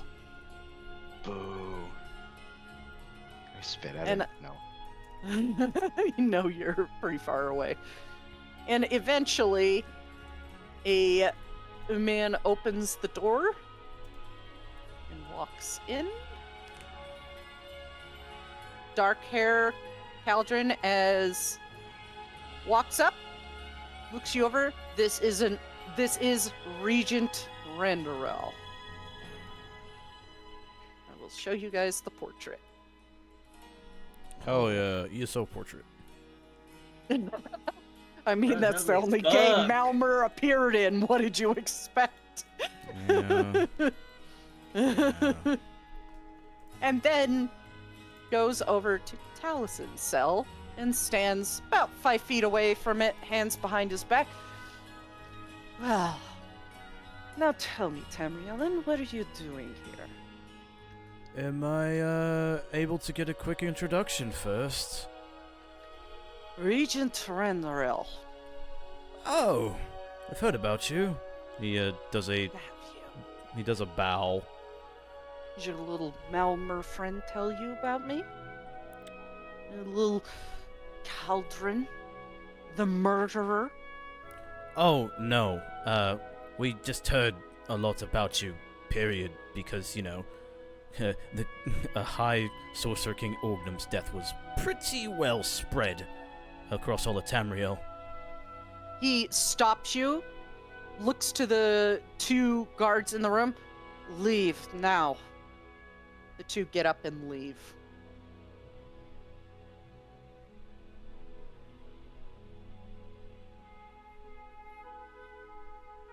And he goes over and shuts the door and locks it. Quickly returns. How the fuck did you hear about that? Nobody should know about that. Well, I heard that he wasn't very keen on a certain necromancer that's been causing quite a muck these days. There's plenty necromancers that cause a lot of problems. Namely of the slowed variety. Oh, it's actually You why need we're to be here. more specific. Just a lovely little newly made Daedric prince called Matamarco. Tilts his head. Really now? I don't think I necessarily believe you. And he is going to approach your cell, unlock it, grab you, and yank you to the back of the room. He is yanked. You're going to tell me everything, I don't. and you're going to like it. And you see a ton of torture tools. And this is about the time I bring this off the GM layer. Tiny's just Alright. like, hey, where are you taking him? Well, I'm gonna actually. And you change are the sat in screen the now. chair, and your arms are clapped in. Taliesin, actually, he's, walking with him at first, but then he sees the torture equipment and is like, now, just, Regent Lord, I'm being honest, you don't need to do all of this. He picks up a paddle with some nails in it and spins it in his hand. Don't I now? Tamriel in here with a murderer, somebody who assassinated my closest friend and our king. You entirely believe me that you somehow got into Wega, chasing him down. Do you really think he is stupid enough to come back to the scene of the crime like that when he knows he's so badly wanted? If he was tricked by the very people that did that to your friend and your king, then he would do that to come and confess and all of that. He wants to make amends. I'm being honest. Why else would we be here?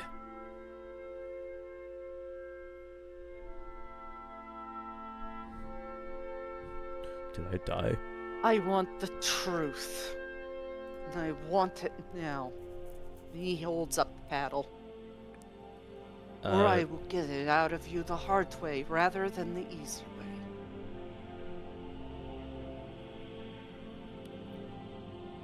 I have plenty more tools where all of this came from. Look, I really don't think that's necessary. I will tell you everything. Then talk. And he will explain why they're here. They were going to turn Caldrun in. That they're here to deal with a slowed. And that the whole reason why they're here is because of Manamarco and him basically fucking up the world, and they're trying to fix it. He is going to set down the paddle gently, turn to you, and he is going to cast Zone of Truth over you. Is everything you told me true? He chooses to fail it. Okay. Yes. Why wouldn't it be? You think any other mad people would come up here to do such a thing? And what of Caldrun? Why don't you ask He him suddenly yourself? turned good? I will be glad to do that. He goes. You're like latched into that seat now, by the way. Yep. And he goes to Caldrun's gate,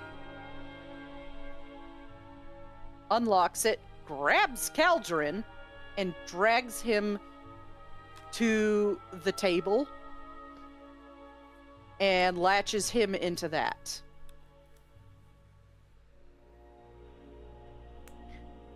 Now, murderer, you suddenly had a change of heart about what you did to your king.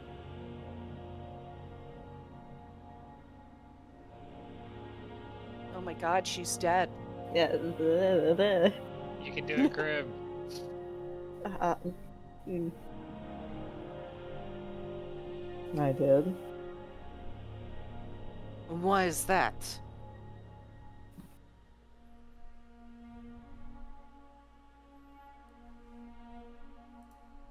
Suddenly felt pity for slitting his throat while he slept.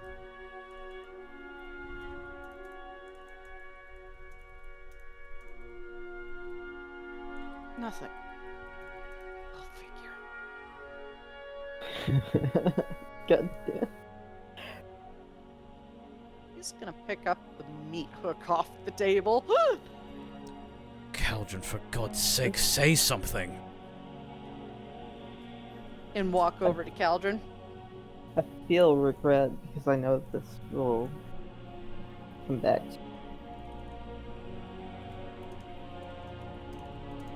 It could come back to him.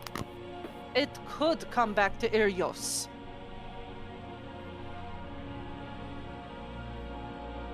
The ramifications of what you have done are immeasurable, especially with what's going on. And he looks at Taliesin. I just wanted to see if you would tell the truth. We know Manamarco is back. Why wouldn't I tell the truth? Are you mad? Why else would it be I here? Angry, yes. Yes, I'm angry. I was tricked by Man Marco's lover to kill the king. How were you tricked?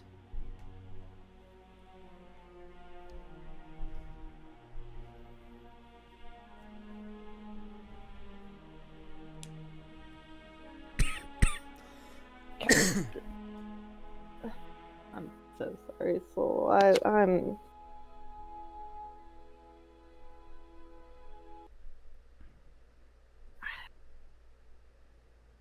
If you don't got nothing, that's fine.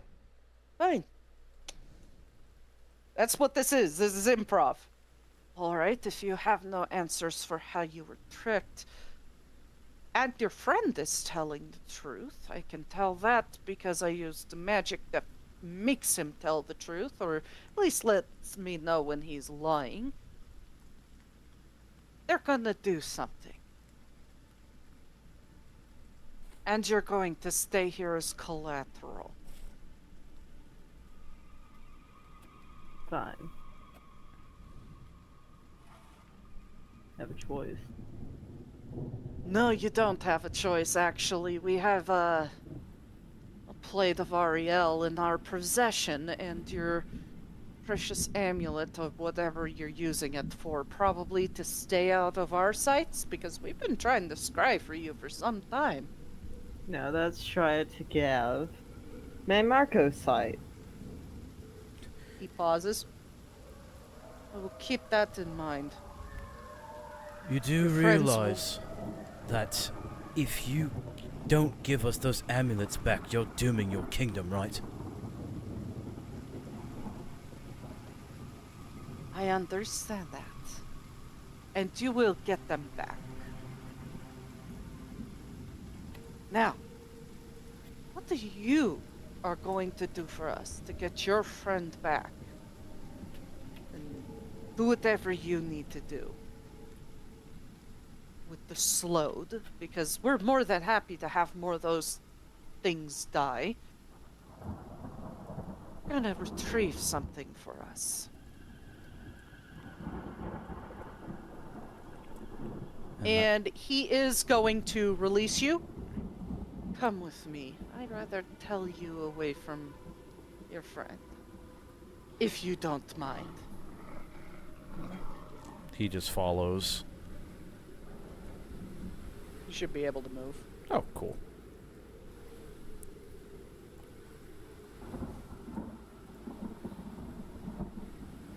It's just Lead fucking... you out into the main hall where they're all just like chilling.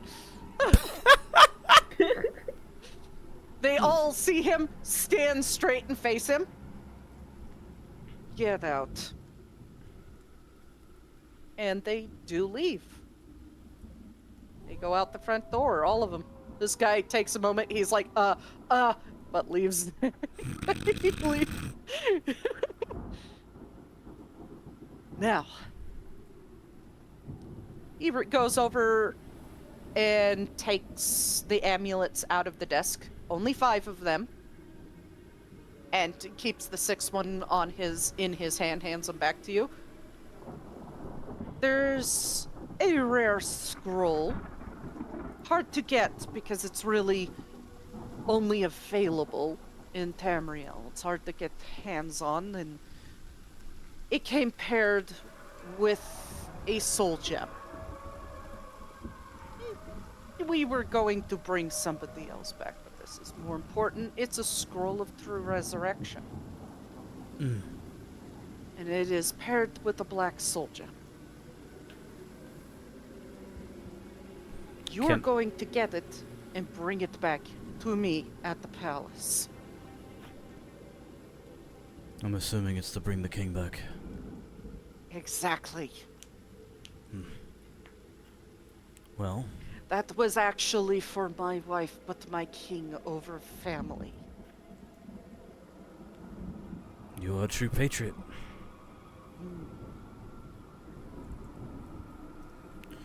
As I would assume you are too, Imperial. What you say is true about Mandamarco. He is our only defense against him. Taliesin looks down in thought, remembering like everything that has been told to him about resurrection. Regent Lord, if I may.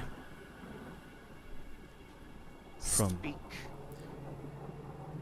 You're very gracious. I don't speak of this as a manner of insult, not to you, your people, your king, or your wife for that matter. A black soul gem, a life for a life, I understand that. There's always a price to pay. But if I told you what really is true resurrection, and resurrection itself, I do not think that you would be wanting to do that. We know it's necromancy. Oh.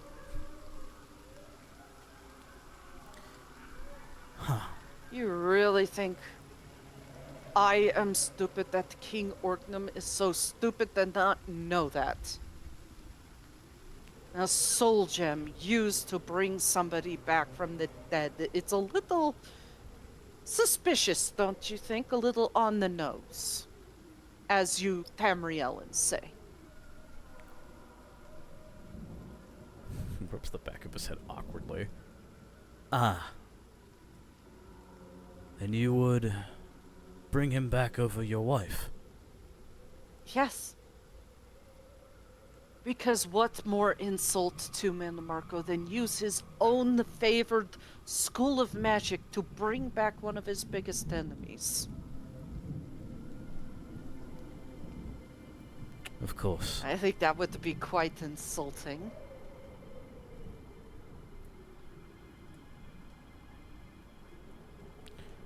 Perhaps.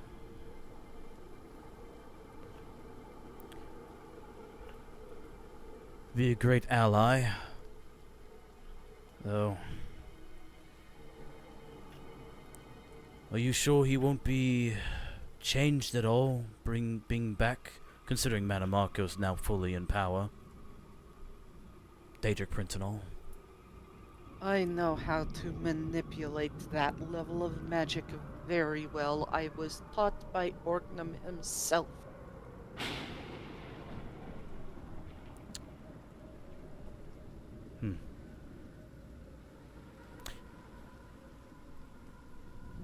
I see.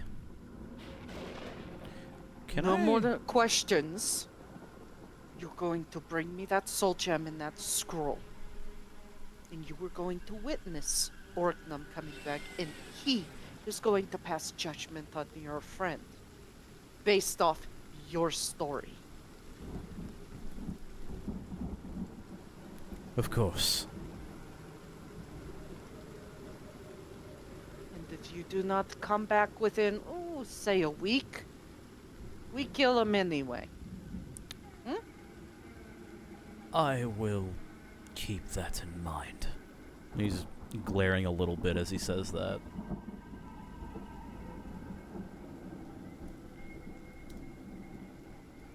Good.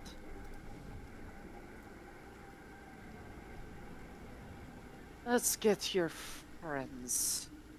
He opens the door, walks back in, and first goes back to Caldrun and puts the amulet on his neck, but does not release him.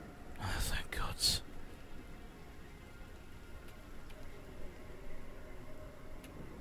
Said the right thing, so no torture. Woo!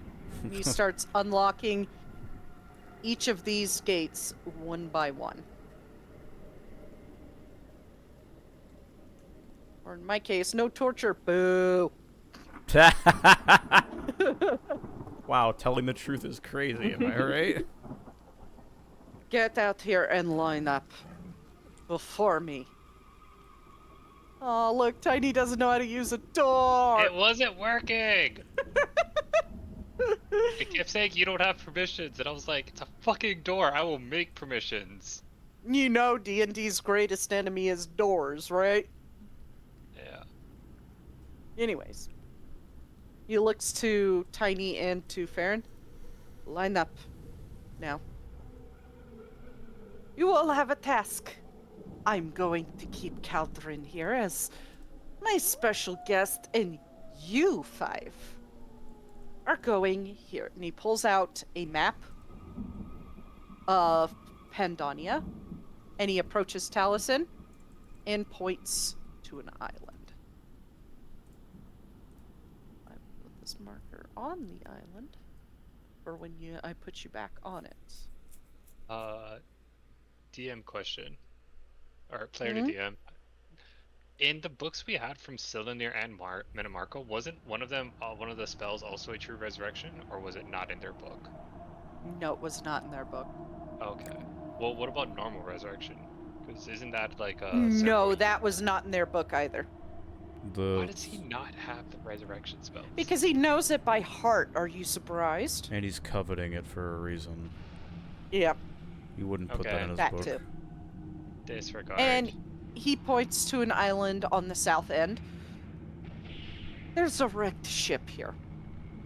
One of our captains was supposed to deliver this scroll and soul gem for a reason. The rest of you don't need to know. Your friend does. You were going to bring it back to me at the palace. And he raises his hand. What, Nord? Sir, I have two questions. First, does it mean we we're allowed to walk around by ourselves, and do we get our stuff back to help us getting the scroll? Those are stupid questions. Obviously. You have 1 week to get that scroll and bring it back to me. You do not bring it back, your friend dies. Do I make myself clear? Crystal. Good. Motions for you to leave. Where do I find our stuff, Regent Mode? There is a chest in the storage room. Back by a draining grate. Go in there and get it. Thank you. Taliesin will hand back the necklaces if he hasn't given them back yet, and then he'll just walk out. Yep. You guys all gather your items and head back out. Minus Caldrun. Caldrun, you and I, next session, are going to be doing some Whispers RPs. And they are going to be, going to where the quest marker is. All the way over here. Man, Yippee. going around mountains.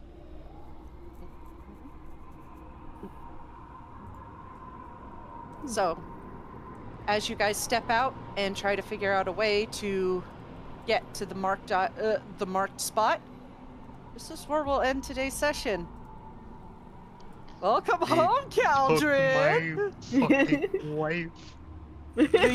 They took your second wife.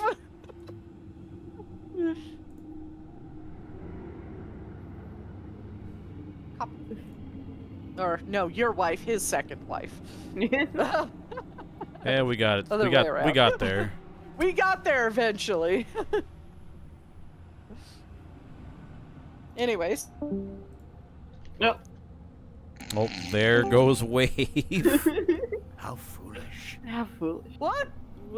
I hit enter for the experience and I just vanished into the void. Oh, I thought Wave disappeared with Soul. Shit. No, I was like, I'm here the entire time. I was like, That was a trippy experience, guys. I hit enter on the experience and disappeared. That was an experience. That was an experience. So, today was an RP session, everybody. I do apologize, but I do promise combat next session. And don't worry about Caldrun being split from the party. He's collateral damage. whoa. More like emotional damage. Look, I Yeah. thought about it in designing this fight. I'm like, no, they probably would not commit the dude that let the dude that committed regicide wander free. Oh, no, yeah. I'm like on loan or something. You're currently on loan in the hands of the regent who is very pissed about you killing his friend. Ooh. So I'm guessing we also don't get that bounty money then. You don't know. Depends on what King Orgnum says when He comes back. you guys Maybe. are solely responsible for him coming back. It's pretty based, honestly. Yeah. And That's gonna be a fun conversation. Yep. Oh boy. you being a Kingslayer, Caldrun. Haha, Kingslayer, now get fucking wrecked. It still counts. It does it still doesn't count. He I'm just gonna- respawned in, you know, it's you're kind of like when you're doing Battlegrounds. You gotta He still respawn. killed him. Yes. It's the Halo It's like the other respawn people noise. that you face in the Battlegrounds. You still kill them, they just fucking respawn, then come back and kill you. Well, thank you guys for watching, as normal. The video will be up within a day or an evening at the latest. We hope you enjoy, and we will see you next Wednesday. Have a good night. Night. No.